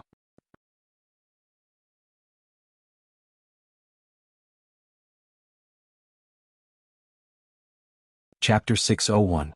Go home. When he heard Thales' words and sized up his figure, Oskow sneered without hesitation. Not many people have the right to settle down here, boy. Behind him, the Brotherhood's thugs who were tied with black silk, also sneered. Their gazes were fierce, and they stared at the three people who were trapped at the fork of the alley with malicious intent. You don't know this. Thales curled his lips into a smile. He did not panic. As if he did not see Oskow, he looked behind him. Where is your leader? I want to talk to him. Thunder Axe's smile faded. Here. Wow. Glover looked worried. What does this prince want to do? All right. Wow. Cohen was confused for a moment before he reacted. He was puzzled at first, then he looked excited. Why, what do you want to do? Save the world again just like in Northland? Thales turned around and grinned. Visiting a friend. Don't use the distress flare. Just protect my back. Cohen and Glover were stunned at the same time. I'm the leader here. Oskow's gaze on Thales became more hostile. You can talk to me. He swung the axe in his hand. Or talk to it. Thales sighed. When he was about to answer, hurried footsteps came from the alley. It's them. A few figures squeezed through the group of thugs and came to the side of the leader, Oskow. Thales recognized them. They were the Brotherhood Sleepless, the one who had chased them all the way to Laurel Club, Redmore, whom Thales had met at Red Street Market. I remember them. Redmore panted and pointed at the three people. Especially the big guy with the stiff face. Glover exhaled in displeasure. Cohen turned around in confusion and asked Thales and Glover, do we know him? Also, do I look stiff? Glover's expression became even worse. Are you sure it's them? Oskow was a little unhappy with Redmore, who suddenly cut into the group and interrupted him. There are so many of us. We're going to fight the Red Turbans. Don't waste our time for a few small fries. However, in the Brotherhood's team, Leork spoke faintly. Redmore is a sleepless. He wouldn't be wrong. Oskow shot a displeased glance at Leork. That's right, it's them. Redmore panted, straightened his back and gritted his teeth. When they were in Red Street Market, they sneakily hid outside the One Night's Romance to watch. Then they escaped into Blood Bottle Gang's territory. Now they are here. There is definitely something wrong with them. Holy sh*T, Cohen blinked. He lowered his voice and was slightly surprised. How did he know we came from Red Street Market? Glover sneered and replied in a gruff voice, don't worry. Because you look like a prostitute. Cohen looked confused at first, then indignant. Thales shifted his gaze and observed almost everyone in the field. We're still very busy, so you three. Oskow waved his axe and said in a clear voice, are you going to surrender and confess, or are you going to wait for us? I told you. Thales suddenly spoke so that everyone in the room could hear him clearly. Your rank is not high enough. Let the leader talk to me. Oskok's gaze turned cold when he was interrupted. He first glanced around. The Brotherhood's thugs, who were whispering to each other, quietened down again. Every year there are always noble young masters who are used to being bossed around. They can't stay still and think highly of themselves. They want to learn from stage plays, disguise themselves, and visit this magical place. Oskok stared coldly at Thales, who looked the youngest but was obviously the leader of the trio. Just to see how miserable our lives are and then feel how good our lives are. His words caused many thugs to reveal looks of jealousy and hatred. Thunder Axe's tone changed and turned into a ferocious smile. Until they see how good our lives are and how miserable their fates are. While they were at each other's throats, Glover felt the hostility from the people around him become more obvious. He could not help but clench his teeth. Enough. The Brotherhood's Steel All Adrianza pulled out a spiked mace and coldly said, "What do you have to say? Let's talk after we beat him down." Across from him, Cohen unsheathed the load-bearer sword from its scabbard, ready for battle. Everyone. Thales had no choice but to cough loudly. Are we really going to do this? He exhaled and glanced at the densely packed enemies around him. It was all right. He was so close to catching up to the murderous disaster swords, the awe-inspiring Lampard's army formation, or the orcs surrounded by the surging black tide. To be honest, I'm already past that age. Thales said helplessly. Ashjok frowned, but his eyes kept sizing up the moving troops, calculating the time to surround them. The young man spread his arms, completely ignoring the ferocious gazes of the countless people in front of him. I say, I'm really past the age where I can reveal my identity or show some of my strength, and then pretend to be profound in the midst of exclamations. I can scare my enemies so much that they piss their pants, and let passers-by think that I'm an invincible fighter. I can gain self-esteem, pleasure, and a sense of existence from this. Cohen and Glover looked at each other. So, please, I don't want to do that. Thales noticed that more and more thugs moved quietly and gathered behind them. I'm not interested in this method. Glover and Cohen moved their feet, widening their defense area and keeping an eye on the movements around them. So, which noble young master with an extraordinary status are you? After revealing your identity. Ashjok's expression changed and he showed a ruthless expression. Can you let us ask for more ransom? But the young man smiled faintly and did not care. In fact, I doubt whether my father will pay for my ransom. Based on past experience, he would probably rather that I be killed. At this moment, another cold voice rang out. How do you know? Ashjok, who was interrupted again, saw the speaker clearly and said in dissatisfaction, Leorc. But Thales chuckled softly and looked at the familiar face that he had seen countless times on the streets when he was young. His old friend. The quiet killer Leorc. At that time, this man always lowered his head and put his hands in his pockets. He walked leisurely with his shoulders swaying. He slowly strolled into the Brotherhood's territory like an ordinary local hooligan. But even Quide, who was used to being arrogant and despotic, did not dare to say anything when he saw him. And all the child beggars knew that they should not look him in the eyes. Thales dispersed the memories of the past and chuckled. Because I know my father. But the quiet killer shook his head. No. What I want to ask is, how can you be sure that the person who will lead us is Morris? Thales narrowed his eyes. Seeing that his authority was being questioned again, Ashjok angrily warned, Leorc. But the quiet killer did not even look at Ashjok. He only stared at Thales quietly. Thales looked at the familiar face that had experienced many vicissitudes of life. He suddenly recalled the time when he was young, when he listened to the entanglement between him and Felicia. This guy. Thales pointed at Ashjok.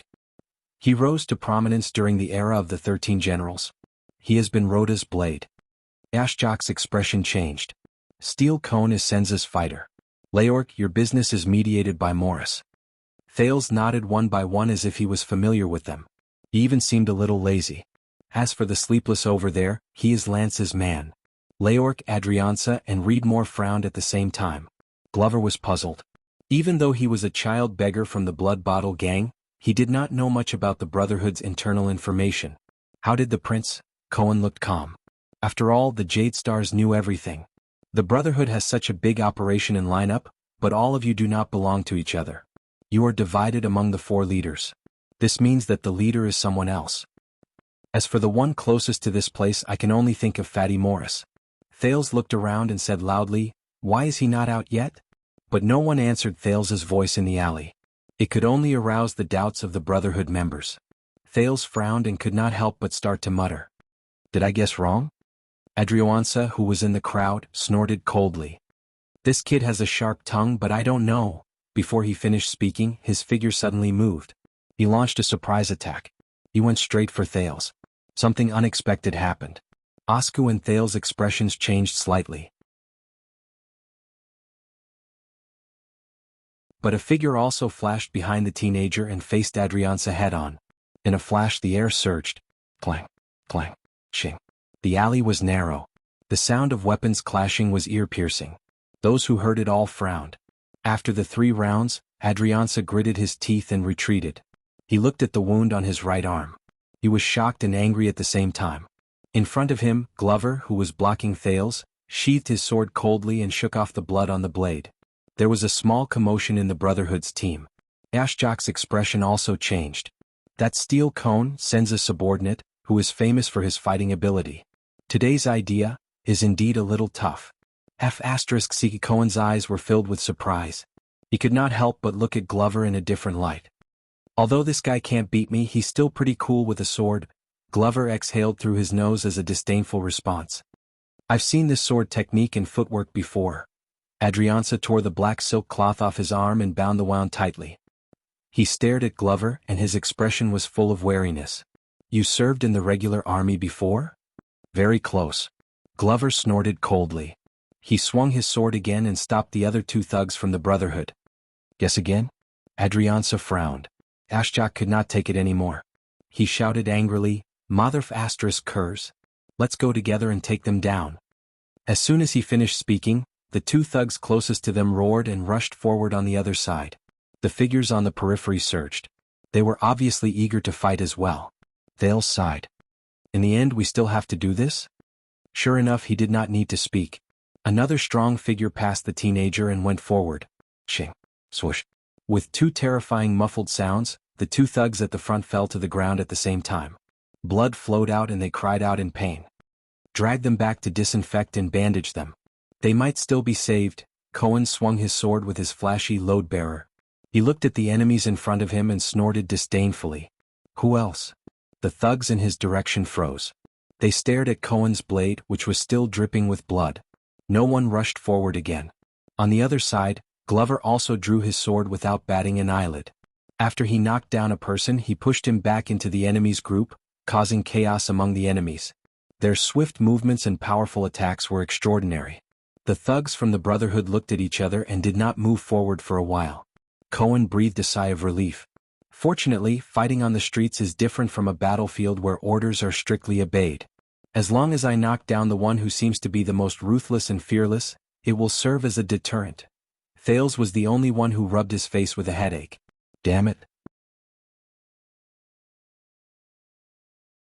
Ashjak watched his subordinates drag away the thugs who had fallen to the ground. He was furious when he saw how cautious they were. The opponent's strength is troublesome.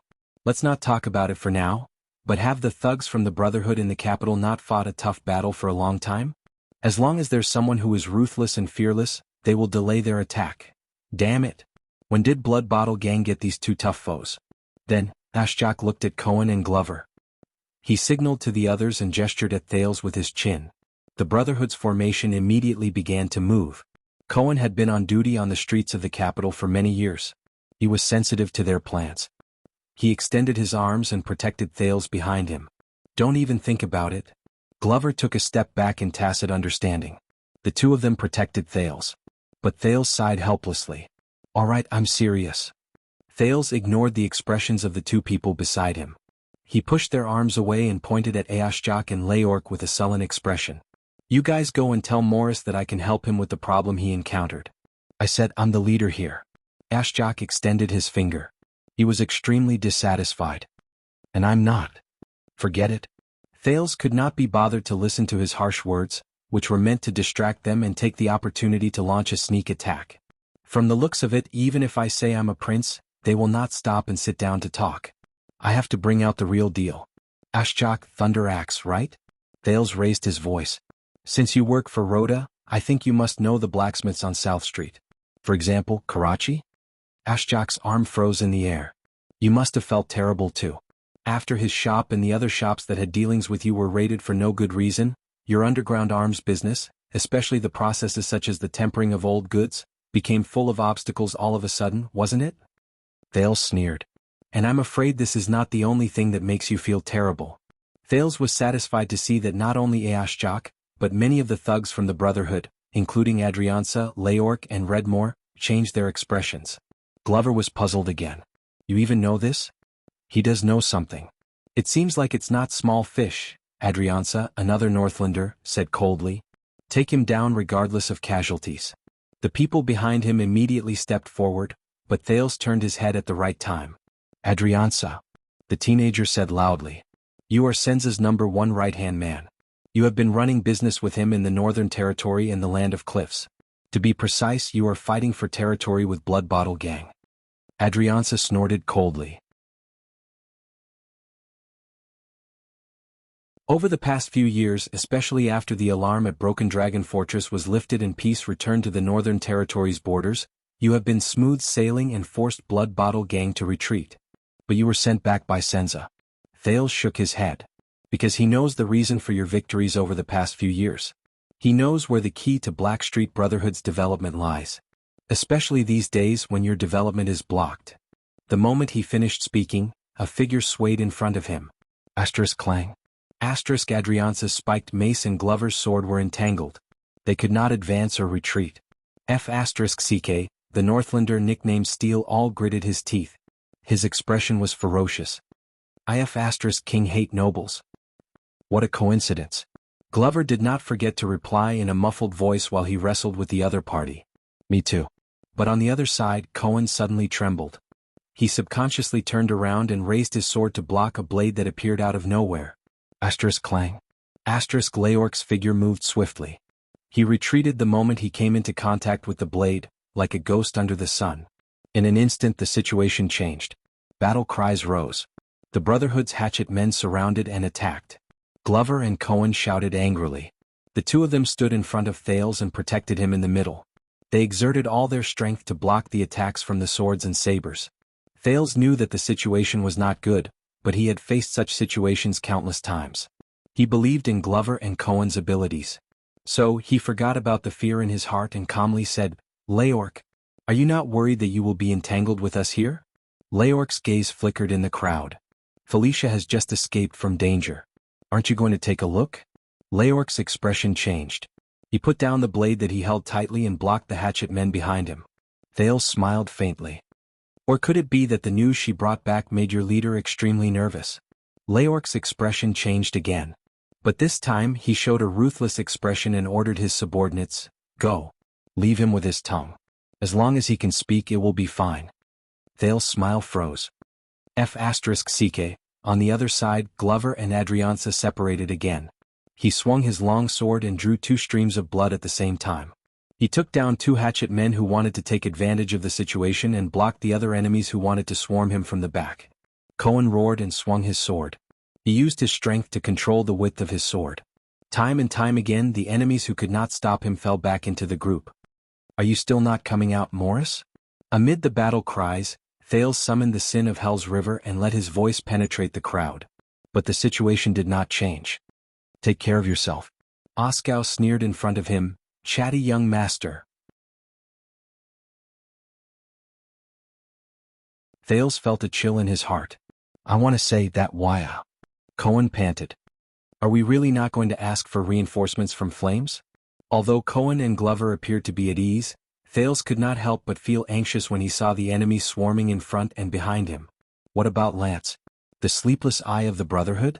The prince added a name and shouted. I think he was the most affected by the news that Felicia spat out, right? Doesn't he want to go home and take a look? The moment he finished speaking, a calm voice that was different from the others spread in the air, as if it was right beside his ears. Stop. Thales exhaled and stared at the surging crowd. Finally, a fat and strong figure appeared in the crowd. He spoke in a low voice, but it was as if he had the power of 1,000 men. It made the crowd quiet down. Everyone stepped back. The hatchet men were puzzled in the chaos. Then they slowly put down their weapons from the back to the front, stopped fighting and retreated. The battle cries gradually died down. Glover sheathed his sword, leaving behind two pitiful people wailing on the ground. Cohen elbowed the last hatchet man who was in a killing frenzy. He panted and raised his head. The crowd at the entrance of the alley slowly parted. A short and fat but strong man walked over with calm steps. Thales saw the man's face clearly and felt relieved. 6 years. I see him again. Boss Morris. When Oskow saw the man, his expression became solemn. We will take him down soon.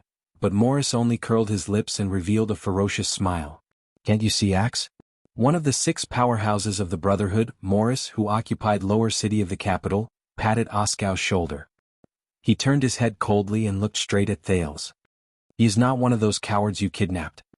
He is not one of those young masters who think they are the main characters, but once they lose their status, power, or divine weapons to rely on, they tremble in fear.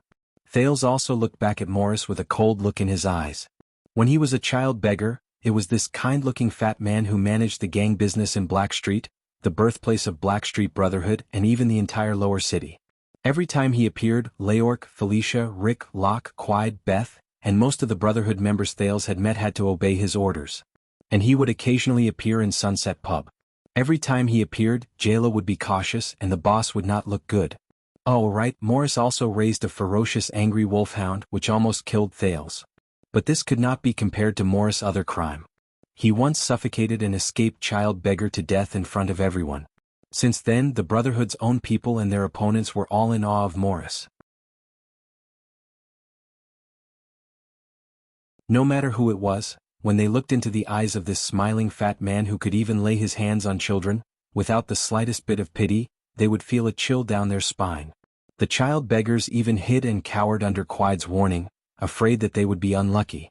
But at this moment, Thales suddenly realized that he was already standing there, looking straight into Morris's eyes. This is a noble.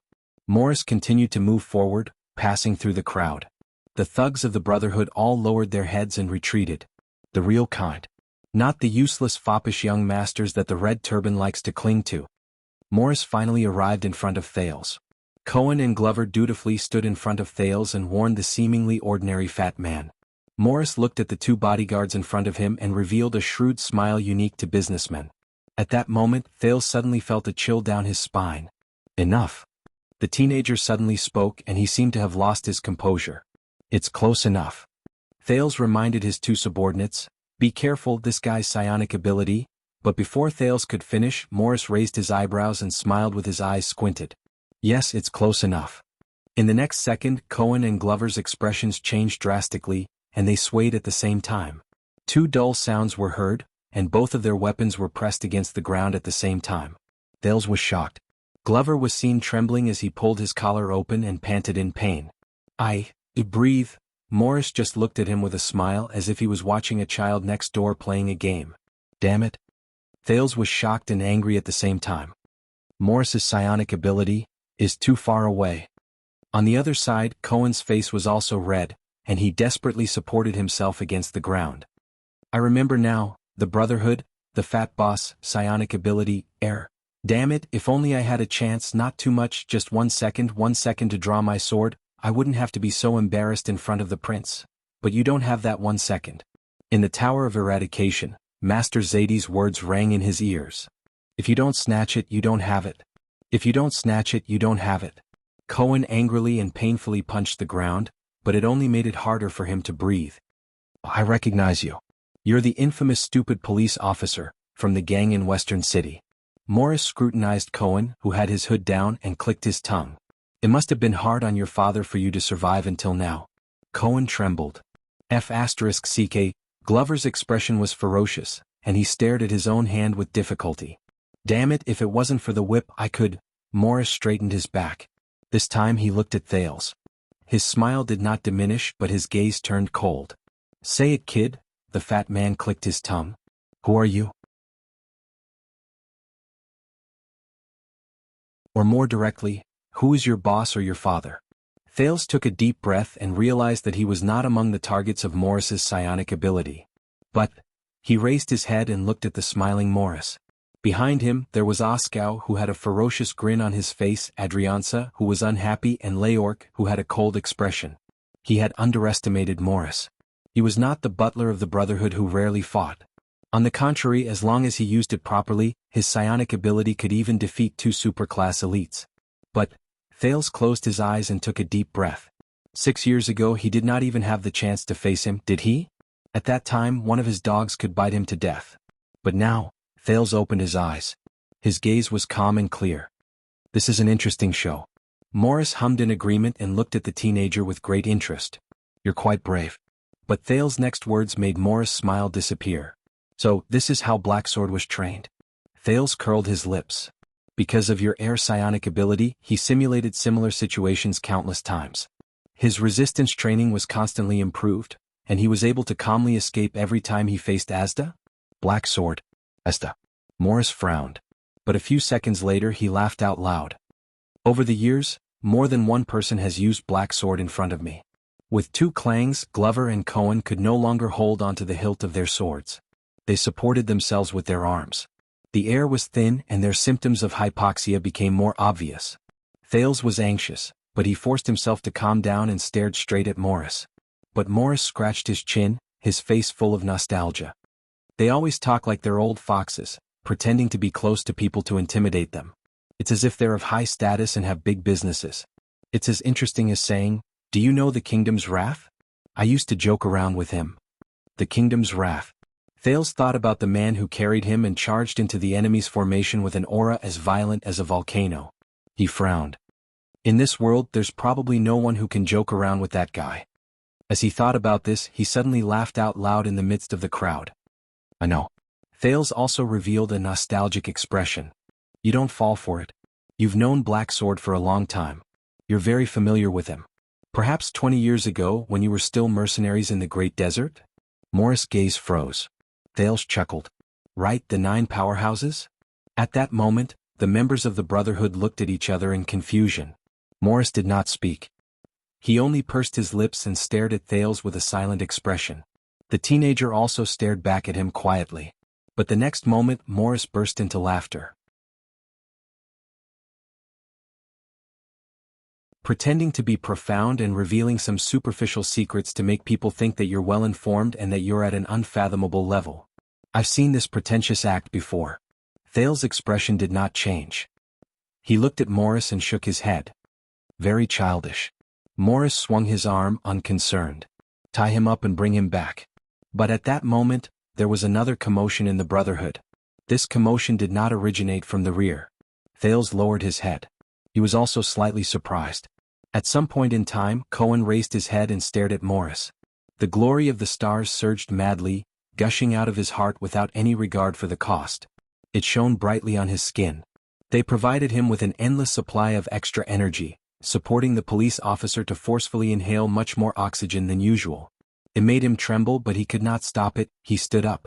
Cohen gritted his teeth and spun the sword in his hand. His vision gradually turned red and blurred. It's time to get back at them.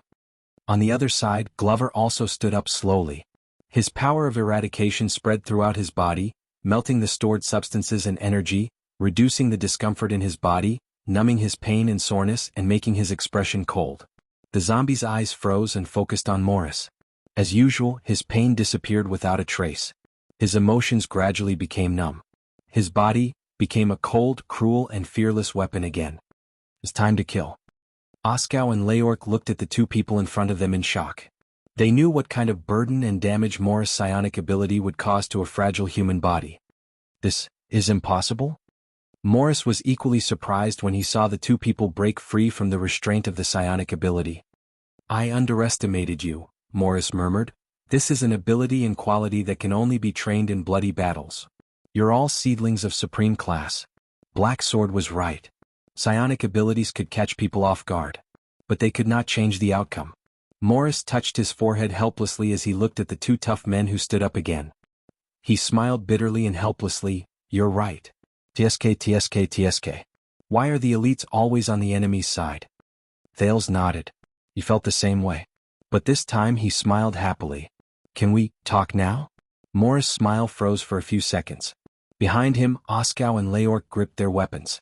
Cohen and Glover's expressions became even more terrifying. Finally, the plump man sighed and spread his hands. Glover and Cohen immediately felt that the air around them smelled good again. Then they panted and returned to normal. Don't worry. I hate childish tricks too. The change in the situation made the prince feel at ease. He said loudly, "We're all adults." Morris looked at Thales' tender face and furrowed his brows. Thales came to his senses and coughed. You know, during the age of the Empire, men became adults at the age of 14. They could go to war, get married, and have children. The teenager took a step forward. That's why I don't want to use my identity, and I don't want to use sensational news to scare people. Thales looked at him seriously. I'll say it again. I'm here to help you, Morris. Morris rubbed his hands. He looked around. The Brotherhood's thugs had calmed down again. He sneered. How? Returning to the battlefield he was most familiar with, Thales took a deep breath. The Blackstreet Brotherhood may be big, but there's no need for them to gather 4 big shots at the same time to carry out a normal street robbery, even if there are 2 muscular men behind them. Cohen shook his head. Glover swung his arms and snapped out of his previous state. Thales thought about what he had seen and heard over the past few days. He said faintly, "There's only one reason for you to be so nervous." Morris stared at the teenager. "You're talking nonsense." Thales ignored his words and sneered. "But what if it's not them?" Morris rubbed his hands together and paused. "If the culprit who kidnapped Felicia's people in your territory, if the culprit who destroyed your business, hindered your development, caused everything to go wrong for you, and caused you to run into obstacles everywhere, isn't the old enemy that you thought?" Thales' voice became stern. "What if it's not Blood Bottle Gang?" Morris did not reply, but Oskar, Leork, Adrianza, and the others behind him had different reactions. "Of course you already know," from Felicia's mouth. Thales said coldly, "You just don't know what to do. Because the enemy is too powerful and cannot be resisted." Morris pursed his lips tightly and stared at the teenager under the hood. Thales pushed Glover and Cohen aside. Under their worried gazes, he took a step forward and stopped a foot away from Morris. Their eyes met. It turned out that he was already as tall as Morris. And the evil fatty in front of him, who made countless people fear him, his gaze, was so fearful? Thales was at a loss, but he quickly regained his composure and said resolutely, "And I am you. I am also the only hope for the Brotherhood in this predicament. Now can we talk?" Thales finished speaking and waited quietly. The air became quiet. Morris did not say a word. His gaze became dark. Everyone subconsciously clenched their fists or weapons. Leork's cold gaze met Cohen's. Glover and Adrianza looked at each other and exchanged a provocative gaze. Finally, amidst the unbearable silence, Morris suddenly burst into laughter. Ha ha ha ha. Perhaps it was because of the air psionic ability, his laughter shook the alleyway and made people uncomfortable. Leork pressed his ears in discomfort and said through gritted teeth, "Boss?" But Morris suddenly turned around. "Retreat." The fatty had an elated look on his face as he waved his arms around happily. Go home, go home. Do what you need to do." The people in the Brotherhood were stunned. Thales exhaled and smiled. In the next second, Leork, who had followed Morris for many years, turned around and gave his order without hesitation. Amidst the rustling of footsteps, the people who belonged to Morris behind him dispersed. Redmore and his sleepless were expressionless, but they quietly melted into the shadows and disappeared into the messy and hidden alleyway. Adrianza hesitated for a moment, but he nodded and turned around with his subordinates. Glover and Cohen finally breathed a sigh of relief. More than half of the people in the alleyway immediately dispersed. Only the last few people were left. "Boss Morris?" Ashjok looked at Thales unwillingly.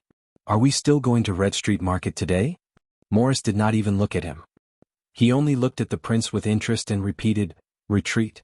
Ashjok took a deep breath. "Boss Morris, since we have mobilized so many people, we should not return empty-handed. We should at least go to Red Street Market and give the Red Turbans a warning." When Morris heard this, he seemed to have suddenly thought of something. "Oh, you're right. That's good." He waved his hand in a sluggish manner. "Go, it's all up to you." Ashjok was stunned. He looked at the thin team behind him. "But we are going to Blood Bottle Gang. We need numbers. Boss Rhoda, Oh, Rhoda. My old friend." Morris was like an old man who was hard of hearing. He slowly dug his ears. "Is he here too?" Ashjok pursed his lips. "No, boss, but..." Morris's face fell. "Then why are you still talking nonsense?" The plump man turned around slightly. His eyes were filled with coldness. "Is your surname Rhoda too?" Ashjok's face immediately turned pale. However, he judged the situation and did not continue to pester him. He turned around decisively and left with his subordinates. The Brotherhood's forces, which were originally heavily surrounded, were suddenly left with 3 people. Morris, Leork, and another subordinate who had opened up a path. Then, in the empty alleyway, Morris rubbed his hands together and looked at Thales with a smile. This handsome, why? Thales suddenly interrupted him. Why did you say that this is a true noble? Morris paused. A thought appeared in his head. Because I have seen it before. Thales narrowed his eyes. The Brotherhood's kind-looking plump man laughed. A true noble has nothing to do with their outward bearing or even their birth or bloodline. Instead, it is the mark that is branded in their soul and bones. Morris' smile faded slightly. His small eyes shone brilliantly. Even if they are mired in mud, even if they are born despicable, even if they have nothing, they are also destined to be nobles. Thales was deep in thought. Morris rubbed his hands on his clothes. He walked forward and extended his hand politely. Let me introduce myself. I am Morris. I do not have a surname. He chuckled. I am just a street thug. Thales looked at the man's attitude and suddenly had mixed feelings. 6 years can indeed change a lot. The teenager did not think too much. He also put on a smile and held Morris' swollen fingers. I am Wuxia. Morris' smile remained on his face until Thales said the next sentence. I am the attendant of the Prince of Constellation. I represent the noble, magnanimous and wise Duke of Star Lake, the second prince. Thales' expression became solemn. Prince Thales Jadestar. Morris' hand froze. Glover and Cohen looked at each other. In the face of Thales' indifferent but prideful gaze, Morris seemed to be a little confused. He blinked, took a step back and listened to another subordinate whisper something. A few seconds later, the plump man turned his head and his expression changed instantly. Oh my, you are the prince's attendant, right? Morris held Thales' hands again and shook them vigorously. He looked pleasantly surprised. It is my honor. It is also my honor. Thales let him shake his hands and sighed. You may not be able to imagine. Morris listened attentively. The teenager looked at the charmingly naive Morris before him and said sincerely with emotion, but a long time ago, I really did not expect that I would one day stand here like this and talk to you. Thales shook the plump man's hand back forcefully. Boss Morris. Morris' smile was so wide that it almost reached the back of his ears. He clicked his tongue and shook his head. Oh my, you are too polite. Glover and Cohen looked at each other's change in attitude and showed disdain at the same time. Just a little bit, Morris smiled obsequiously. Thales' lips curled up slightly. As the son of Count Gilbert Casso and the attendant of the prince from a prestigious family, His Excellency Wuxia is 24 years old this year. Morris was in high spirits, but his words made Thales' expression change. And he doesn't look like you. At that moment, Thales' expression froze on his face. At least he is not as handsome and elegant as you. Morris happily patted the back of the teenager's hand and bowed clumsily. His eyes shone brilliantly. Lofty and honorable, generous and wise. Prince Thales?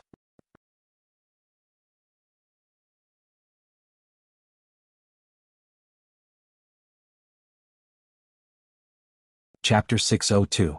Underground Street, Grove's Pharmacy. Grove listlessly sent away a bruised thug from the Brotherhood and recorded his credit in his notebook. Only then did he sit down lazily behind the counter.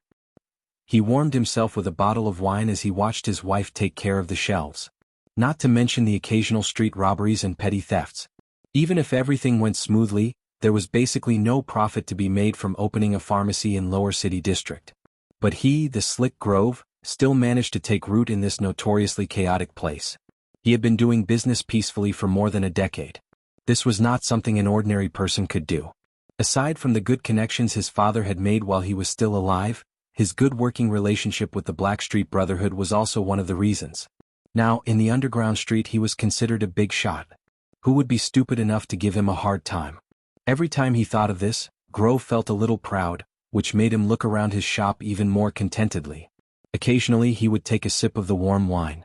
Dad, this business of mine is much better than when you swindled people back then, isn't it? The door of the shop was pushed open, and the bell behind the door rang. And a gust of cold wind seeped in from the street. There's a customer. Grove shivered in the cold and raised his head reluctantly from behind the counter. Don't tell me it's those ignorant thieves. They haven't stopped for more than a decade. It's winter now and there's a shortage of herbs. We don't have enough typhoid medicine. If you must buy it, the price won't be cheap. Grove, who was repeating himself mechanically, was stunned when he saw the customer. The person who opened the door was a strong man with a stiff expression. He lifted his cloak to reveal the sword hilt at his waist. He looked down at Grove from above. Behind him was another large man who was about the same size. The latter was unlucky enough to be caught by the doorbell's rope. He was shocked. Then he held the weapon at his waist and looked around unhappily. Grove was a little puzzled. He had never heard of these two people in the Brotherhood. Were they new? Or robbers? Having lived in Lower City District for a long time, Grove's first reaction was to reach for a knife under the counter. But the appearance of a third person made him change his mind. It was an average-sized man with a childish face. He was clearly a teenager who was still growing. He lifted his hood and scanned the shop in a daze. This was strange. Grove mumbled. He had seen a lot over the years. He had met all kinds of customers. Those who were just shopping, those who were sincere in bargaining, those who were poor but pretended to be rich, those who were rich but stingy. However, he couldn't tell the background of this young man. He couldn't tell if he was a second-generation noble from a wealthy family or a commoner from the lower city who was used to living a hard life. He couldn't tell if he was a gangster who had been beaten up, or if he was a harmless and adorable hedonistic young master. The young customer did not pay any attention to him. He just stretched out his hand and stroked the rows of shelves like a wanderer who had just returned home. Of his two muscular attendants, one was extremely vigilant and kept looking back, while the other lowered his hood and stared straight at Grove, hesitating to speak. When Grove saw the latter's face clearly, his expression changed drastically. F***ck, it's you again. The owner of the pharmacy looked disgusted and annoyed. Stupid police officer? Cohen, who was about to greet his boss, paused. What did you say? Grove coughed, but the disdain in his eyes did not diminish. Police officer Caribbean. Cohen's eyes lit up. He ignored the young man who was walking around in the shop and moved closer to the counter. I'm here today. Do a good deed, don't come here and stir up a **T again. I really don't sell any illegal drugs here. Before he spoke, Grove let out a long sigh. I have nothing to do with those gangsters either. Thud. With another arm pushing against the door, a short and stout fatty walked into Grove's pharmacy and looked around with interest. When he saw who it was, Grove shuddered and he choked on his words. M.O. Morris? Grove stared at the new customer in front of him in horror. But he reacted quickly and quickly adjusted himself before walking out of the counter.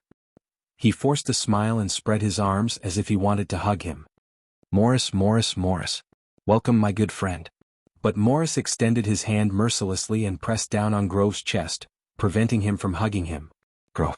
The leader of the Brotherhood only nodded faintly and pushed Grove back behind the counter slowly but firmly. The latter could only smile awkwardly and nervously. Cohen widened his eyes. Didn't you say that you don't know him? You and this scum of the Brotherhood. Cohen said angrily.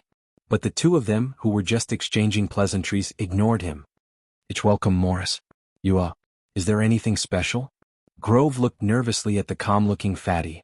His words were filled with humbleness and fawning. Relax.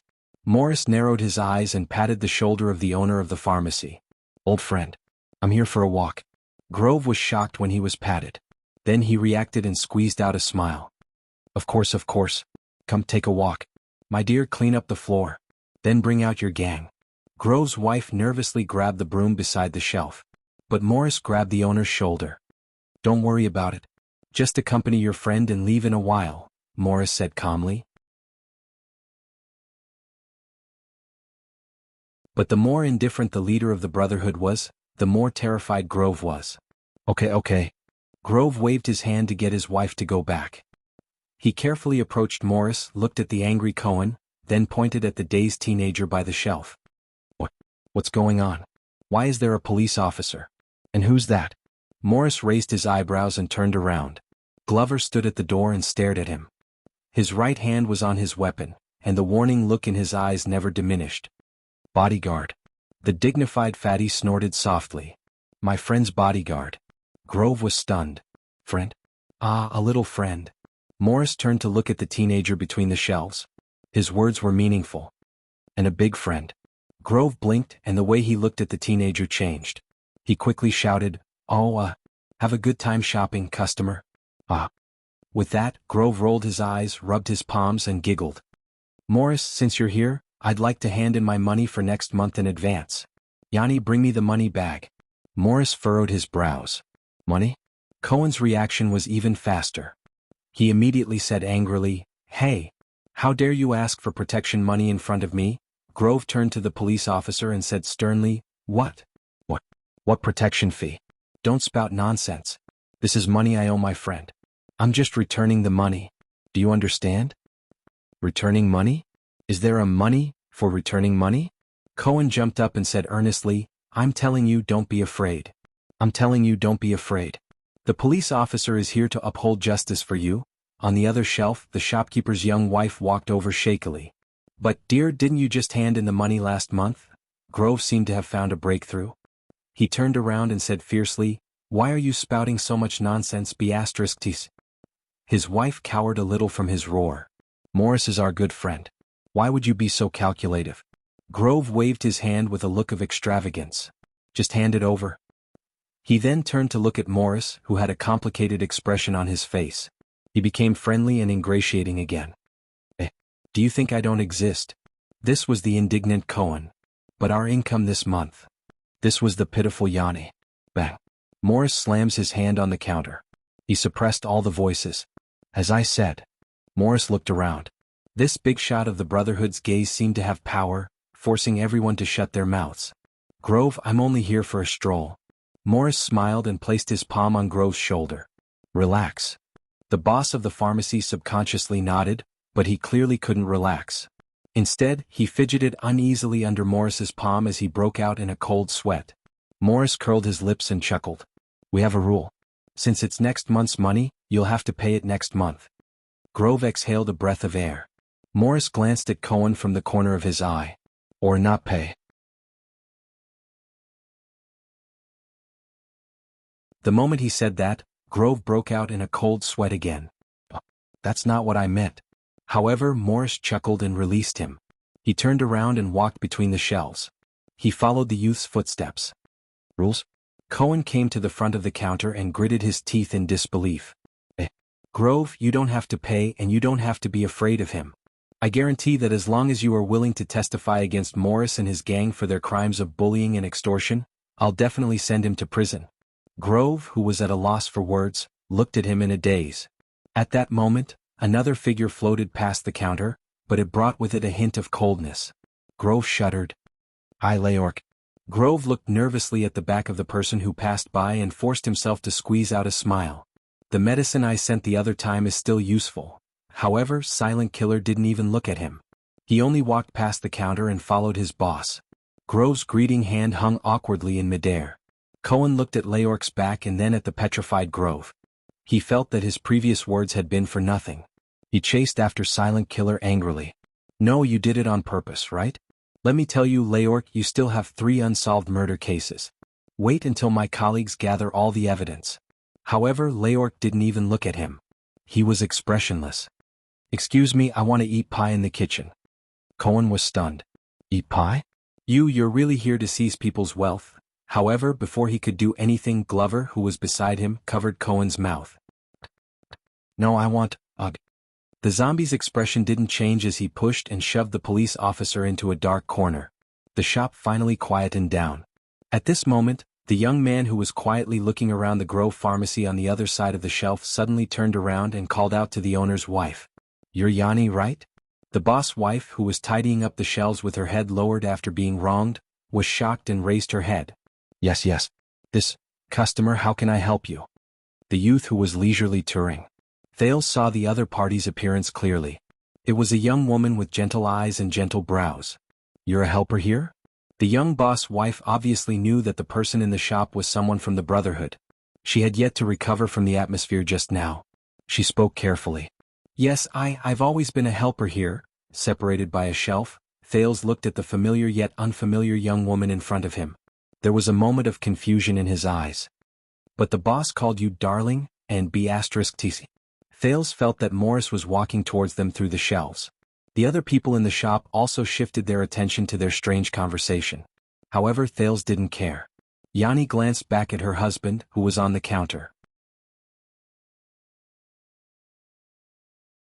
Grove was horrified again.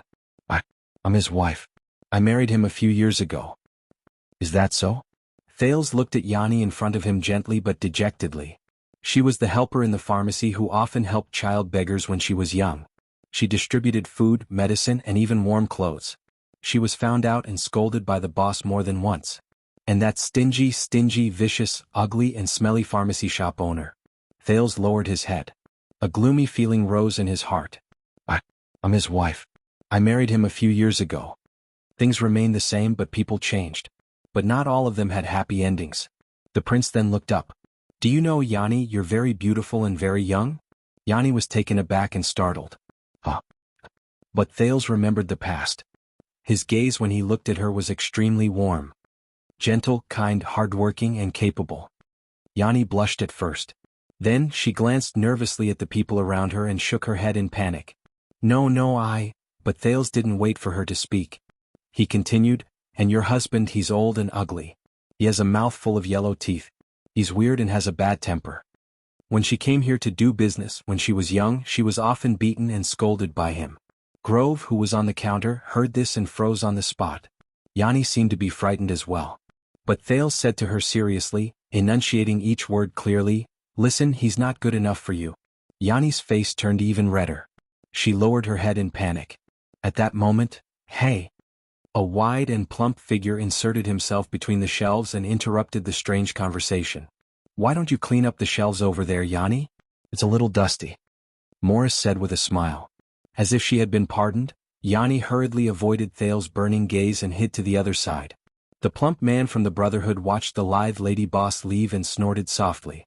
I don't think a person like you came here to shop or to flirt with women? Thales sighed and turned to face Morris. What if it's true? Morris' expression changed. He was as passionate as fire. Then Lower City District and the Brotherhood will always welcome you. Red Street Market as well. Morris stopped smiling and his eyes shone. After all, not every noble is happy to see their boots stained with mud. Thales no longer paid attention to Grove and Yanni who were whispering to each other. He replied with the same profound meaning. Mud is the foundation of building a house. Morris picked up a bottle of medicine and tossed it in the air. He shrugged. But for some people, building a house is so that they don't see mud. Thales smiled coldly and decisively snatched the medicine from his hands. He carefully placed it back in its original position.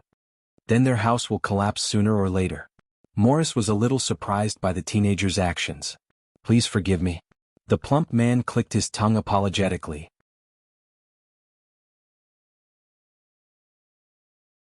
My sister's culture, I don't really understand. Thales suddenly spoke. You're not the only one. Morris' ears pricked up.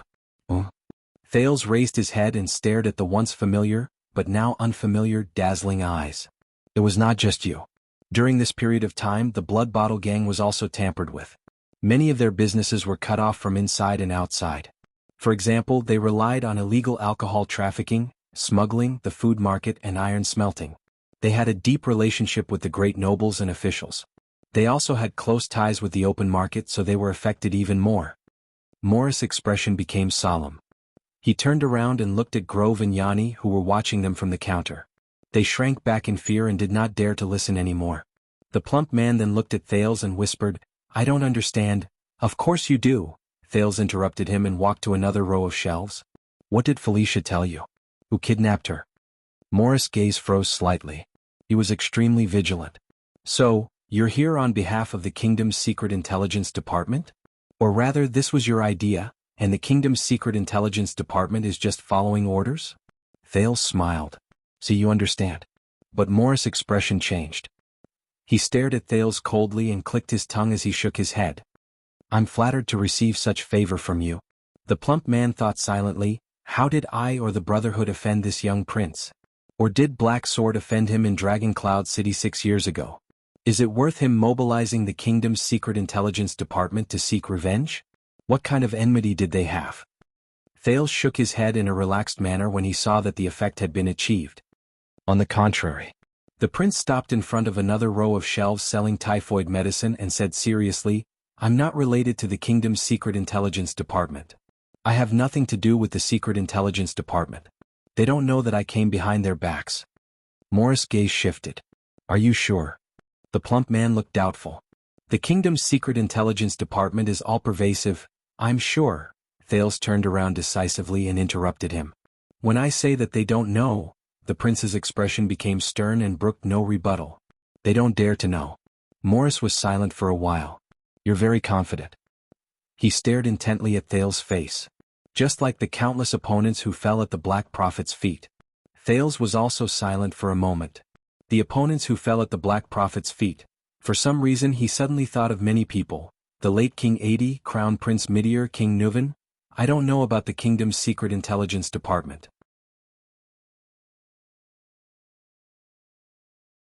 I don't know what kind of entanglement the Black Prophet has with your sleepless eye, Lance. Thales organized his thoughts and spoke again, but it made Morris frown again. But I know that your relationship is complicated, and you're in a delicate situation. Thales stared at Morris. While he felt the strange change in status between the two of them after 6 years, he tried hard to dig out something from the Brotherhood's leader's eyes. If Lance doesn't like the Black Prophet, the prince said flatly, tell him that I don't like him either. This should be the basis of our conversation. Morris was deep in thought. Thales turned around and ignored the plump man. Instead, he walked to the counter and resumed the previous conversation. Did he force you? Yanni, who was by the counter, was shocked. Only then did she realize that the teenager, whose gaze was so intense that she could not bear it, was looking at her again. Thales stared at Grove, who was behind the counter. He suddenly realized that Grove was looking at him and Morris, who was behind him. He had long since shrunk into a ball out of fear.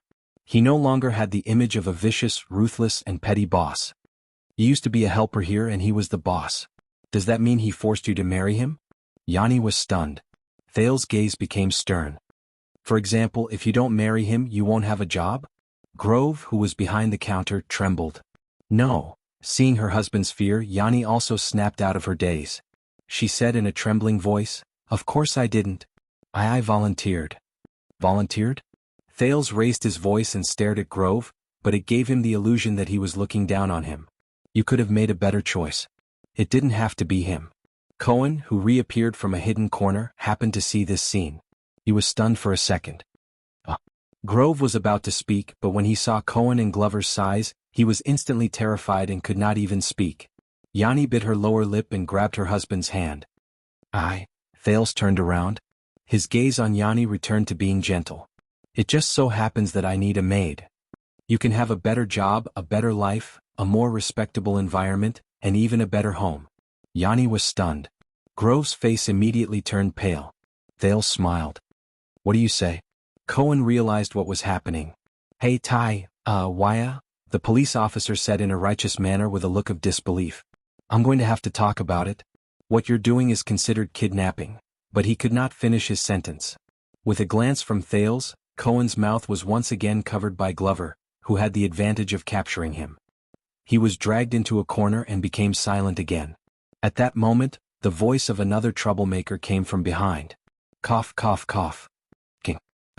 Palace. Morris coughed. He finally found a suitable form of address after much difficulty. My little friend.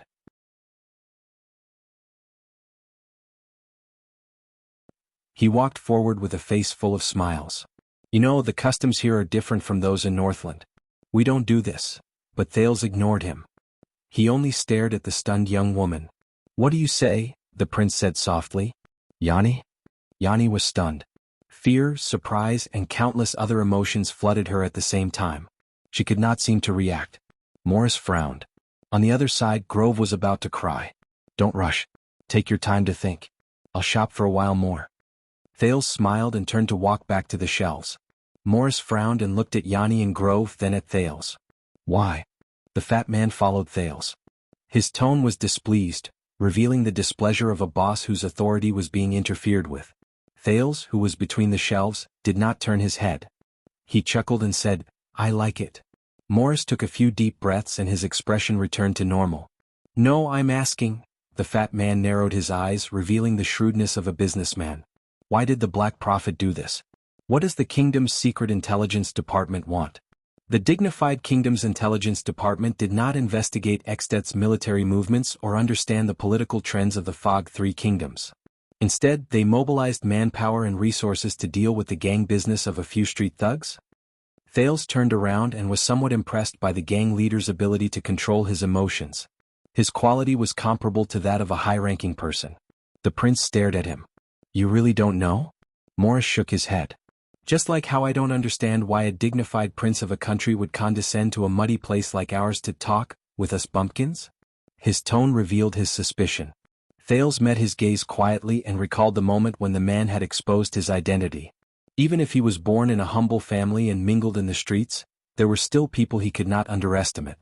Moreover, strictly speaking, this was Blackstreet Brotherhood. It was Black Sword's territory. Black Sword. Thinking of the man who was strong enough to fight a mystic, Thales shed his contempt and did not dare to be negligent. First of all, although the Black Prophet is still alive, the specific affairs of the kingdom's secret intelligence department are no longer under his control. The prince returned to his negotiating mode and said solemnly, the successor is not well known, but he is young and full of vigor. He is determined to forge ahead and unpredictable. Morris frowned and rubbed his chin as he began to think. Secondly, we all understand that perhaps Blackstreet Brotherhood rose too quickly, and their members are mixed with good and bad people. Perhaps Blood Bottle Gang is too old to rise again and is not as powerful as before. Thales' gaze turned cold. But you, both of you, are not simple thugs on the streets.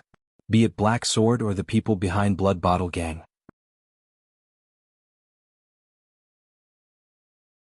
Morris' fingers froze as he rubbed his chin. This damned prince. How much does he know? As for why the kingdom's secret intelligence department did this and why they attacked the two gangs that are closer to the bottom of society, I don't know either. Thales stood between the shelves coldly and crossed his arms. I neither care nor care about the details of the kingdom's secret intelligence department's actions. He disliked it even more. Morris' eyes darted around. You don't know? He sneered. Then what do you want to talk to me about? What can you help me with? Did you really come here just to say a few harsh words, stroll around, admire the scenery, and flirt with women like an ordinary rich playboy? Morris glanced at the counter, and a flash of viciousness appeared in his eyes.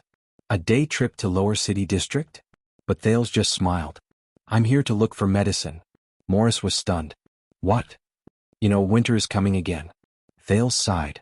Prepare clothes to ward off the cold and prepare medicine to treat illnesses. Morris was silent for a moment before he smiled again. He looked tacky, honest, rude, and straightforward. Don't talk in riddles. We are really cultured.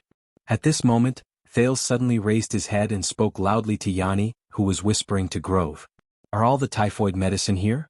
Yanni and Grove jumped in fright. Yes, there is still some in the storeroom, Yanni said while trembling with fear. Thales smiled. Very good. The teenager lowered his head again and picked up the goods.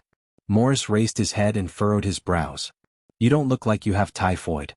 Thales nodded, then shook his head. Not at the moment. Morris snorted softly. And there is definitely no shortage of doctors in the palace. Thales hummed in acknowledgement and suddenly said, Why? Over the past 6 years, you have been growing stronger and winning against Blood Bottle Gang. Have you ever thought about why? Morris was stunned. Blackstreet Brotherhood rose to power in less than 10 years. As a rootless, spontaneous organization, a civilian organization. Thales raised his head and put on a pretentious air. Why is it developing so smoothly? When he heard the news about himself, Morris became serious again.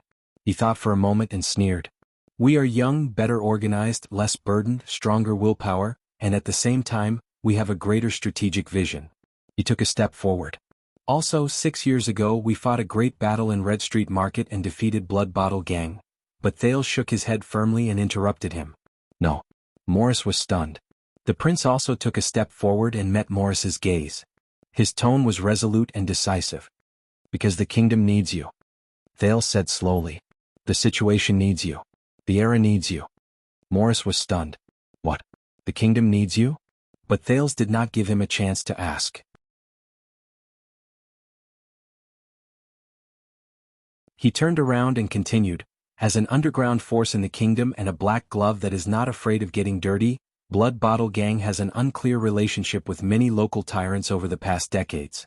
The transfer of benefits and the binding of relationships are even more deep-rooted. When he said this, Thales' gaze became fixed. For example, the Iris family of South Coast Hill, Covendier. Morris was deep in thought. Thales stopped and carefully studied a bottle of typhoid potion. Yes, between the king and the vassals, between the central government and the local government, between the capital and the entire territory. Thales's gaze gradually became absent-minded. Blood Bottle Gang, which rose to power by smuggling at the borders, chose to fall into the most influential and deep-rooted party from the very beginning. It was also the most difficult to get rid of them. To be the vanguard of others is to be protected by others. Thales stared at the potion in his hand. This is something I only understood after I stepped into politics for many years. It is also the reason why they have been able to flourish and stand tall even though they have suffered heavy blows from the kingdom's officials for decades. Morris did not speak. He only furrowed his eyebrows and pondered deeply. Otherwise, you would have seized the entire Red Street market during the one-night war, 6 years ago. You could have even followed up on your victory and seized more. Thales put the potion back and remembered the experience that changed his fate that night. He sneered and said, "Why did you have to give up half of the territory you seized and make peace with Blood Bottle Gang, which was greatly weakened? Why did you draw a line between us?" Morris scratched his chin. His dazed gaze became clear again. "It's interesting to hear." "It's more interesting to play with them," Thales said decisively.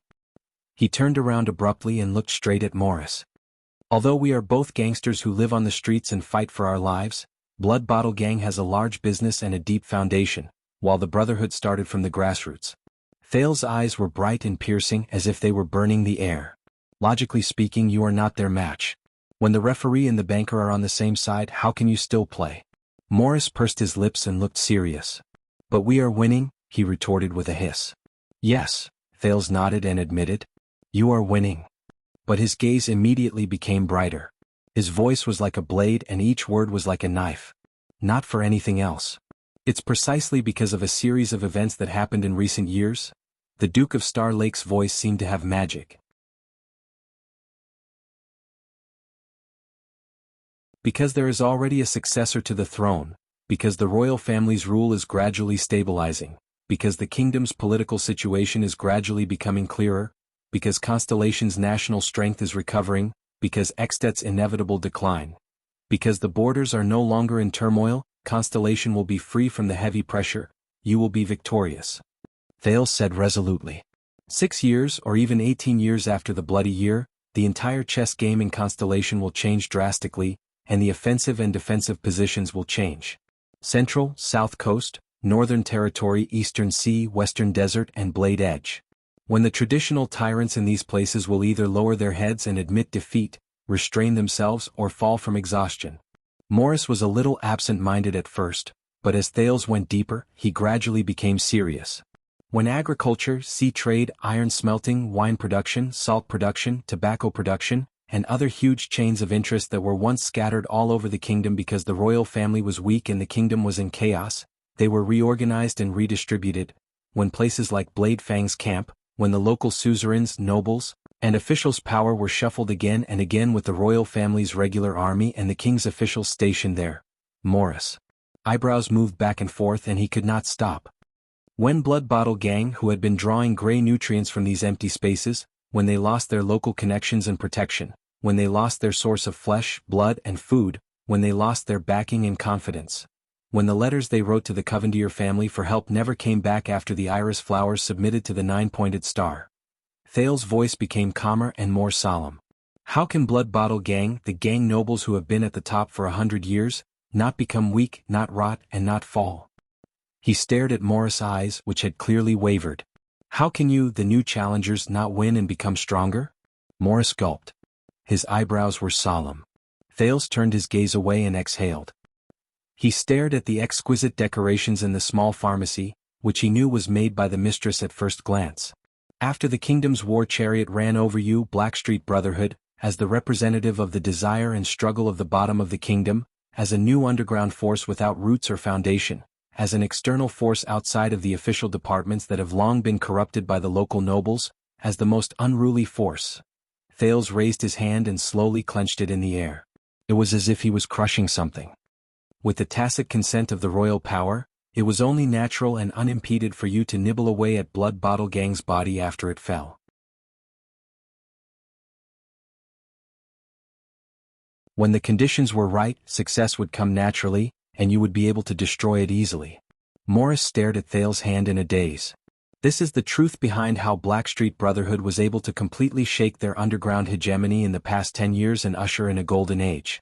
Thales clenched his fists and his voice tightened. You won not for anything else.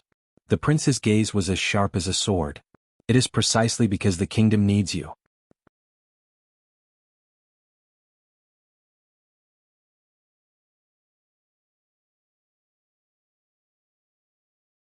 Chapter 603.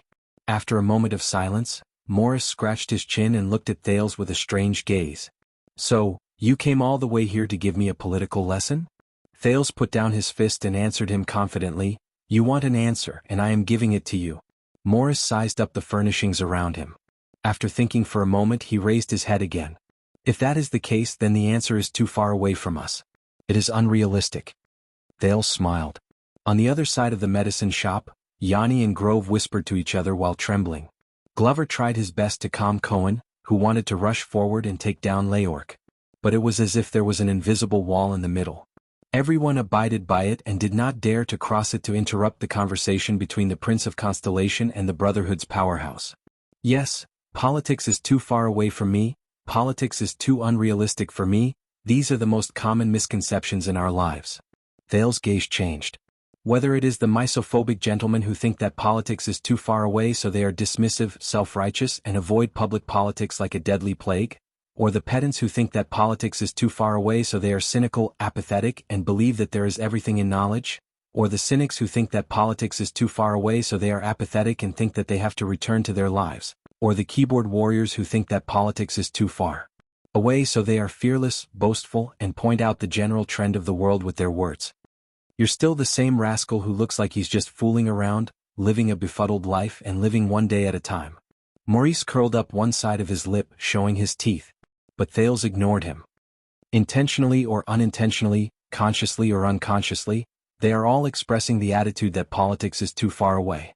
But with all due respect, they either have some misunderstanding about politics, or they have some misunderstanding about distance. Morris did not say a word. Look at me now, I am standing in front of you. When he said this, Thales' voice turned cold. And do you think that during the rise of the Brotherhood, the relevant departments have always been indifferent to you and let you do whatever you want? Morris narrowed his eyes. The relevant departments? Ha, you mean the most mysterious relevant departments who are always missing when it comes to benefiting the people, and only fulfill their duties when it comes to patriotism? Morris snorted. There was disdain on his face and his words were filled with mockery. We have our own ways to deal with them. They're like a pile of sh*t. Every time I'm done squatting in the pit, I have to stand up and wipe my ass. Only then can I see them in the pit of sh*t, baring their fangs and brandishing their claws. But Thales shook his head and ignored his emotions. Then why did you order a retreat just now? Why didn't you listen to Ayaskau and follow the original plan? Gather our men and kill our way to the Blood Bottle Gang to collect the debt. Who cares who the culprit of the kidnapping case is? The Brotherhood only needs to kill to establish our might. Morris rolled his eyes and said nothing. Thales turned around and walked to the next row of shelves. From time to time he would pick up a medicine bottle and fiddle with it. Politics is not far away from you, Boss Morris. Even for people like you who see the kingdom as nothing and trample on the boundaries of the law, high walls and iron walls not only trap those who are willing to be in the cage, but also restrict those who think that they are outside the cage. It's an invisible net that blocks every inch of color in our line of sight and every gap in the air. Every move we make, every word we say, and every breath we breathe are all trapped in it. We cannot escape. Thales stared at the medicine bottle in his hand and felt its sturdy wall. He was lost in thought. Morris was silent for a few seconds before he let out a low snort. Maybe I should let Lance listen. The fat leader of the Brotherhood narrowed his eyes and said. He knows this the best. But Thales sneered. You too, Morris? The prince raised his head and met Morris' gaze. After all, you're the one who does the accounting and manages the money. At that moment, a fierce look flashed in Morris' eyes. But in just a few seconds, the leader of the Brotherhood snickered and waved his hand nonchalantly. Come on, we rough men on the streets don't understand the nonsense you're talking about and we're not interested. But Thales suddenly raised his voice and interrupted him. If you're really not interested, Morris? Then all of you, Black Sword, and the mercenary group known as the 9 Powerhouses, would not have come all the way to the capital. His voice gradually became softer, and the speed of his speech gradually slowed down, but the power contained in it made Morris frown. And if you're not interested, Thales took a step forward. You would not have accepted Prince Horace's employment. At that moment Morris' gaze changed. You would not have stayed in Eternal Star City after he failed and died, lurking in the shadows to forge ahead. Thales gently turned the medicine bottle in his hand and said slowly, "You have ulterior motives." Silence enveloped the conversation between the two people. Then Morris snapped out of his shock, adjusted his expression and exhaled. "Who did you say just now?" Thales smiled nonchalantly, turned around and put down the medicine bottle. "Lady Yanni." The prince suddenly raised his voice and broke the barrier that separated the two conversations. It attracted the attention of the other people in the medicine store. "Have you thought about it?"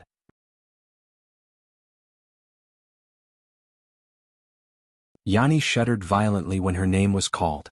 She raised her head in bewilderment and looked in Thales' direction mechanically. What? Grove, the shop owner, had a long face. He looked at his wife anxiously, then at Morris nervously. Thales was not anxious or annoyed. He smiled gently. "A chance." I said, "I want to give you a chance to find a new path and a new life." Thales glanced at Grove, who was beside her. The coldness in his eyes almost made the latter's legs go limp. "At least it's better than now." Yanni stood where she was in a daze. She subconsciously wiped her hands on her apron. Cohen frowned and wanted to speak, but as time went by, Glover had obviously grasped the trick to holding him back. Leoric cast an inquiring look at Morris, but the fat man was deep in thought and did not respond. Grove was the only one who showed a pained and pleading expression. He shook his wife's arm. Yanni was in a daze for a long time. She turned her head around in a daze and swept her gaze over the medicine store she had been in for more than 10 years. Then she glanced at Grove, who was once the shop owner and was now her husband. Then she slowly turned her head and looked at the handsome and gentle young noble. Thales did not rush her. He just waited quietly. Finally, after an unknown period of time, Yanni took a deep breath. Slowly but decisively she pulled her arm out of her husband's fingers. She wiped her hands, took 2 light steps forward and stood in front of Thales. Thales smiled in response. Grove was immediately dealt a heavy blow. His body swayed and his face turned pale. Morris' thoughts were in a mess. He frowned fiercely. Cohen widened his eyes in disbelief. Glover did not move and was expressionless. Leoric continued to lean against the corner of the wall and watched coldly. Yanni cleared her throat and said seriously, "Young master, I am very, very grateful for your favor." "Young master, I am very, very grateful for your favor." Thales raised his eyebrows. Yanni said firmly, Yen and I said firmly, "I do not need the new life you gave me." The moment she said that, the entire medicine store fell silent. As soon as he said that, the entire pharmacy fell silent. Thales frowned slightly. "What?" Yanni tried her best to squeeze out a smile. "I mean, the life I have now is already my best choice. What I'm saying is that my current life is already the best choice for me." "The best choice?" Thales muttered to himself for a while. He gestured with his chin at the cowardly Grove. "That's him?" Grove shuddered again. But Yanni turned around and glanced at her husband. Then she said to Thales with certainty, "Yes, him." Thales was silent for a while. He lowered his head and sneered. "Tell me, will your old husband, Boss Grove, beat you up?" Yanni trembled slightly. Morris snorted on the other side. Grove's face was pale as if he had been struck by lightning. Thales looked up and tried hard to see into Yanni's heart. "Tell me, Miss Yanni or Madame Grove, are you happy here?" Yanni's eyebrows twitched. She pondered this question in pain and hesitation. Perhaps it was because the young man's 2 bodyguards were too strong, or perhaps it was because of the dignified aura that he exuded, or perhaps it was because Morris' presence was extraordinary. At this moment, the entire pharmacy was silent. Everyone was waiting quietly. Finally, after half a minute, Yanni's eyebrows relaxed. She raised her head slowly, ran her fingers through her hair, and gave Thales a beautiful smile.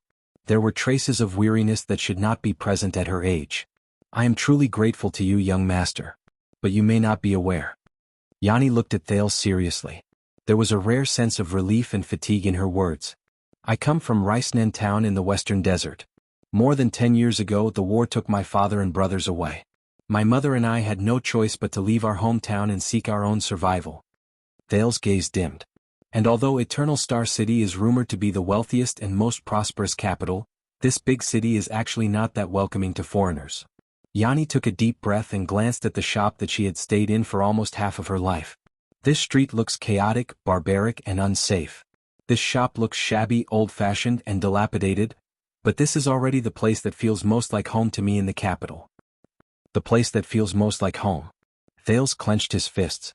On the other side, Glover furrowed his eyebrows, Morris snorted softly, and Leork buried his face deeper into the shadows. Yen and I sighed and smiled bitterly. And Mr. Grove. My husband. Yanni turned to look at Grove with a complicated gaze. The latter was looking at them uneasily. Yes, he is older than me, a little fat and a little impatient. He's usually a little stingy, calculative, impatient, selfish, and short-sighted. He snores loudly in his sleep at night. Yen and I took a deep breath and said with difficulty, and yes, if I pull him up when he's drunk, he'll hit me. Thales glared at Grove coldly. The latter was first horrified, then showed a fawning and remorseful expression. Cohen frowned. He raised his index finger and was about to speak, but for the third time he was forced back by Glover's fierce gaze and firm grip that said, "If you dare to interrupt the prince, I'll kill you." Yanni slowly turned around and said softly, "But he took me in, took care of me, gave me a job, gave me a place to get medicine, and treated my typhoid mother. Just when I was at my lowest, at my wit's end, and was about to risk everything to look for a job in Red Street Market." Grove's eyes were filled with joy. He didn't do it out of kindness, much less love. Thales snorted coldly. He did it only for your beauty and youth. Yanni trembled slightly and suddenly looked up. Yes. Thales was shocked. At some point in time, Yanni's eyes had already turned red. She spoke agitatedly and agitatedly. Of course I know. He coveted my beauty. He saw that I was young, hard-working, and capable, so he... Tears trickled down her cheeks as she raised her voice. But who didn't? Yen Ni's sudden outburst startled everyone. The young woman took a deep breath and wiped the corners of her eyes. You're young master. You were born into a wealthy family and live a carefree life. Perhaps you don't know what it's like to be so hungry that you lose your mind. You don't even care if a man takes off your skirt for a mouthful of bread. Thales stared at her blankly. But I know. Yanni clenched her fists on her apron. I know. She turned around and glanced at Grove. Her gaze was filled with a desolate smile. Yes, my husband is full of flaws and shortcomings. Some of them are unbearable. He's certainly not the ideal man in every young girl's heart. Grove flashed his wife an extremely ugly smile. Yanni snorted, but her laughter was bitter. Her voice was low. But the reality is, which woman's husband in this world is as good as the stories say? Especially here. Thales responded in silence. That's right. I might have a bit of good looks and I'm younger than him. That's why he who has money and a career took a fancy to me. He made me work for him and made me marry him willingly or unwillingly. That's right. Yanni sniffled and said mournfully, but a talented man and a beautiful woman. Isn't this the universally acknowledged truth of a happy marriage between a man and a woman? The young woman turned her head in panic and looked at the other people in the pharmacy. Cohen, Glover, Morris, Leork. But no one answered her question. Under the heavy pressure, Yanni lost control of her emotions. She sobbed. Just like in Isabel's search for her husband, a man can only use his achievements and wealth to exchange for a woman's age and beauty. He can't see anyone with tears in his eyes, so how can he hope for love and affection? From the commoners to the nobles, which family isn't the same? Which family isn't the same? Yanni rubbed her red nose and stroked her hair that had become dry and colorless after her marriage. She sneered and said nonchalantly, as long as a man has fame and wealth, he can cover everything else. He doesn't care about his flaws or how he is. And to a lady, being young, beautiful, virtuous and capable is the only value. Who cares if you're happy or not? Thales could feel the agitation in her emotions and could not help but feel remorseful. Yanni turned a blind eye to his reminder. In the opera, Princess Isabel's criteria for choosing a husband are always the same: fame, reputation, and outstanding talent. And there are only a few things she can use to attract a candidate: beauty, virtuous, and intelligence. These are the only matches.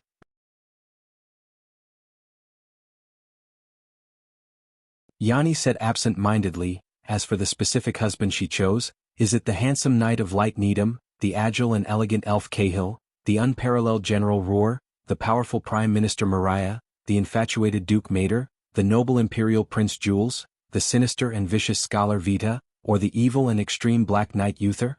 Is it really important? I take off my dress in exchange for his bread. Yanni's eyes were blank. This is the most recognized trade in match. Thales looked at her quietly and suddenly realized that the person in front of him was no longer the kind Yanni he was familiar with. 6 years later, that reserved and shy girl had experienced too much and seen too much in this ruthless neighborhood. He suddenly felt a heavy heart. He even began to doubt his choice to come to Lower City District. Just like this medicine scale. Yanni smiled sadly.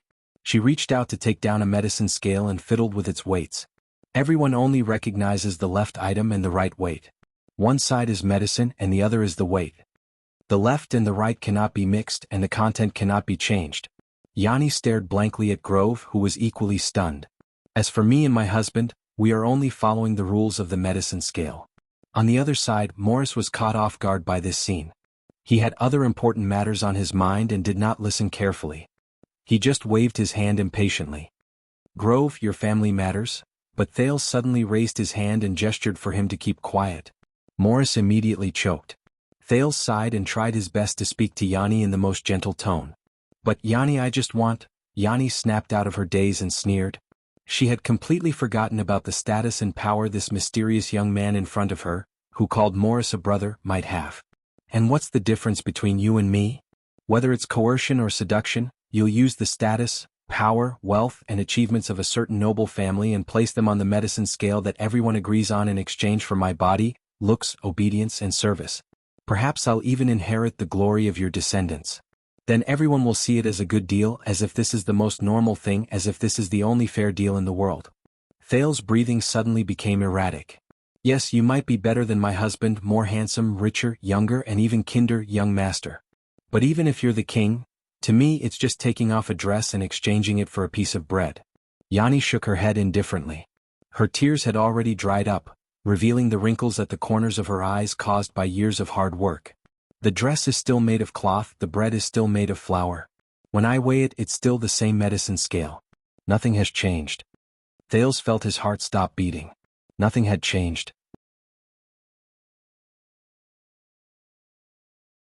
This is the sorrow of being a woman. For the rest of our lives, we must and can only work hard to weave and dye our own dresses. Only then can we take off our dresses and choose between bad and not so bad bread, even if you think that a certain bread is extremely delicious and is practically the king of bread. Yanni glanced at Thales and sneered. In this aspect, you're not even as good as my husband, even if he's old and ugly. Grove was delighted at first, but when he saw Thales' expression, he felt bitter in his heart. At least I've lived with him for many years. I understand him and I know how to deal with him. At least I know that I can be the mistress of a medicine shop here. I can live a normal and worry-free life. No matter how bad things are, I won't be so poor that I have to rely on hard labor to wash clothes and even sell my body to make a living. And this is better than hooking up with some rich and powerful noble young master, living a luxurious life for a period of time, and then being abandoned for no reason. Thales was speechless. He could only clench his fists. All his eloquence were overshadowed when Yanni poured out her heart in despair. Because the medicine scale in this world only allows me to exchange my dress for bread. There's a strict partition in the middle and I can't cross it. So it's the same with any man. It's just bread to stave off hunger. Yanni shook her head in confusion and sneered sadly. There's never a better choice or a better life. Thales was silent. Only Yanni's soft sobs could be heard in the air. Morris sighed softly. Leorc's gaze was sharp. Glover lowered his head and pondered. Even Cohen looked sad. It's not your fault, Yanni. After a while, Thales composed himself and shook his head. It's because this medicine scale is too old. It's not good enough for you. But you do deserve better. But Yanni was still unmoved. She stared at Thales vigilantly, and the stubbornness in her eyes did not diminish. Thales looked at her now and thought of the past. His heart was filled with mixed feelings. He opened the corners of his mouth weakly, and a weak smile bloomed. Good girl, Yanni. Good girl, Yanni. At that moment Yanni was stunned. She stared blankly at Thales' pained eyes and was stunned for a long time. Good girl, Yanni. This title, a memory from a long time ago when she was still a girl, suddenly surged into her mind. Take it, black-haired boy. This is typhoid medicine. Remember, children can only use half the dosage. Thank you. Korea will get better now. Here, is this enough? Sai, it's not enough. The price of the medicine has increased. It's okay, I'll make up for it. Fill in the accounts. I hope Mr. Grove will not notice. Don't worry. Didn't you say that there are many rich people in Red Street Market? I'll go there to try my luck. I might be able to get some money to return to you. If the boss hits you, I'll smash his precious signboard.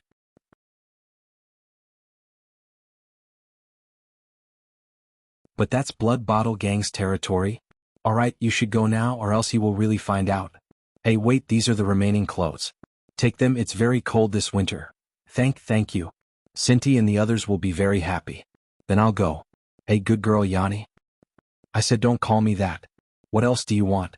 You know, a good girl like you will definitely be happy. There's only so much. You won't get anything even if you try to please her. No, I'm serious. I will let everyone in downtown know that there's a good girl, Yanni. Good men will fight to marry you.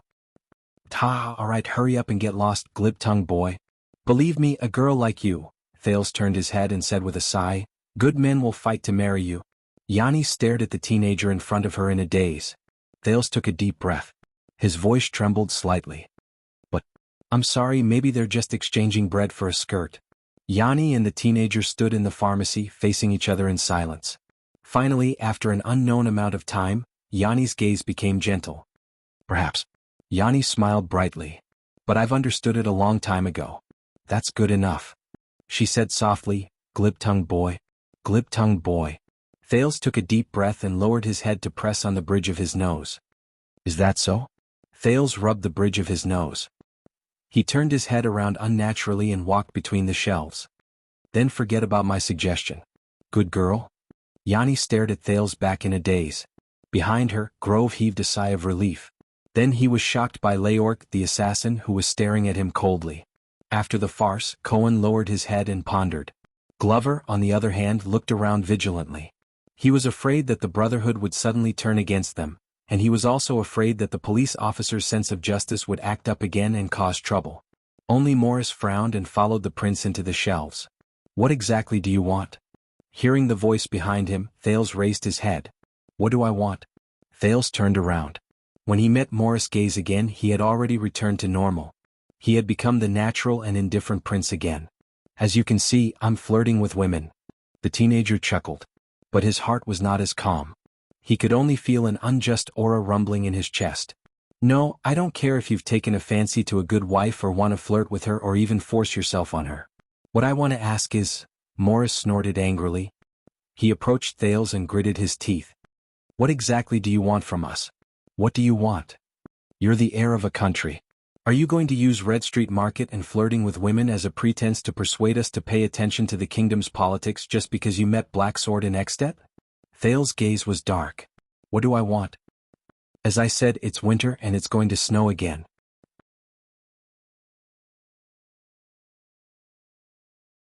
The prince looked up and turned the resentment in his chest into motivation to think. Get ready to ward off the cold. Morris was puzzled. I don't understand, but Thales' voice became stern. Horace. Morris' words came to a halt. The former second prince, the sword of reversing light, Horace Jadestar. The teenager suddenly raised his head and looked at Morris coldly. What did he ask from you during the bloody year? Morris widened his eyes. 1 second, 2 seconds. The fat man's gaze changed. Coldness, treachery, decisiveness, and fierceness appeared in succession. But Thales was unmoved. He only met his gaze quietly. After a while, Morris' expression was ferocious. He lowered his voice. Then what you asked for is a little too much. And too dangerous. The fat man's heart was cold. As he stared at Morris' expression, Thales already had an answer in his heart. Then we won't be in a hurry. We'll take our time. The teenager was calm and confident. First, I want to know what you know. Morris frowned. What we know? Thales nodded. He tried hard to forget the disappointment he felt when he failed to repay Yenna's debt of gratitude. Even though politics is everywhere and affects everything, I don't think that every party is self-aware. But I don't think that everyone is self-aware, especially with the difference between you and Horace.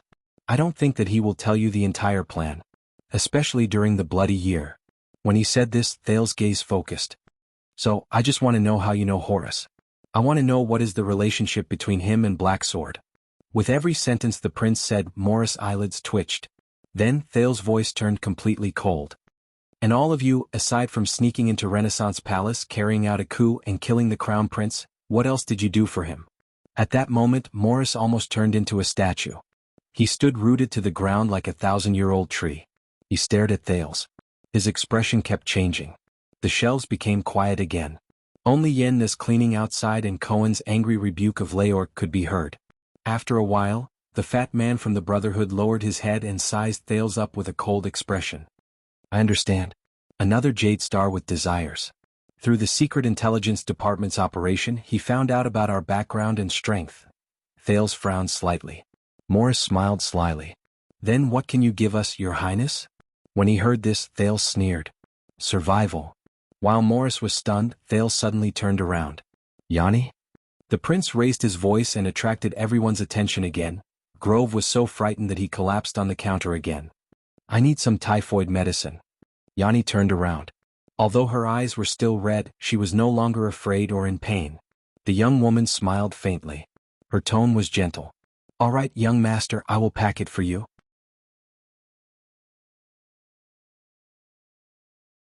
How much do you want? Take it, black-haired boy. This is typhoid medicine. The memories of the past slowly reappeared before his eyes. All of them. Thales lowered his head and rubbed the bridge of his nose so that no one could see his eyes. I want all the typhoid medicine in the shop today. Grove, who was sitting on the counter, was stunned. All of them?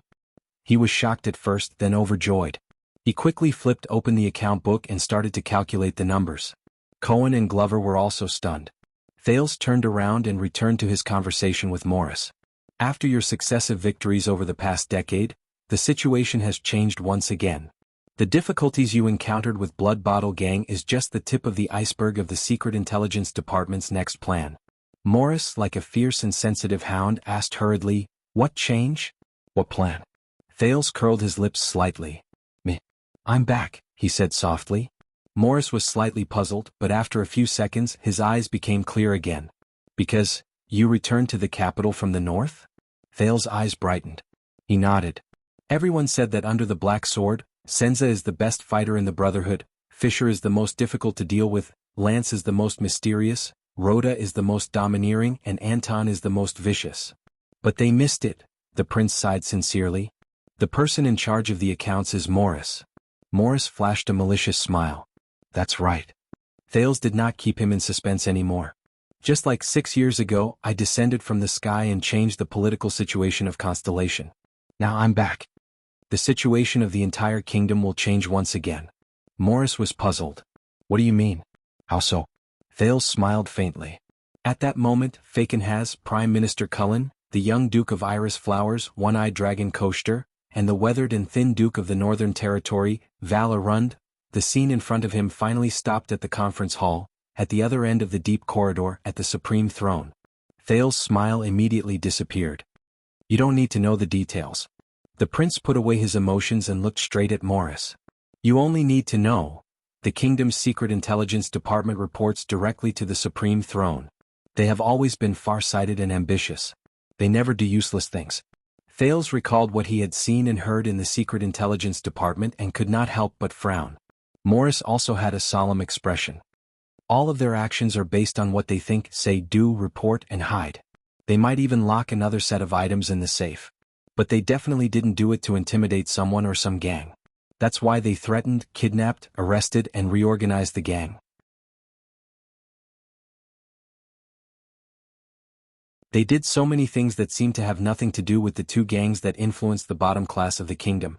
Morris listened attentively. According to my estimation, they are preparing for a big operation, Thales said coldly. The encounter between Blood Bottle Gang and the Brotherhood is just a prelude. They are sharpening their swords. Morris looked puzzled. Us? What? Do they want to carry out another one-night war? Do they want us to fight against the Red Turban again? I don't know. Thales shook his head and thought about the information he knew. But if I had to guess, the Secret Intelligence Department might be focusing on 3 directions. Morris raised his eyebrows. Which 3? But this time, Thales did not answer as straightforwardly as before. Instead, he stared coldly at Morris. It was as if he was waiting for something. What's wrong? Morris urged in puzzlement. Say it. Thales stared at him silently and suddenly smiled. Yes. He stared into Morris' small eyes. Say it. Morris was stunned at first, but as the boss of a territory, he quickly understood and looked back at Thales with a gloomy expression. It's your choice. Thales shrugged. Like the most experienced businessman, he was unhurried. Anyway, they're not in my business and the people they kidnapped are not my people. Morris stared at him as if he could not believe it. Thales blinked. He was friendly and obedient. After a while, Morris exhaled as if he had accepted his fate and snorted in displeasure. One mission. Thales frowned. What? Morris raised his head and looked at the muddy and messy streets outside the window. He said faintly, the answer you want comes from one of our missions. A long time ago, not long after the 9 powerhouses were established, we accepted a mission with a sky-high reward. Thales continued asking. What mission? Morris snorted and crossed his arms. There was a nostalgic look in his eyes. Looking for someone. Thales was very puzzled. He urged him to continue with his gaze. Morris clicked his tongue and shook his head, as if he had turned back into a stingy, money-hungry mercenary. The person who offered the bounty hid his name but was generous. As long as we were willing to participate, we would be rewarded, and the final bounty was enough for us to expand into a 100-man team. To be honest, we were just one of the people hired. To get the bounty, we had to compete with countless people in the same line of work. Many of them were famous mercenary teams, bounty hunters, and even the private soldiers of nobles participated. But we were young at that time and we did not care about anything. Lek was greedy for money, Kiers was arrogant, and Cole only cared about having meat to eat. Even Black Sword was not much better than that stupid police officer at that time. Morris was engrossed in his narration. He shook his head and sighed.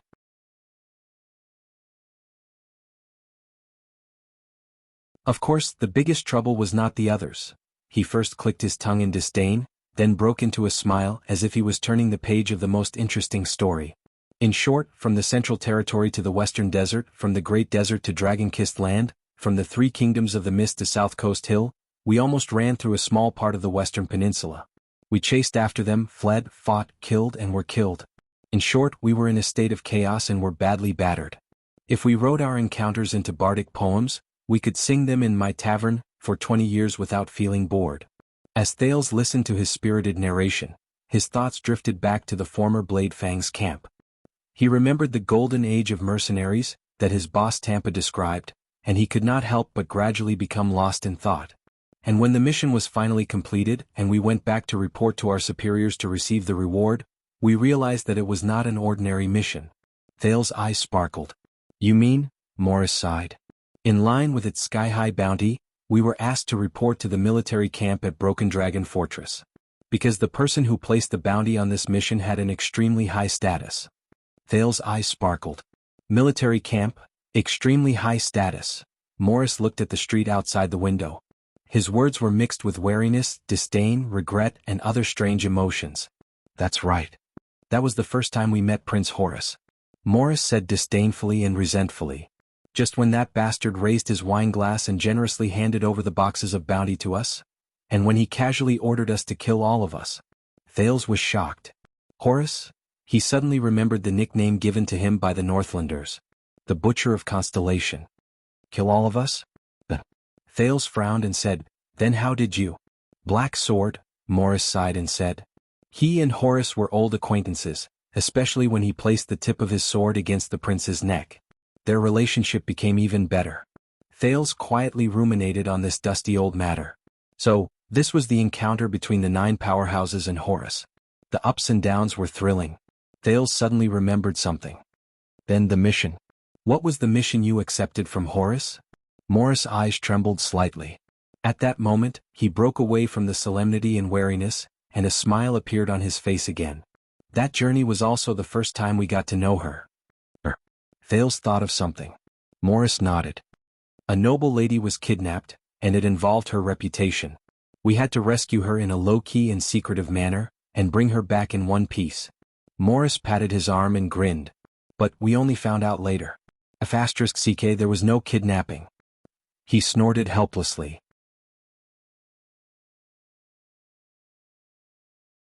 In order to escape marriage, that lady would do anything from dressing as a prostitute to crawling into the toilet. She was our biggest problem. Escape marriage? Thales remembered something. That's right. Morris exhaled and looked into the distance. There was a ghost of a smile on his face. The beautiful, sexy, intelligent, but domineering Princess Constance, nicknamed the Little Jinx. His tone was soft, as if he was afraid of waking someone up. Constance. Little Jinx. A small urn of cinerary ashes suddenly appeared in front of Thales. At that moment his emotions fluctuated. But you know, after spending so much time with her, we, the 9 powerhouses, have given her another nickname. At that moment Morris' eyes showed nostalgia and sadness. The 10th powerhouse. That you're tuning in to the Han Lee's Wuxia Adventures YouTube channel. We're so grateful for your support, and don't forget to subscribe to join us on this incredible journey through captivating stories. Your generosity through donations truly makes a world of difference, as it's the primary source of revenue that allows me to expand and enhance this channel for you. Thank you from the bottom of my heart for being a part of this adventure.